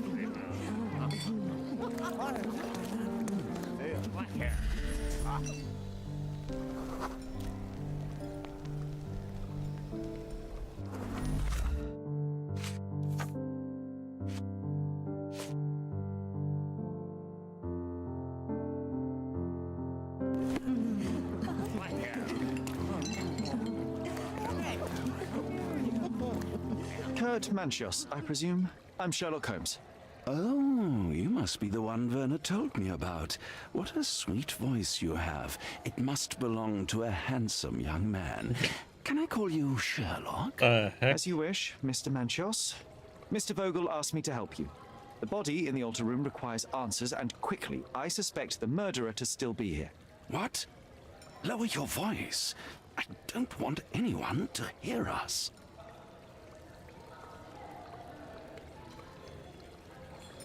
I need to find all those who had the key to the altar room. As far as I know, Mr. Vogel, Fabio, and you had access to it. Is that correct? That is correct, yes. Also, Matista and Santos. Santos? Who is that? Santos Pinchetti, my major domo.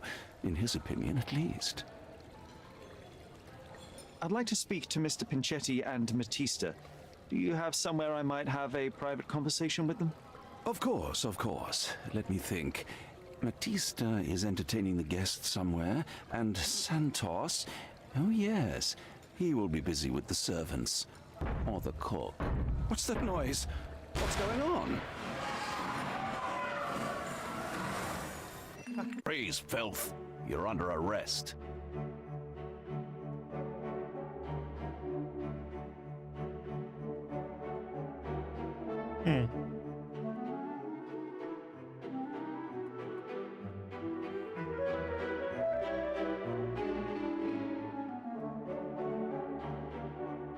Police abuse? What the heck?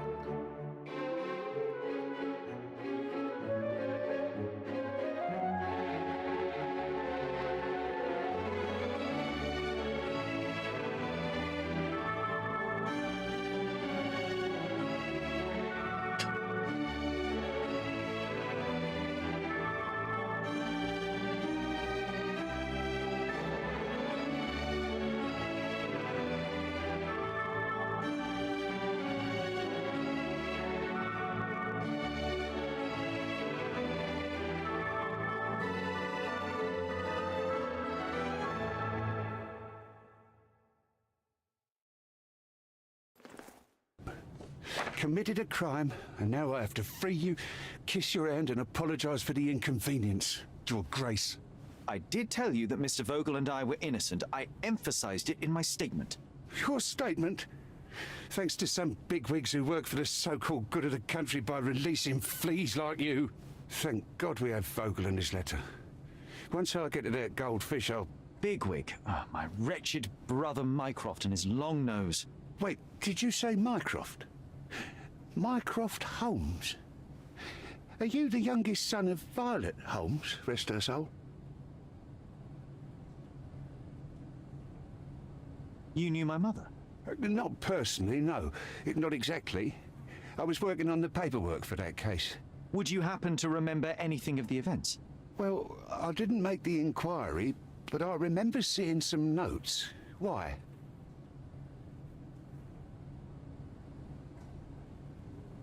You must help me. It would mean a great deal to me if you could find any information about that day. Huh. Got you hooked, right? You know what? Stark and the others think they're the smartest here, thanks to you. Let me get this straight. Are you listening to me, lad? I'm all ears. Take this case. Report to me only, to Constable Harvey Oswald. I'll leave everything I have on this table. Find the murderer. Be a real copper. Question the suspects, make them sing, give me something substantial. And if Mr. Vogel is not a suspect? If he's innocent, then you can take your favourite degenerate away from here. If you slip or mess with the evidence, then trust me, your brother won't save you from my bludgeon. Meanwhile, I'll be checking the archive for you. If anybody asks, then you're a consulting detective. Let's make a start then, partner. Okay. I'm glad we managed to get the scoop before the raid.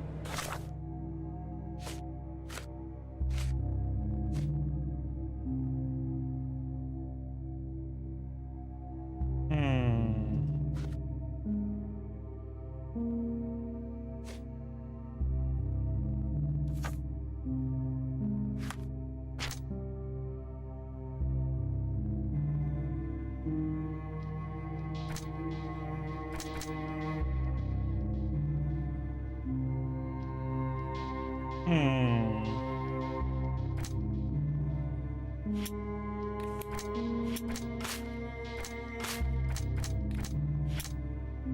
I think anything here is been put together.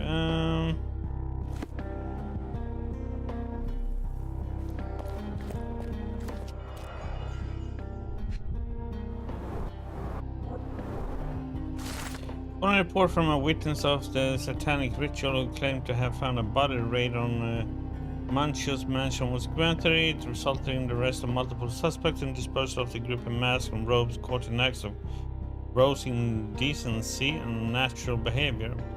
The body of the victim was found lying on the altar with a knife wound in his chest. The officers identified the victim, Fabio 20, a local performer and artist. Arrested suspects, Vivo Go. Back on track to solve the case.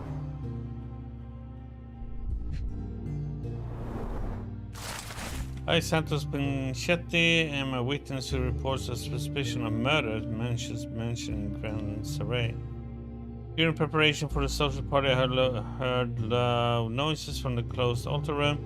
Immediately I thought of the sacrifice of a living being overviewed by none other than Kurt Mencius. There was blood on the wall, strange symbols, and a dagger in the heart. As soon as I was able to think clearly, I rushed to the police station to report my findings. The station responded to the disposition by sending a patrol, while a witness left the station and went home.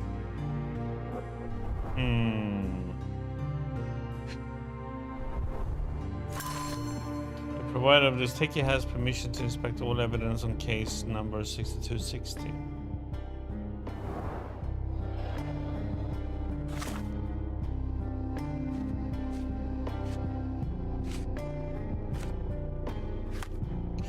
So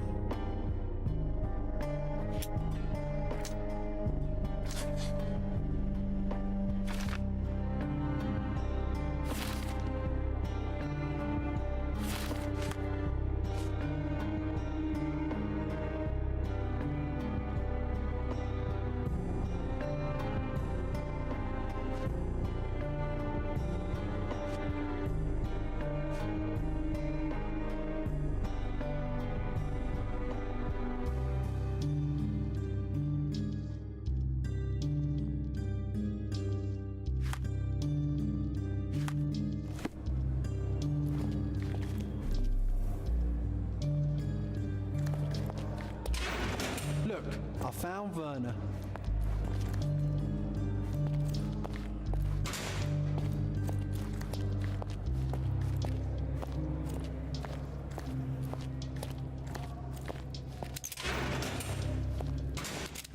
Good day, Mr. Manchios.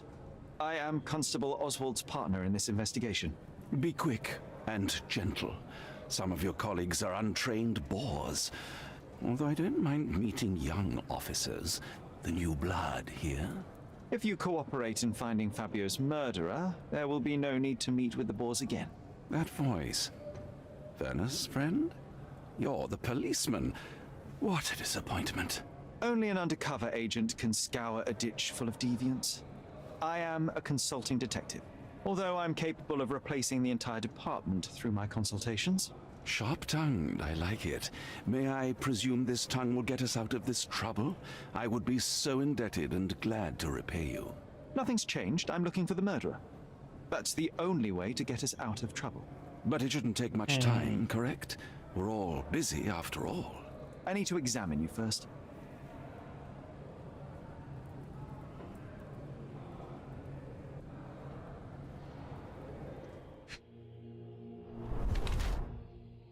Where's makeup?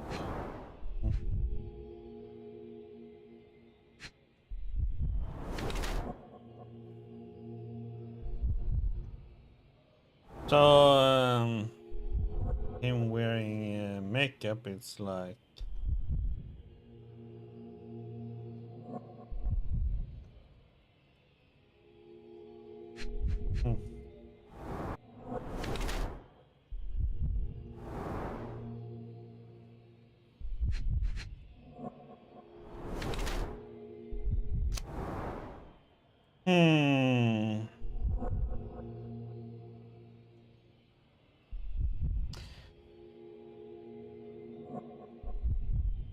So what we're gonna use on him then?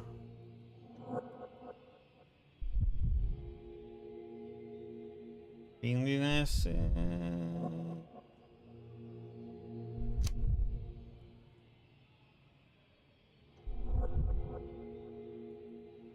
And this is probably more because he said the young how he talked to us hides his age.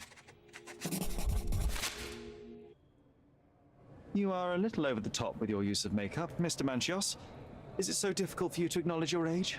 Well, Sherlock, that's easy for you to say to an old man when you look as though you are barely 15. But still, it shouldn't be an issue for someone of your status. For people of my age, it isn't an issue, no. But the younger ones can be so afraid of wrinkles and grey flecks. I have to adapt. Such a methodical man who cares for his body but misses the soap under his fingernails. Are you so impatient, or perhaps even impulsive? I wouldn't call myself that. Silly little details. If I missed it, it wasn't important. Or rather, it was less important than who or what I was focused on. Mr. Vogel told me a little about your parties, but I would like to know more directly from you.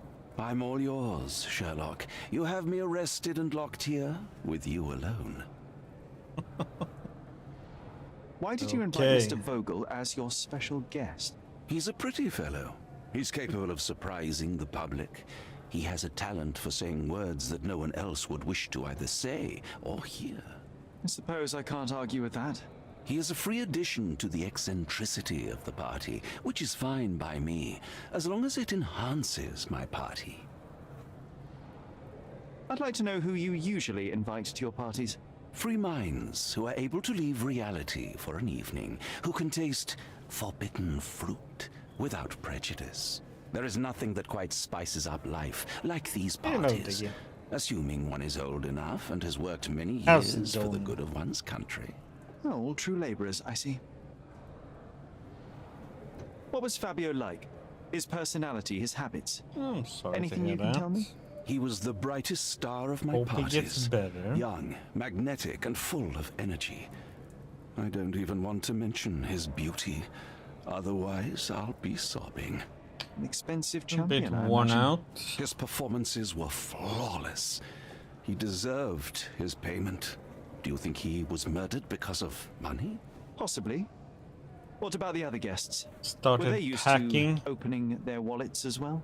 I wouldn't restrict my guests from anything. I'm sure Fabio received a few coins from others for his services. I appreciate your And throwing away cooperation, stuff. Mr. Manchios. Wait just a moment, I have something to check.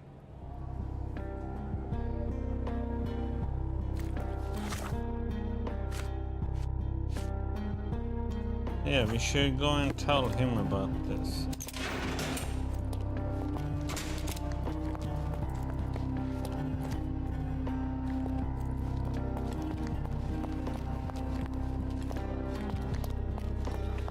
There should be an archive.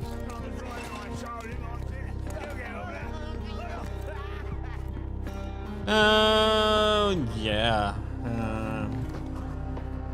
But pretty much 95% of what I have here is probably gonna not come with me.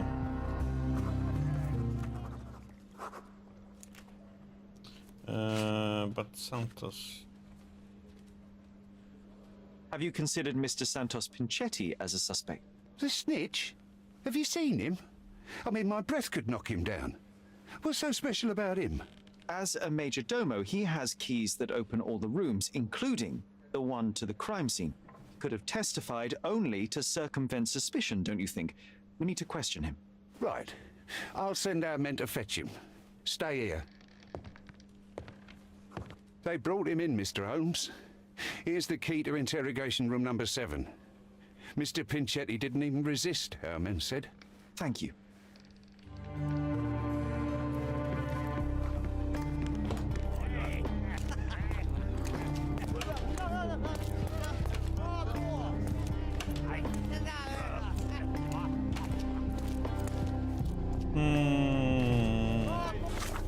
Check the evidence.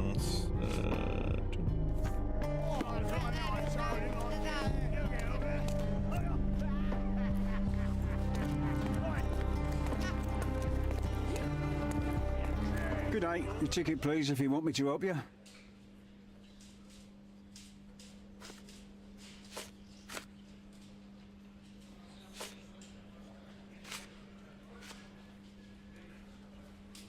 I'd like to check the evidence from this case.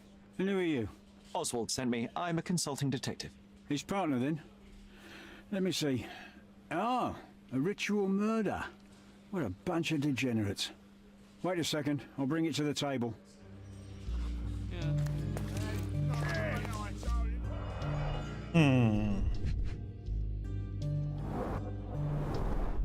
An emergency kit for boredom.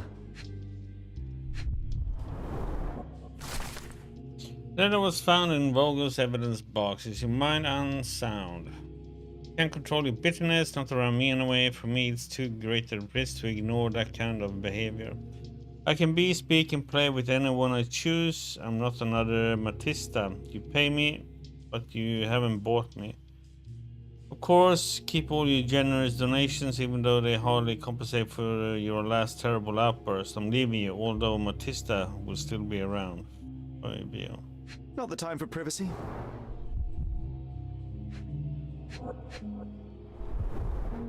Werner's personal sketchbook.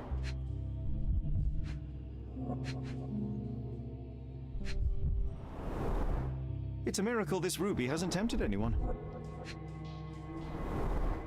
A heavily perfumed handkerchief with the initials KM in the corner. All the keys of the mansion on one golden ring.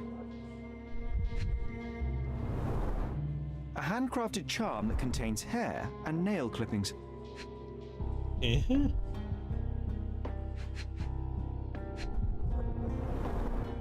Her key to the altar room.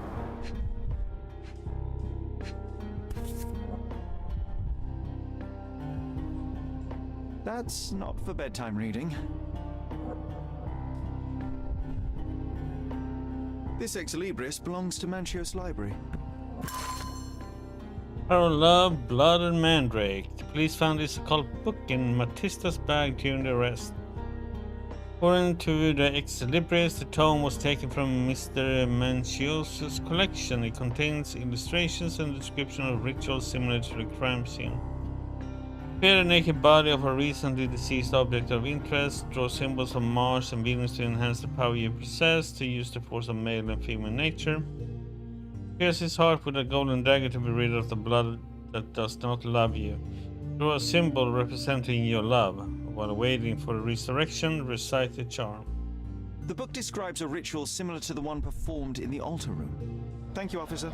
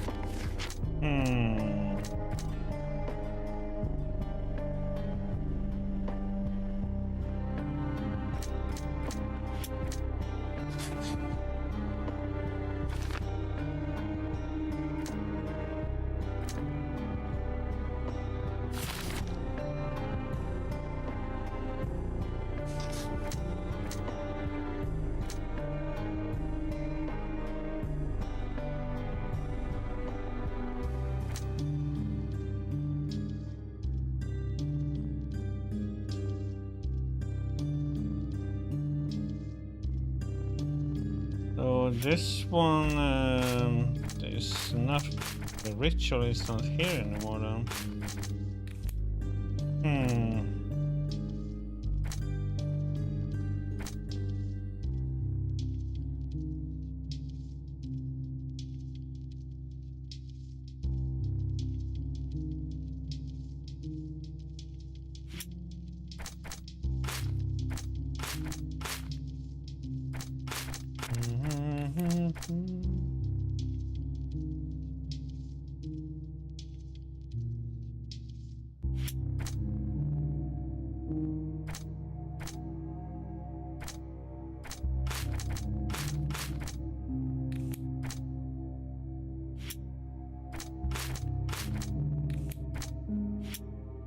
Okay,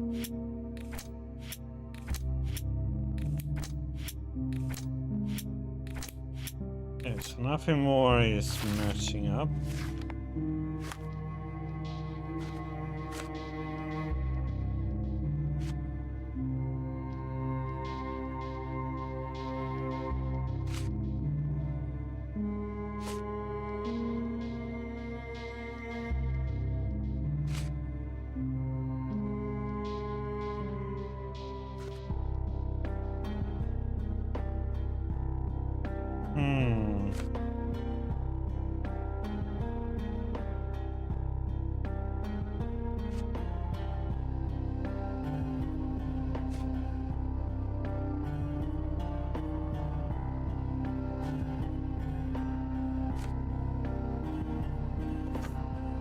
Number 7, huh?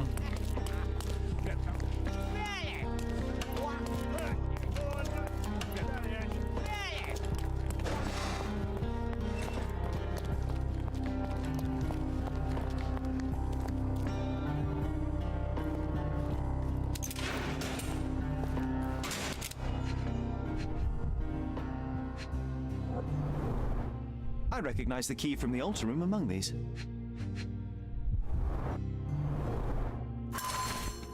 A small note attached to the will says, Santos, my hopeful slug. You begged me to include you in my will, so I did. Here's my latest revision of the will. Kurt. Text of the will under the note. Santos Pinchetti, the majordomo of the Mancio's mansion, receives a jar of mustache wax and a salt lamp that he might always remember his caring employer, Kurt Mancios. Not what he expected.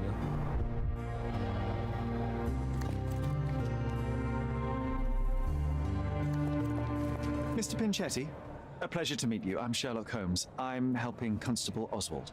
I've already told him everything I know. I'm only a witness, sir. Everything's in my report. And I've read it. You forgot to mention that you hold the keys to the room where Fabio was found. I need only to find if the crime was intentional. But I need to return to my duties. I doubt the house will fall without you, Mr. Pinchetti. Just be still for a few seconds.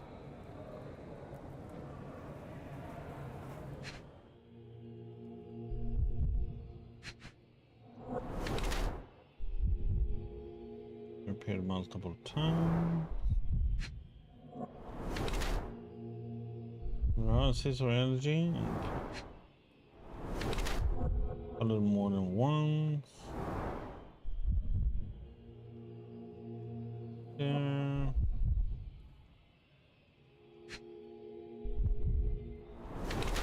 Stepped in blood.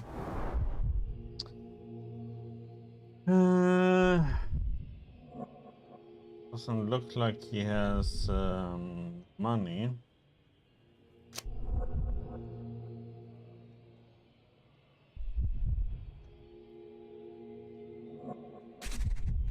Be the one.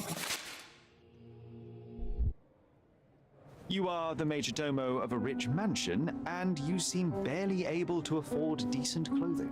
You hide under heavy makeup a skin disease that might be treated with more onerous but less harmful means. Do you have money troubles? I do not have a lot of means. The pay is below what you might expect. But you could easily change your job if your employer does not meet your elementary needs. One can change his employer, that is true. And the blood on your shoe, where does that come from? I don't actually know. Perhaps from a guest? Did you know Fabio? Not personally. He was a frequent guest, and cleaning the mess after his performances was tedious. Mr. Mancios always had a role for him, and mainly the leading one. The parties were always Fabio-centric. And Batista? Was she as popular as her partner? Don't tell her I said this, but I do not think so. Mr. Mancios hired her only because Fabio refused to work without her. Mr. Mancios used to see her as a worker. She was tasked with entertaining the guests, unlike Fabio, who could pick and choose.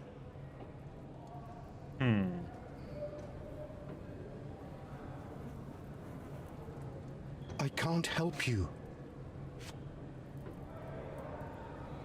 Mr. Manchios says that you begged him to be included in the heritage. Isn't that a little extreme, even for a major domo? He's not only my employer, he's my uncle. And I'm his next of kin. The only one. Mr. Manchios flatly refuses to pay a family member. All I have to do is repay his so-called love. Cleaning up the filth after perverts and decadents. He's imprisoned me. The best I can hope for is a new broom. That's why I wanted to have my part of the inheritance. Is it that bad? You have a roof above your head, a salary, and the status of a major domo. For God's sake. I'm forced to dye and stitch my threadbare clothes, and the holes in my shoes are painful. I'm ashamed every time a guest looks at me closely. Why do you think your uncle treats you this way? My mother, my uncle's sister, had me illegitimately. She died, and I was given the surname of one of the maids. But you are entitled to some of the money that belongs to your family. He thinks not. I was not responsible for my mother's death. I work hard, and he pays me nothing. I feed on the leftovers. While he wastes our estate's property on decadent parties, he paid Fabio handsomely and showered him with expensive gifts for their disgusting relationship.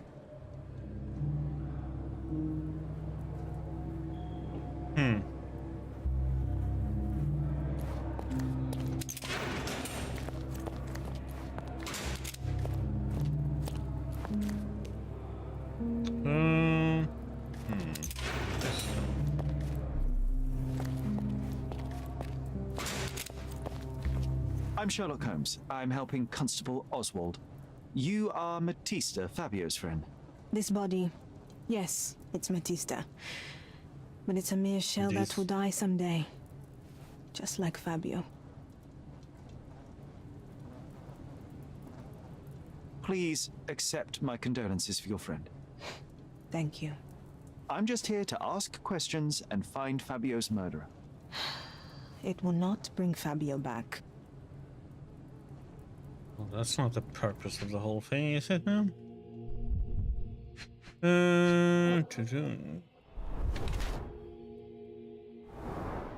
Herself? What the heck?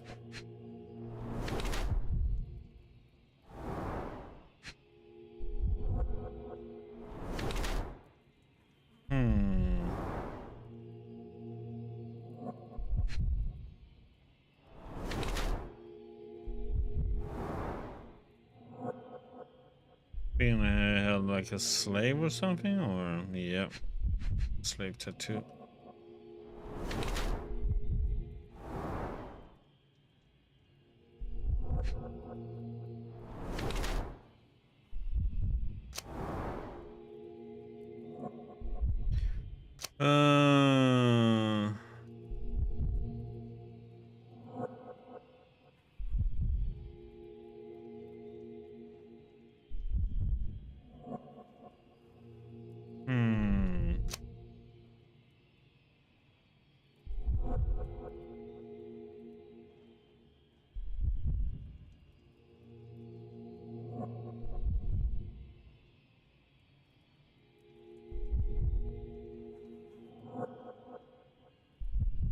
I think that sounds better than this one.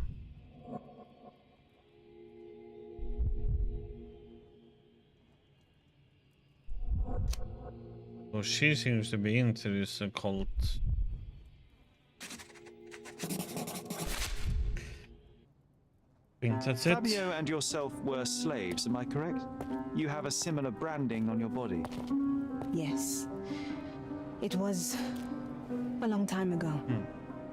Couldn't help but also notice fresh cuts upon your forearms. The cuts helped me to forget my past, to cover the old wounds and hide them. How did you escape? Something happened. One night the master fell down the stairs. I made him fall, and he died. We ran away that day. We managed to get on a ship and traveled here, to Cordona. Fabio and I started a new life here. It was very hard at first, but it became better with time. Until today. The bruises on your neck are not self-inflicted. Someone else made them. Some guests can't contain themselves. They even bite, sometimes.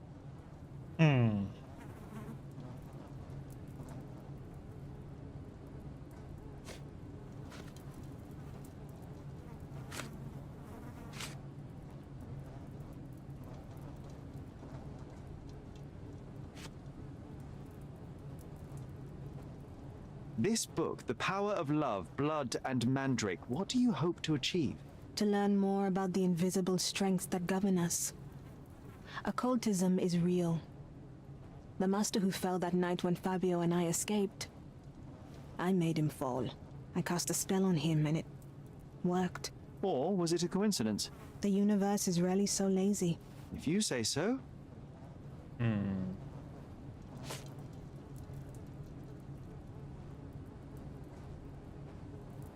This is the letter the police found in Mr. Vogel's pocket. Fabio wrote it. Do you know anything about it? I don't. Although I can feel Fabio's energy. It's there, but it refuses to let me analyze it. Do you practice occult rituals? For protection? For fortune?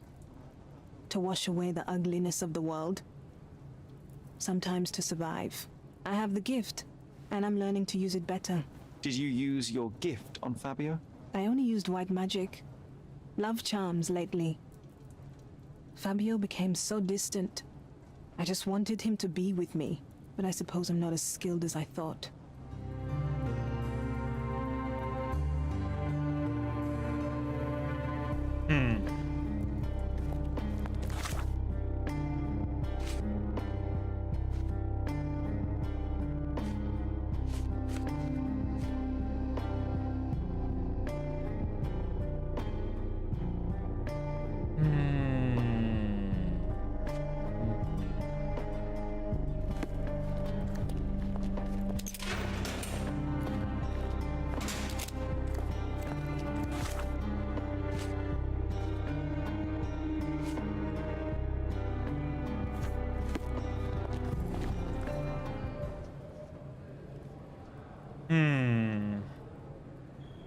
You'd better ask someone else.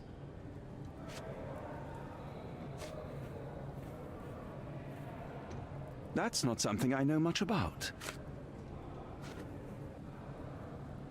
I've read the letter about your will. A harsh method of ridiculing Santos. I doubt he will use mustache wax when he wears no mustache to begin with. Where did you get it? Is the slug here? Tell him I shouldn't have to provide for him. He's a grown man who shouldn't sit on his uncle's neck. He conceives himself as my only heir. And who is he to you? He's a leech on my aging body. He has only added problems to my life since the death of his mother. I fail to see why you made him your major domo. He needed to know his place, so I taught him.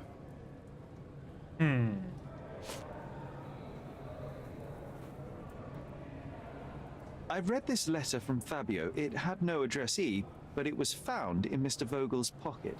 Werner? Strange. I didn't think the two of them corresponded. I'm sure there is some explanation.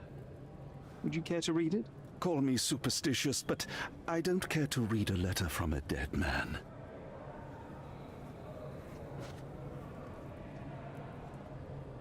I've no idea about that.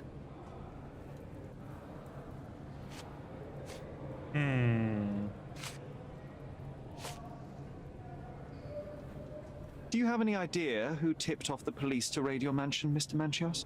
Of course. It was you. I could even say you Sherlocked me in here. A good guess, but the wrong one. The fellow who did that was Mr. Pinchetti, your major domo. What? Santos? But how could he even know? If he's not the murderer himself. The ungrateful swine. He has dared to besmirch my reputation. Not a very eloquent choice of words. What should I call him then, since he's a snitch? Make him talk, Sherlock. I'm quite certain he knows more about the murder than he has told the police.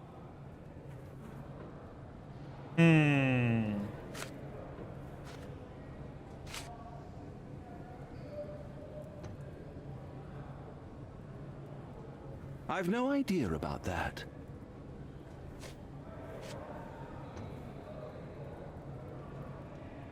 I've no idea about that. You bought an expensive pair of cufflinks for Fabio. Were they his price?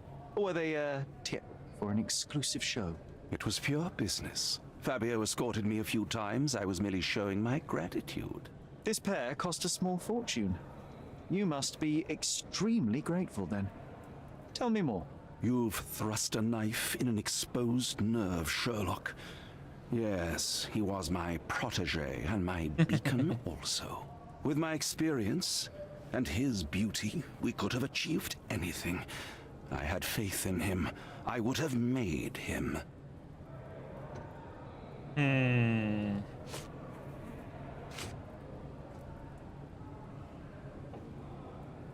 You'd better ask someone else.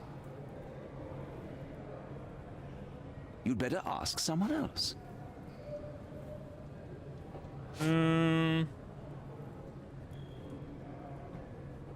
I've no idea about that.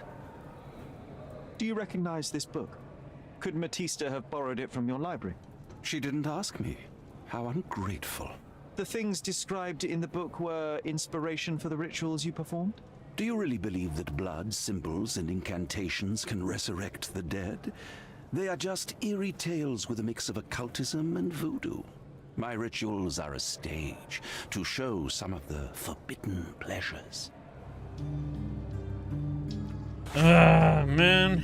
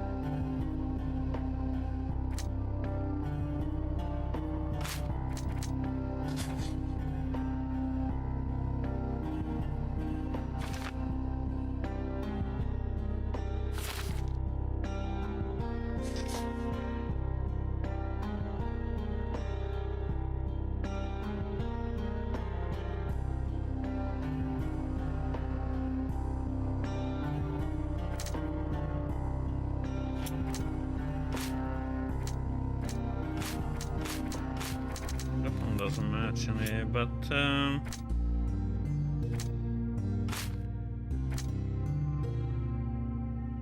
this one doesn't fit any of these. Neither does this one. No?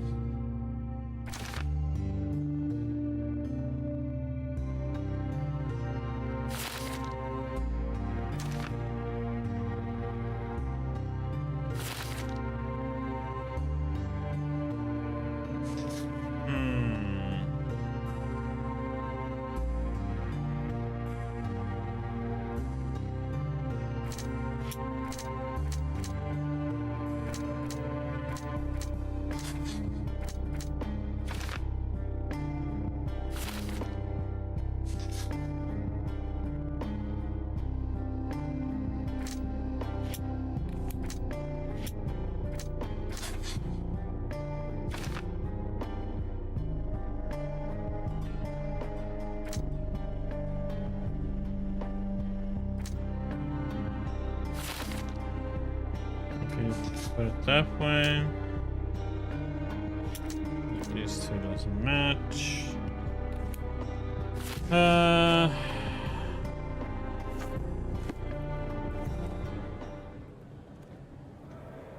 There is undeniable evidence that you were the original recipient of this letter.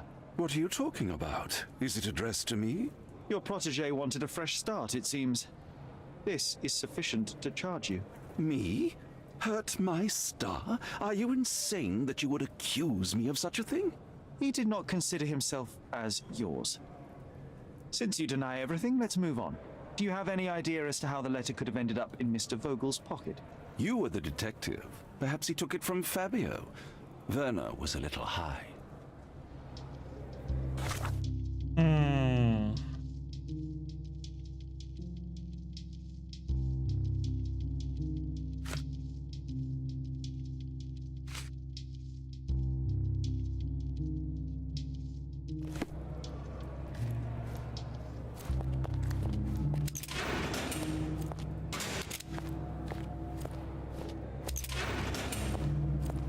Please let me out.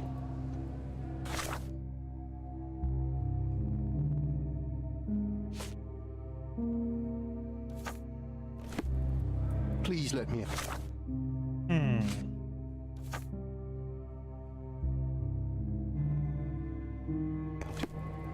Please let me out.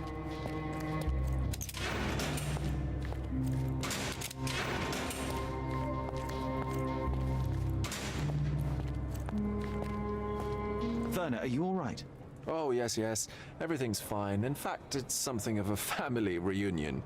My brother spent quite some time in this place himself. You should not be here. I told the police everything I knew, but they refused to let you go. They require proof to free you. Ha! What did you expect? The mighty Sherlock Holmes swans in, tells the officers what to think, and the world obeys? Of course not.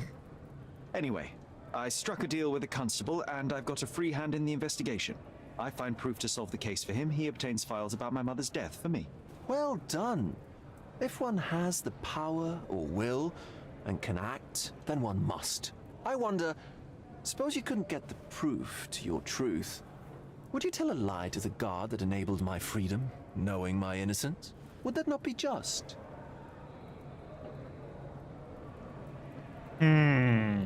There are lines I will not cross, Werner. I will do my best to secure your release, but with proof, not deception.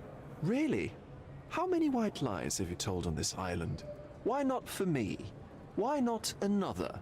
That is absurd. I can resolve this without compromises. Do not give up hope.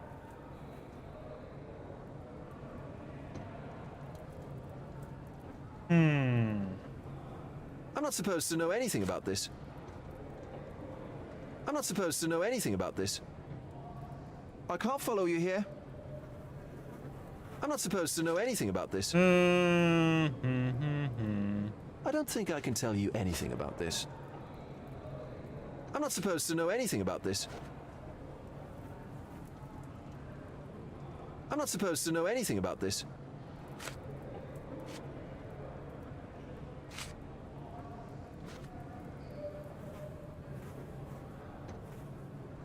I have learned who told the police about the crime. It was Santos Pinchetti. Do I know him? The major domo of the manor. He cleans up after you? Well, then he does his job perfectly. All but invisible. I couldn't tell you the first thing about him. Let me see what I can do about all this.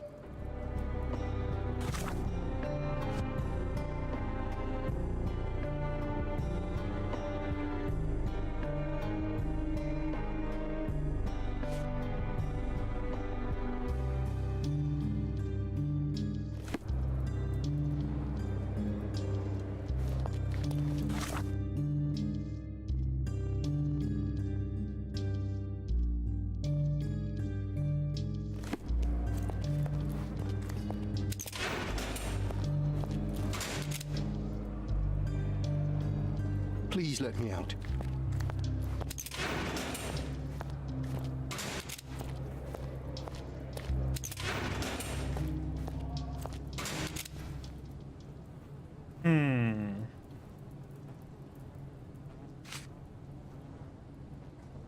Could Fabio have written this letter to Kurt Manchios? Oh. That could be. I never thought Mr. Manchios could make Fabio that angry, though. What do you mean? Well, Fabio wanted to disassociate from Mr. Manchios. Clients who are in love are both a blessing and a curse. But Fabio was here tonight. Money. In our line of work, we can't afford to turn down clients who pay as well as Kurt Manchios. Was Fabio afraid of Mr. Manchios? Not at all. The old toad wouldn't dare to do more than sweet talk and touching. Talk can be forgotten, and touching washed away. What the freaking heck, man?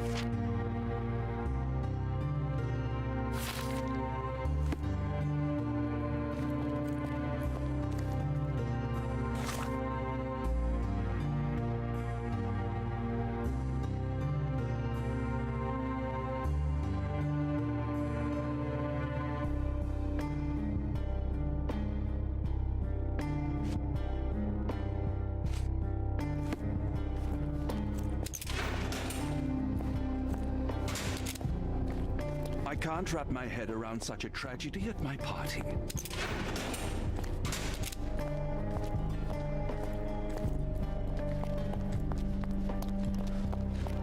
I don't know what else I'm supposed to do.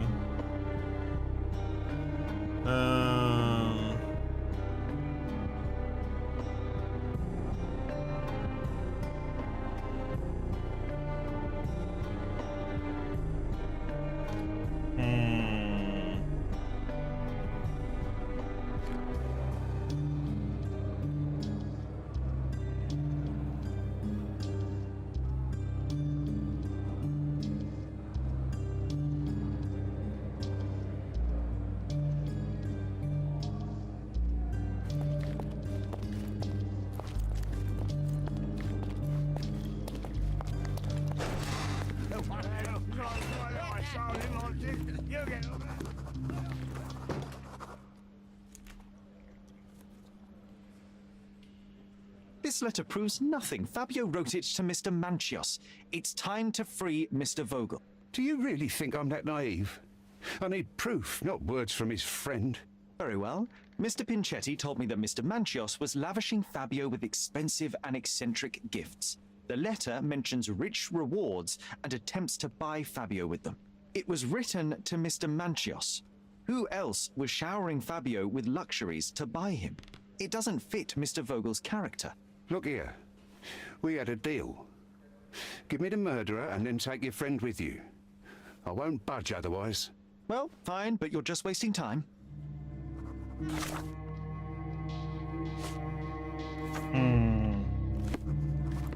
Continue our investigation while I look for the papers.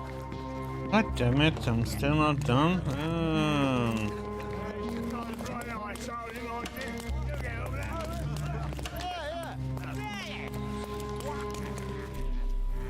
Well, we got everything here. May I ask you something? I can't help you with that, sir.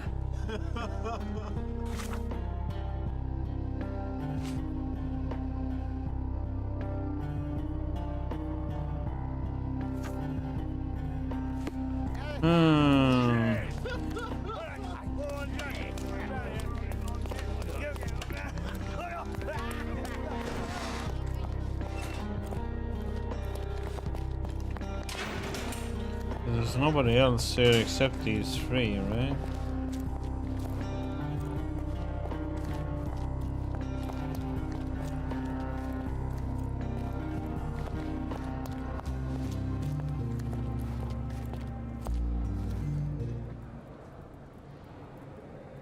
I have reason to believe that the intended recipient of the incriminating letter may have been Kurt Manchios. Well, that makes sense. Too bad I can't remember how I came to possess it. Though I did spend quite some time with Mr. Manchios during the party. Unfortunately, even with an answer, that may still not be enough to clear you with the police. But fear not, I will persevere. I hope your attempt to put things straight will make up for... you being on a bender? Touché.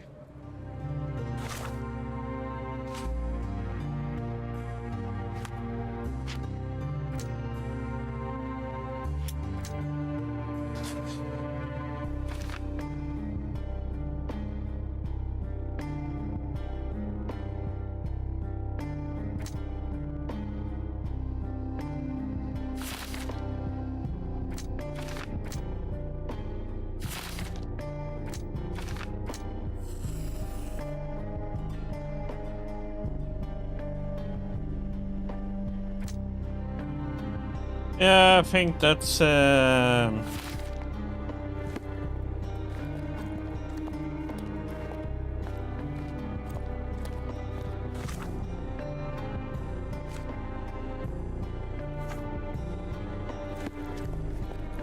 don't see anything else what it can be.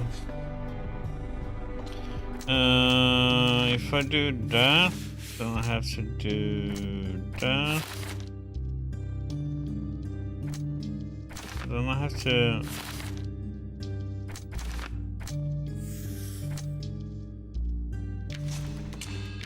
Then I need to use Matista.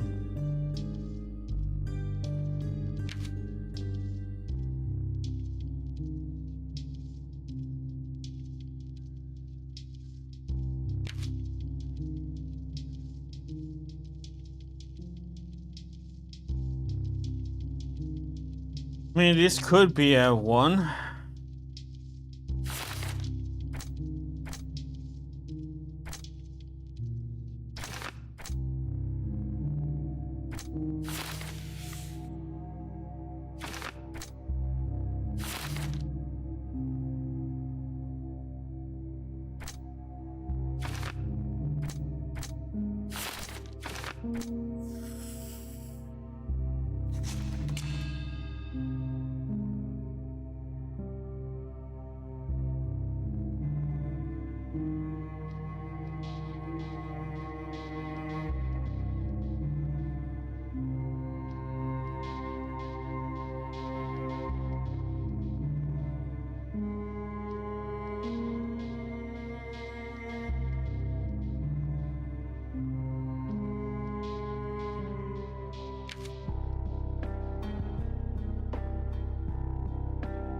That's a good question what this one is, though.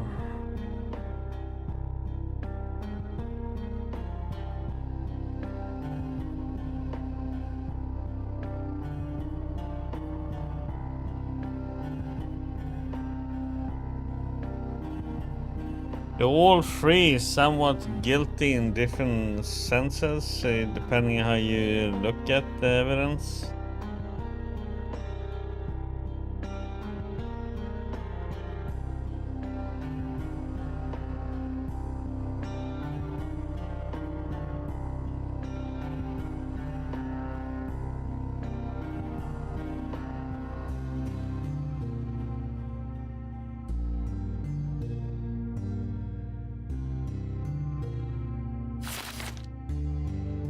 So that was is one way.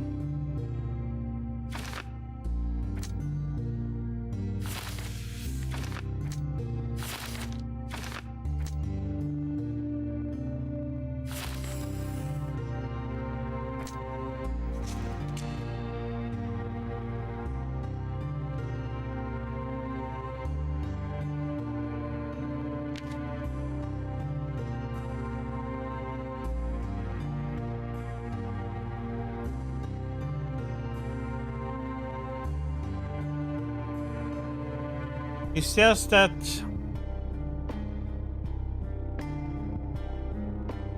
I don't think it is. It's either Kurt or it is her.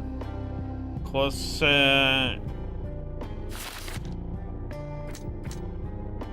Pinchetti had like what I think no knowledge of that.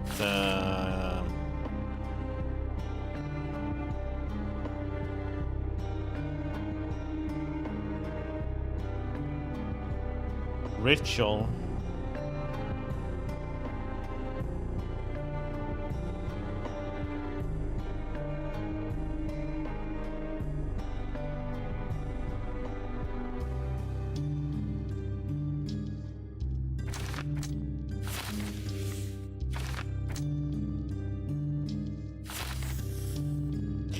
So it's either Kurt or it's Matista that's the guilty ones.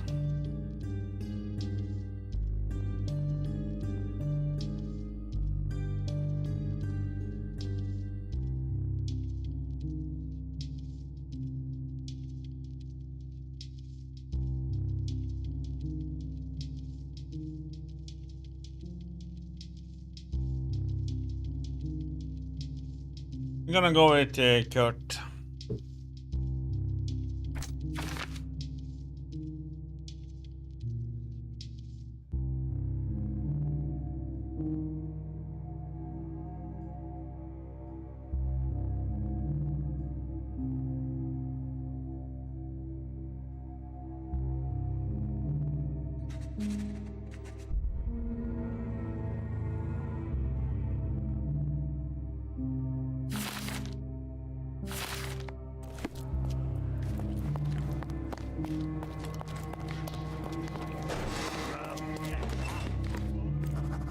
Continue our investigation while I look for the paper.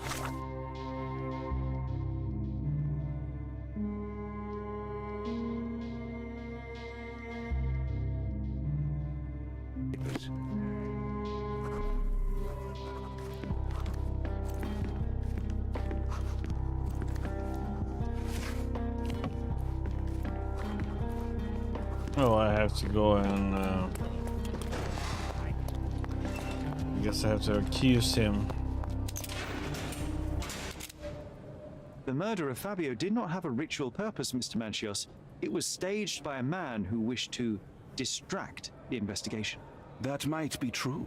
That poor girl Matista wouldn't dare to kill the only man who cared for her. So, Santos. Mr. Pinchetti snatched at the chance to solve his problems. Ungrateful little scum. Will he be executed? But what for? He informed the police as to the crime, that was all.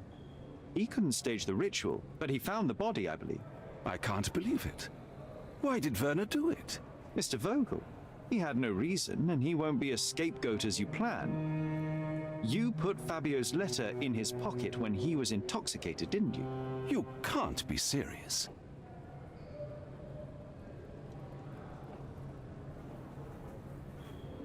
You're at the twilight of your life. You have no partner, you have no children. You had feelings, however, for one man. That was Fabio. You loved him. That is, you wished to own him with money and gifts. But he was also a free mind, was he not?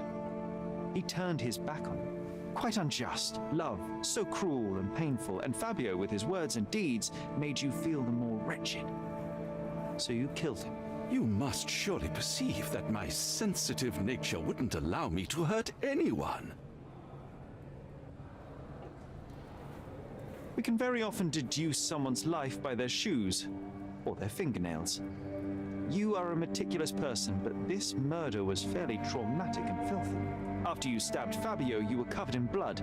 You panicked and neglected to rinse the soap from under your fingernails. The devil is in the details, Mr. Manchios. Nonsense. I missed it simply because of the busy schedule of the party. Of course, a staged murder was certainly not planned. You staged the murder as a satanic ritual. It was easy for you since you were the one who wrote the scenarios for the parties. It was your way of avoiding suspicion. A respectable man in his 60s, early 60s, who hosts the cream of Cordona society, cannot possibly be a murderer. But the guests who behave like animals in his mansion, of course, one of them could have killed Fabio. I did oversee a few of the rituals, but I did not stage Fabio's death. Fabio played with your feelings. That was painful to realize. You spent so much time and effort to be with Fabio, but he didn't respond in the way that you would have liked. You wanted to be loved, but Fabio shattered your dreams. In the smoking lounge, he teased and mocked you. He wanted you to suffer by offering himself to others. The deception was unbearable. You were passionate, and so you struck him. Once you understood your mistake, it was too late. You were afraid, so you staged the ritual. With such a story, you might be sentenced to a few years. It might clean your conscience, and soon the case will be forgotten. No. No. This is my decision. I'll talk to Constable Oswald to see what I can do.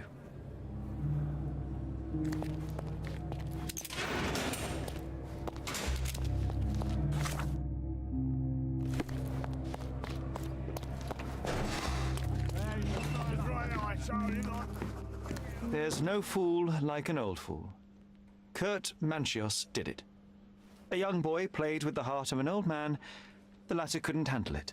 The evidence I obtained clearly shows that the quarrel was not intended to end badly. It was an accident. Showing pity towards your own kind, Holmes. Whatever. All I'm saying is that prison won't take much away from an old and crushed man. Fine. A big name like that will still give me a promotion. As for my part, not everything was in place. Perhaps some documents were transferred somewhere else, but I couldn't find a trace of them. Then I remembered. The discarded document drawers where we put the lost papers or the badly labelled ones, including the crime scene report of Violet Holmes's case. Everything I've found is on the desk here. Take it. Your persistence has saved me. Yeah, well, we had a deal after all. Your friend is free then. You can leave. Good luck, Constable.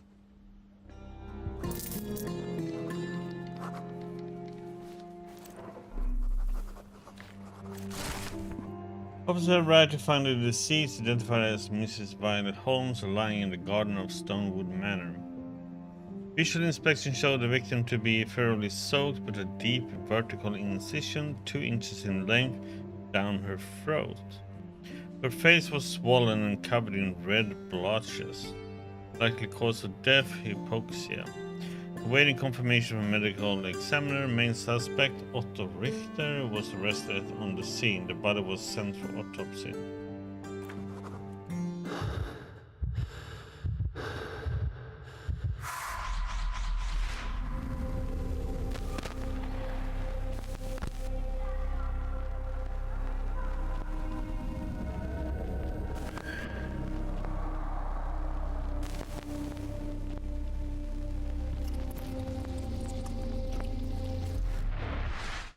Garden. There's a garden behind our manor. How could I forget? That's where it all happened, where it all went wrong. Sherry, it looks like you've almost found what you wanted.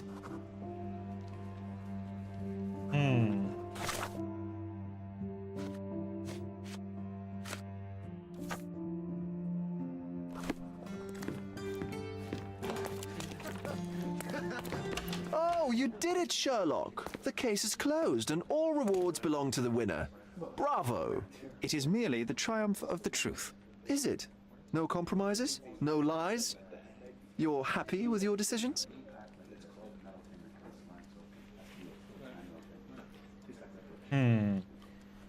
Whatever the truth, it had to be revealed. The victim deserved it. Well, you seem confident in the value of your actions.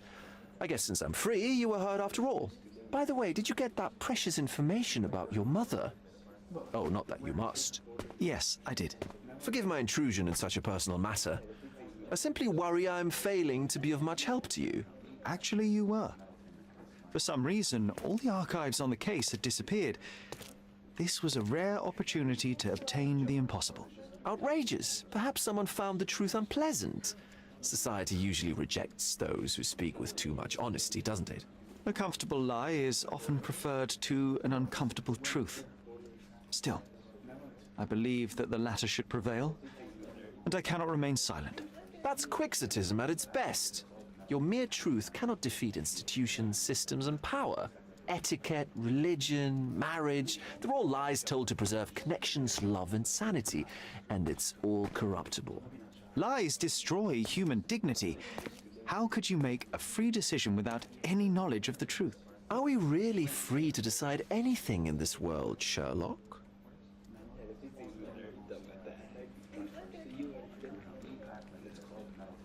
I take your point. There are some limits on us all, some compromises we must make.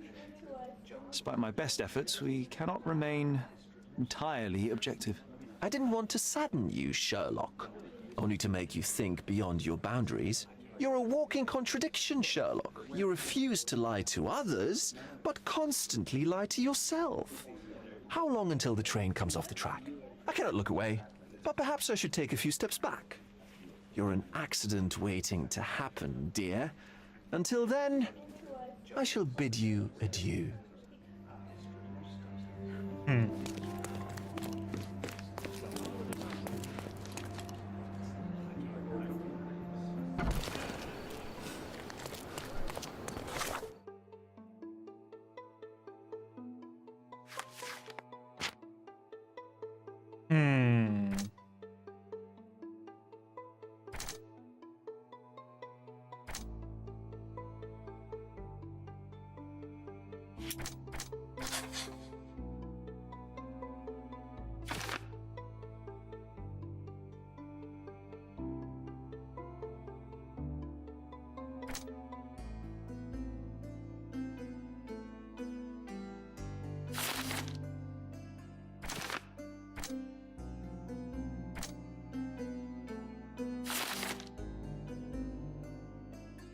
I don't see how she was gonna be drowning though.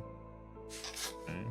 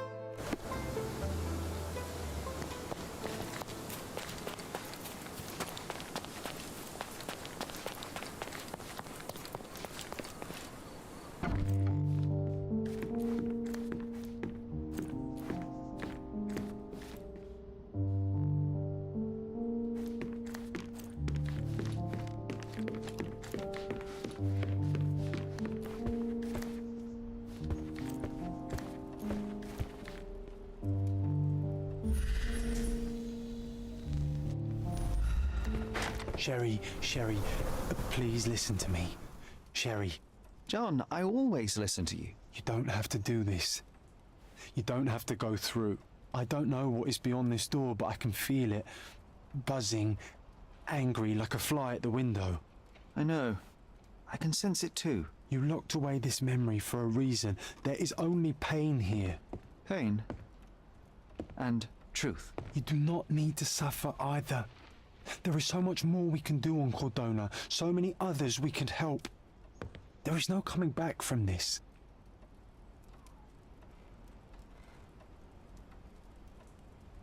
John, my animum, my brother, there is nothing more important in this moment than this truth. I know you fear for me, but my path was set long ago. I can no more step off it than I can ask the avalanche to roll back uphill. Just please be careful, Sherry. I love you. Quite. Come on. We'll go together.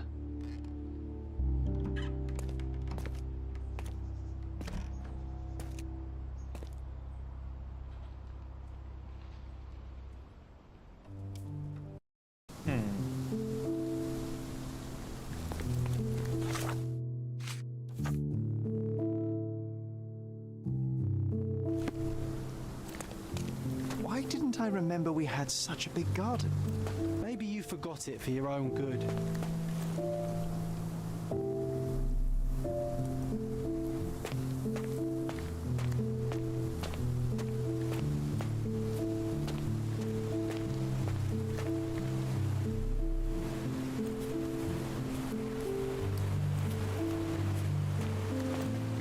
yes. The statue of Merope. My mother was trying to restore it. Pity she never had the opportunity to finish.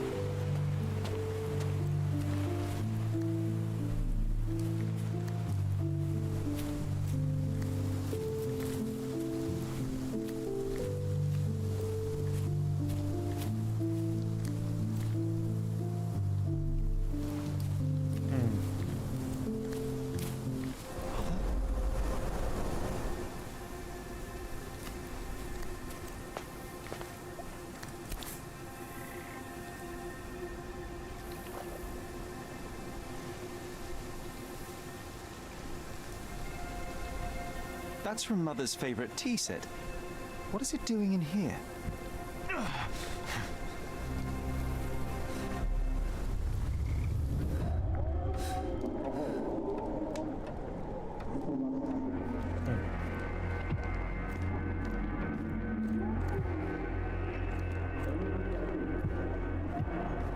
Come here, Sherry.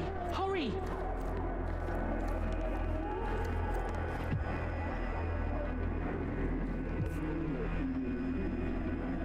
These must help calm her down.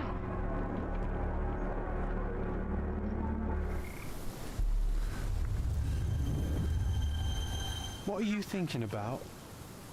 Is everything all right?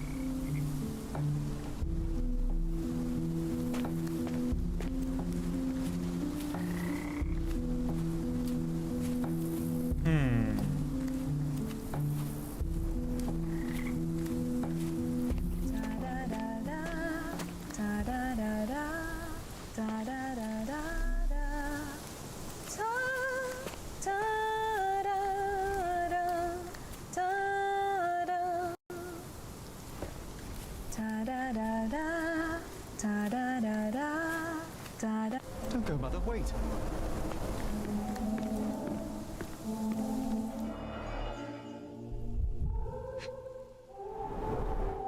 I remember this artifact from Mother's collection.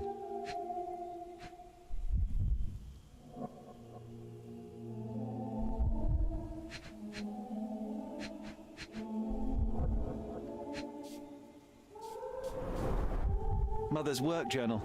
I liked poring over the detailed pages and reading about my parents' collection.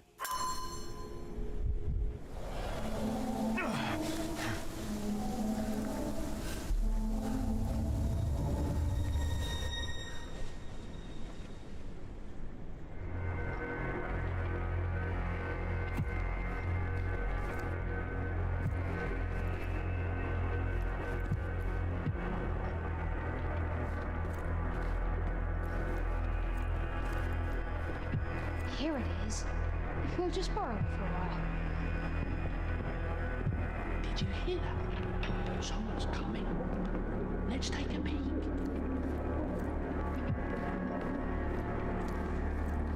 You call this progress? Charlotte, amateur. I'm not letting you anywhere near my mother again. Any result is progress, even if it is a worsening of her condition. It informs my... No. I have made my decision. She must be sent to a legitimate medical facility. I will not let her hurt Sherlock. What? Master Holmes, you do not understand. That will be all. I expect you to have left the house by week's end.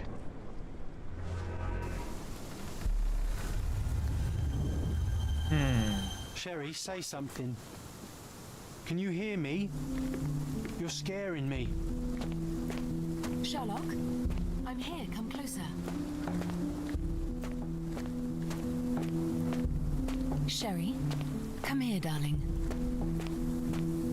Coming, Mother. This was from my mother, wasn't it? I remember how we came to the garden for a breath of fresh air.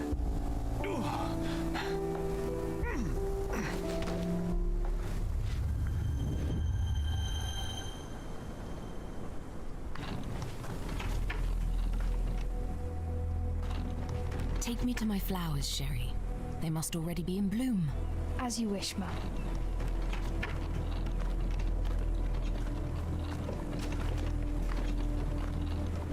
I bet you missed the fresh air, didn't you? Terribly. The sun is far brighter than I remember. But I like it. We can walk each day from now on. If you want. That would be wonderful.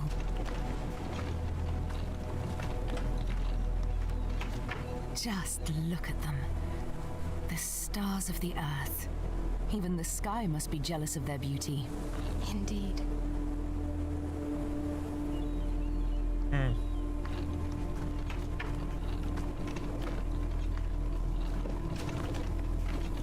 Mother, would you like to go around the water? That would be perfect. I always wanted such a nice pond in London. It looks so peaceful. Mycroft knew you would like it.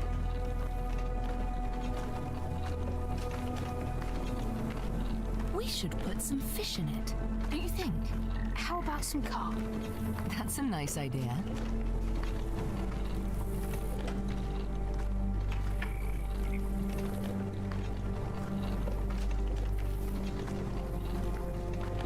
Let's visit your father's tree.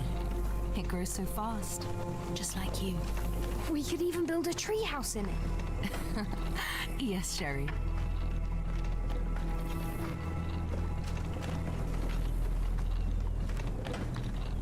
Speaking of your father, could you call him out, please? Mom! I'm sorry. He passed away. He's gone. No, he's not. I'm telling the truth. Did you forget again? No! Don't you dare say such things! You are a liar like all the others! Mother! Don't call me that! You aren't fooling me! No! Mom, it hurts! My son would never lie! Mom, stop! Who are you? Reveal yourself! Please, stop! It's me, Sherlock! You are not my Sherry! Give me my son, I will kill you!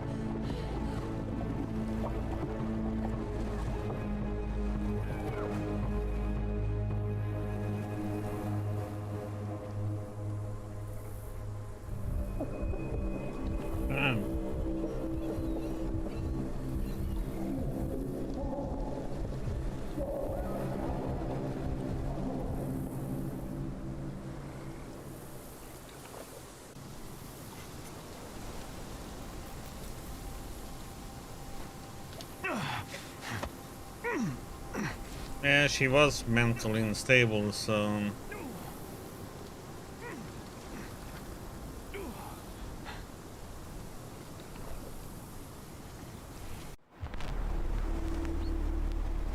Oh, Jesus.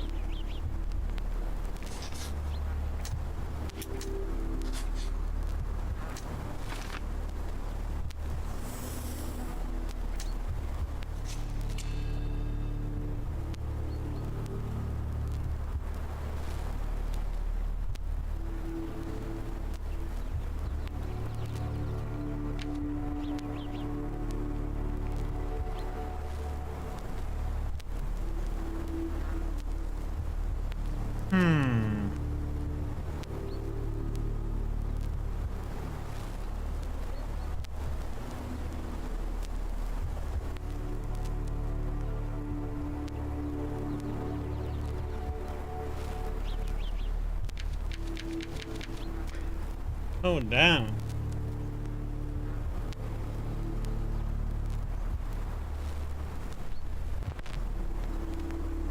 So we put that stuff in there.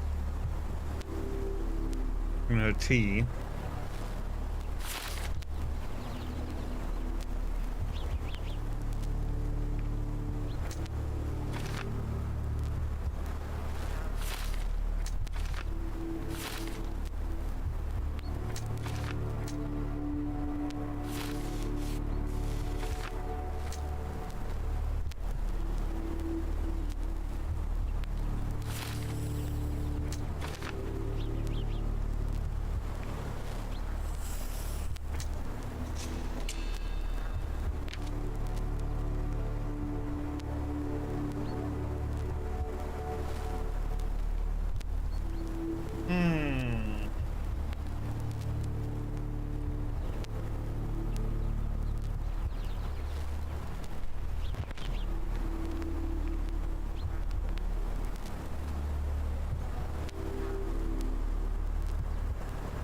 Yeah, so what is the good conclusion to this?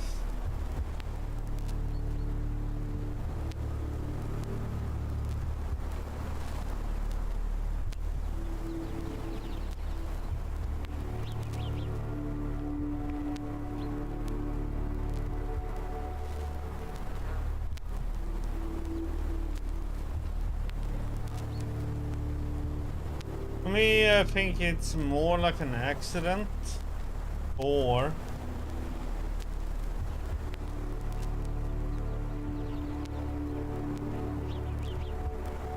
that we killed our mom, well,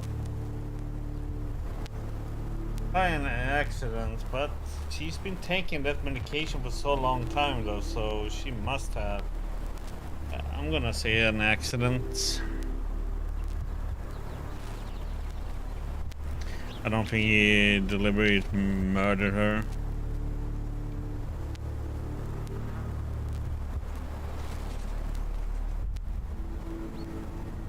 Yep. Sherlock. Sherlock. Can you hear me? Come on, wake up.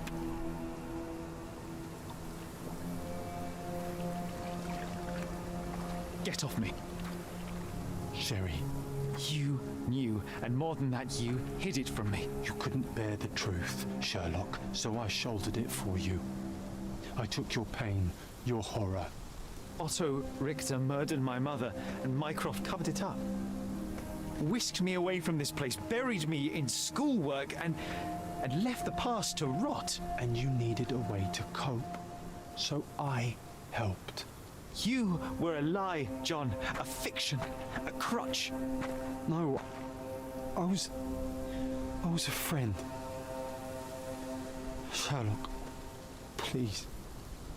Sherlock? What? Are you okay? I don't know. I told you not to come, Sherlock. Where is he? Who? Your friend, John. He's beside you. Was all this worth it? Is he worth it? Why is he here? I think, in his own way, he was trying to protect me. A truth I couldn't bear. But now I must face it.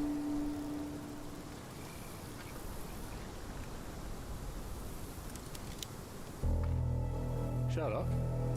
What are you doing? You kept me in the dark and kept your actions quiet. You enabled Richter and his untested quackery for far too long. And worse, you wanted to lock up our mother. I wanted to give you a chance at normalcy, childhood. There was no changing what happened, no good to come of dwelling in the past. It was lies upon lies. Otto Richter was trying to save her, but you decided he deserved to take the fall. Is that justice? The big picture, Sherlock. The big picture. Perhaps Richter was not responsible for her fit of rage, but his treatment led inexorably to that moment. You were so fragile. I could not... I just couldn't. I chose us over him. You know, For once, I believe you. Perhaps now that the truth is out, I can actually do what you had hoped. Leave it all in the past. Good. You have your whole life ahead of you, Sherlock. It is time you got on with it.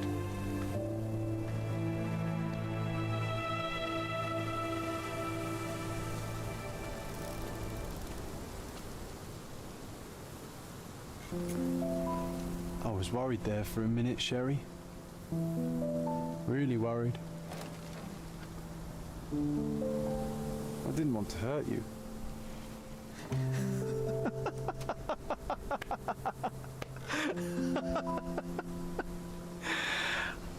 What's so funny? I am talking to myself, John. I think I was hurt regardless. But we made a good team, eh? Explored every inch of this place together. Helped a lot of people. Terrorized a few too, I suppose. I think I may go so far as to say, Sherry, that I have not lived wholly in vain. So that's it. It's over. You've opened every door, Sherry. Faced the past you locked away. You don't need me anymore. I know. I will miss you all the same. I don't want you to go.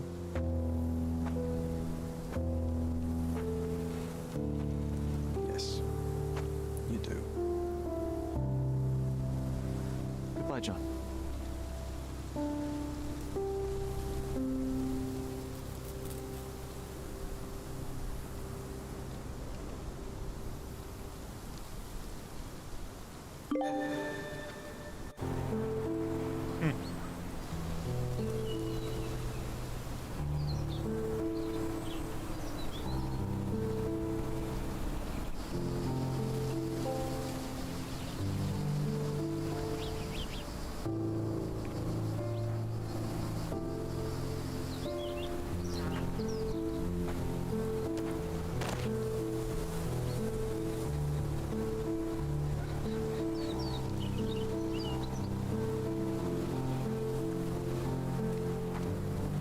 Why are you here?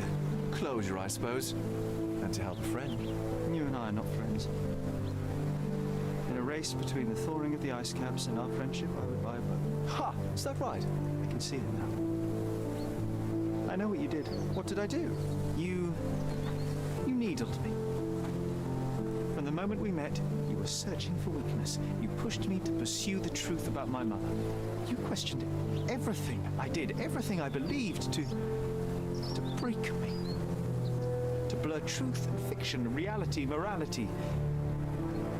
A saboteur in silk. Was it vengeance, man? Or do you prefer Klaus? Excuse me? You are Klaus Richter, Otto's younger brother. Do you hold me responsible for his end? Ha! There was no love lost between me and my brother. I am sure you can relate. Otto was merely the gravity that pulled me into your orbit. Or you into mine. Once I met you, I could not keep away. Why? What reason do you have for all this? To help you. You're lying. To show you that you were wrong. More lies. I know you now, Werner. Try again. To see what had happened. Or is that yet another untruth? Does it matter? Take your pick. Who cares? You're my masterpiece. I turned Sisyphus into Ozymandias. You could not see the futility of your quest until I helped you to let go of the rock. And now, nothing beside remains. I remain. Despite you and to spite you. It is a matter of will and power now. Will you overcome this, or shall you decay? Oh, on that note, I brought you something. I want nothing more from you. When one wants for nothing, Sherlock, the best thing to get them is something personal. So, here you are. Now, please excuse me, but the gallery calls. I'm already conceiving my next project.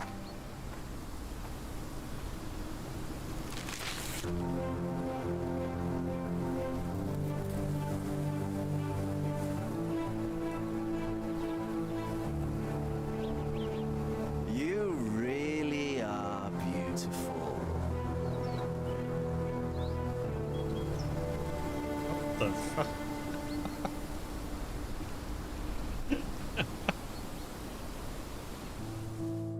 My brother returned to London soon after our disagreement. He enrolled at Cambridge University but attends only the rare classes that hold his interest. I hear he took employment at a hospital laboratory, obsessing over his experiments. I suppose he seeks solace in the empirical truth of a chemical test. I am afraid for him. His evenings are spent alone, solving citizens' menial mysteries to pass the time. And I suspect he is growing paranoid. One of my agent's vehicles recently ignited during a surveillance operation. She was lucky to get out alive. There is only one man who could orchestrate such a feat. Or perhaps two. I saved my brother. He will never forgive me.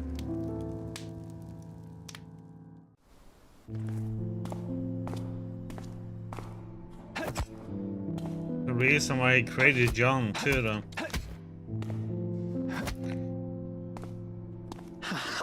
I found it!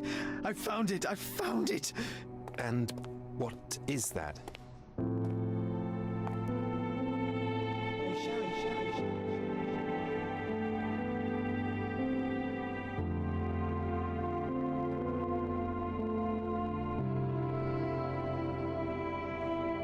How far, bruises may be produced after death.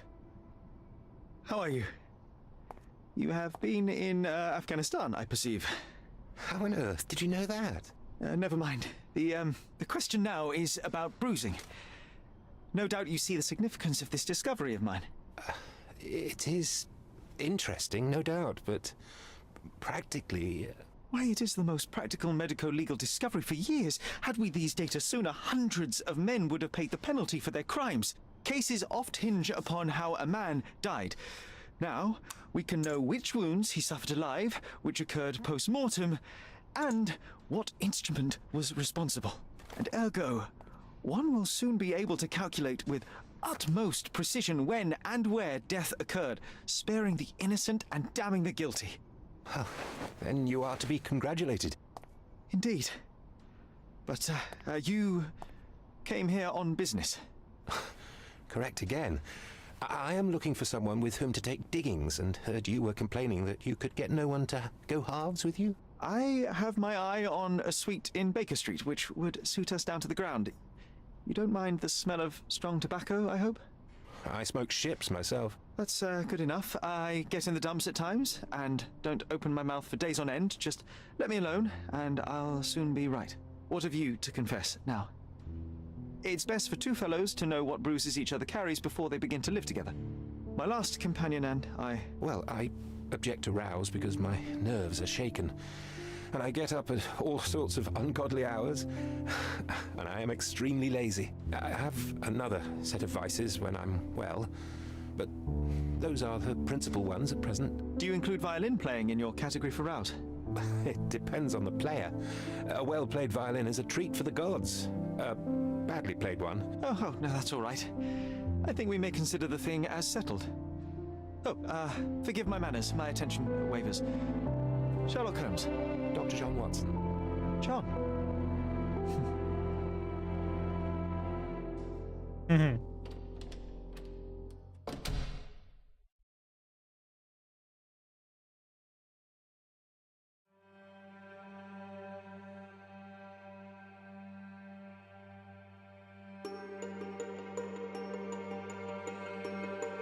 Bit of a twist in the end. I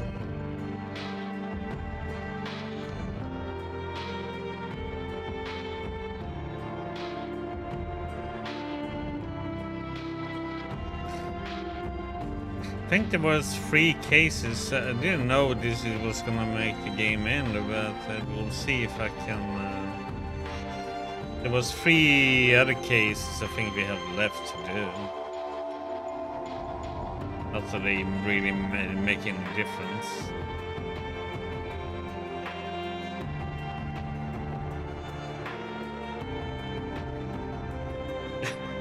This game slaps.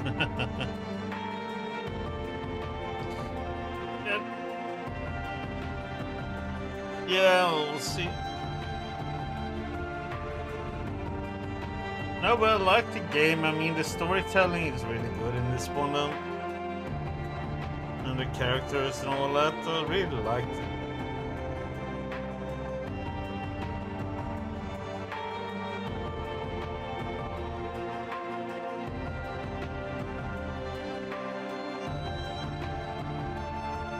I don't think the doctor killed her mom on purpose, though. I think that is what happened, that she got, you know, she went nuts and tried to kill us, and he tried to save us.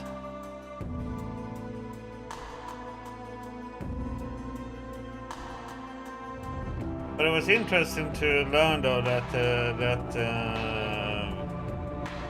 he was Klaus Otterman, the younger brother of Richter, the doctor.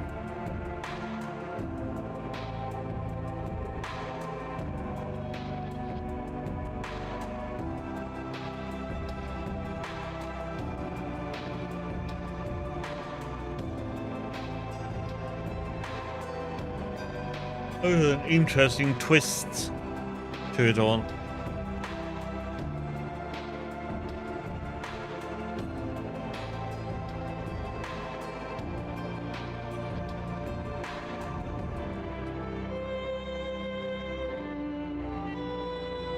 Only problem I had was that coin number 2.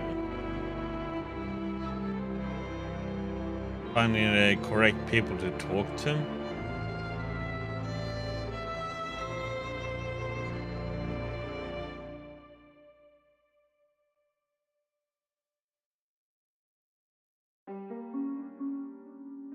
Well, since I didn't find them, I just walked that street and just used that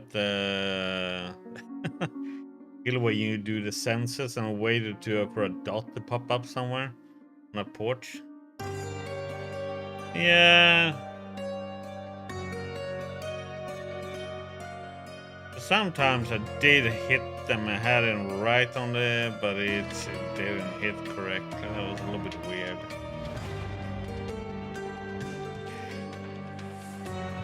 That part was a little bit odd to have in the game too, though. I don't know why they had that, really. It's like they could have skipped that part, really.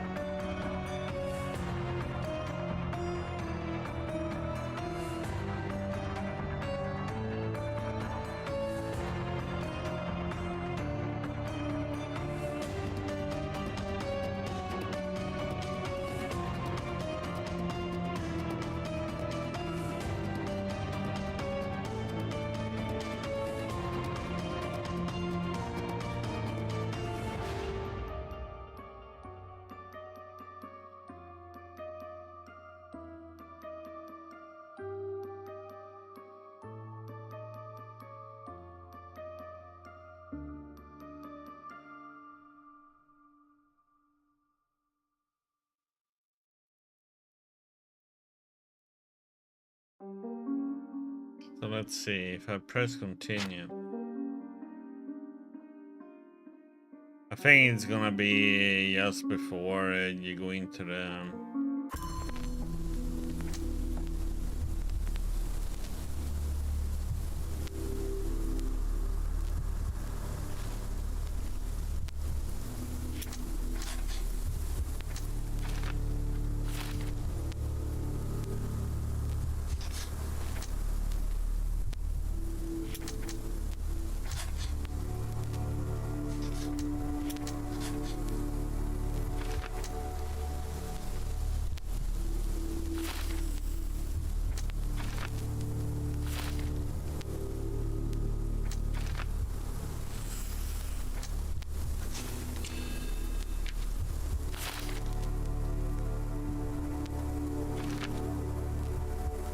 have to do this one?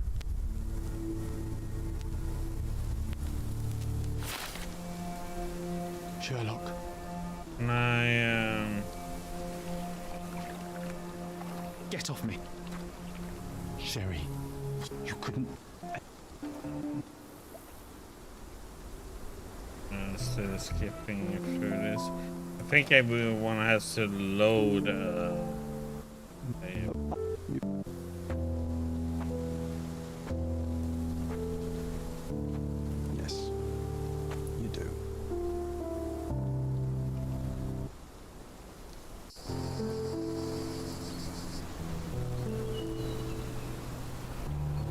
like some parts I can skip ahead and some parts I can't.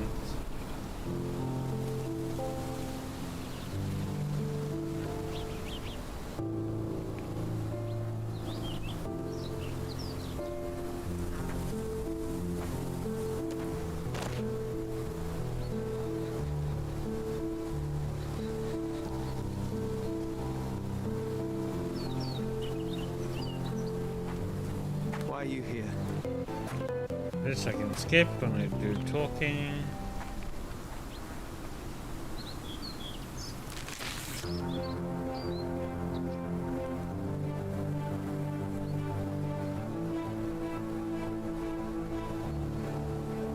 You really are beautiful.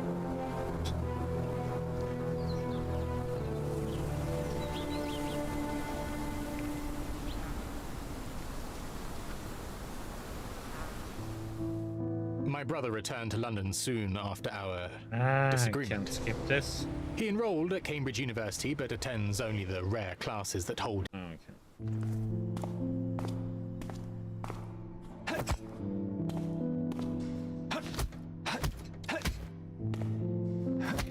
the cinematic part I can't skip, but when they start talking I can skip. So weird.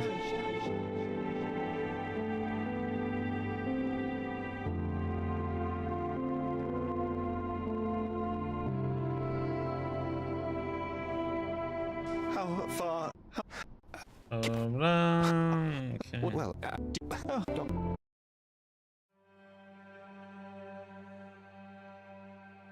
Well, you can't skip.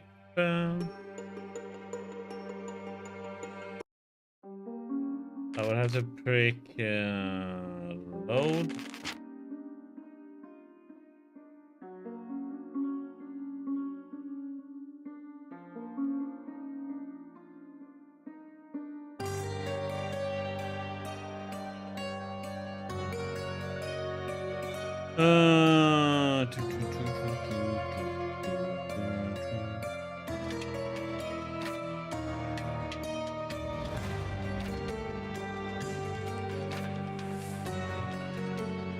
See about this one.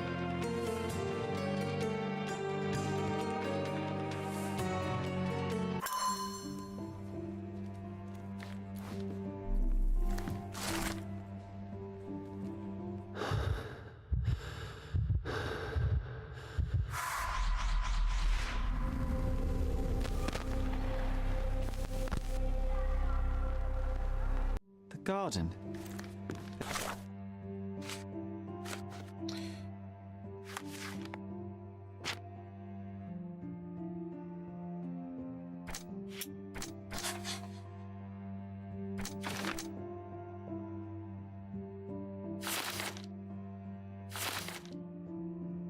So the ones we have left, oh, 4 cases. Pillar knives, beyond a joke, missing shopkeeper and scapegoat.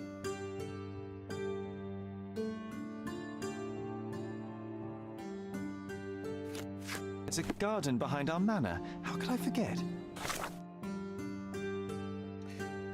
So let's say I'm gonna save here and we will do those 4 cases tomorrow. Just to see what they are. And finish it all up. But yeah, the main story is all done, so. But that will be it for today. We finish this one up tomorrow and then jump into another game after that. So thank you everybody for stopping by today. Much appreciated as always. Hope you all have a good night. And I'll see you guys back tomorrow on Tuesday. Or later on today. For some of us. And after this game, we will play. What was it? Oh yeah, Kona. That weird, story-driven survivor game. Will be the one after Sherlock Holmes.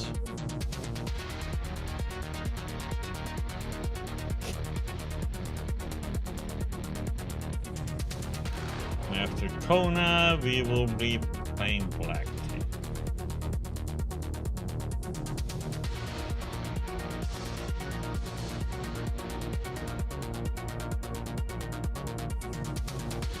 Then we see, depending how long each game is.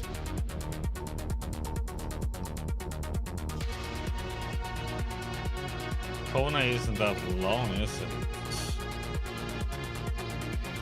How long to beat Kona?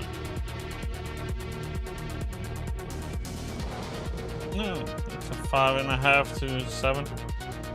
7.5. That's a full stream.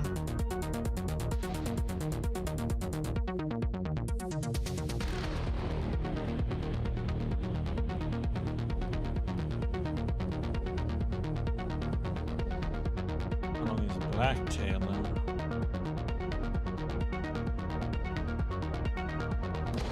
That's the same game? That looks like something else. No. That one is 8 to...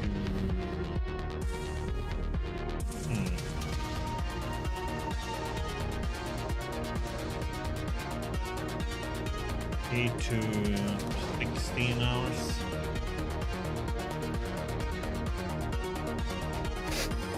Yeah, it won't be finished tomorrow, Conan, because since we have like 4 cases to go through on Sherlock first, so...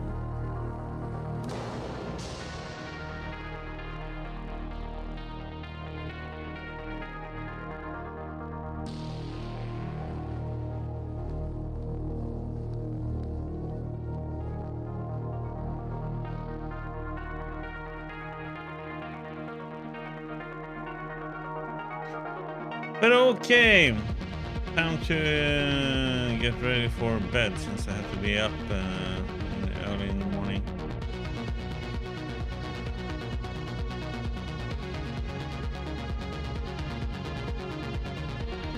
The joy of having meetings in the morning.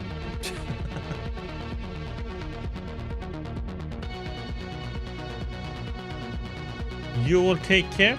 I'll see you guys back to later on Tuesday.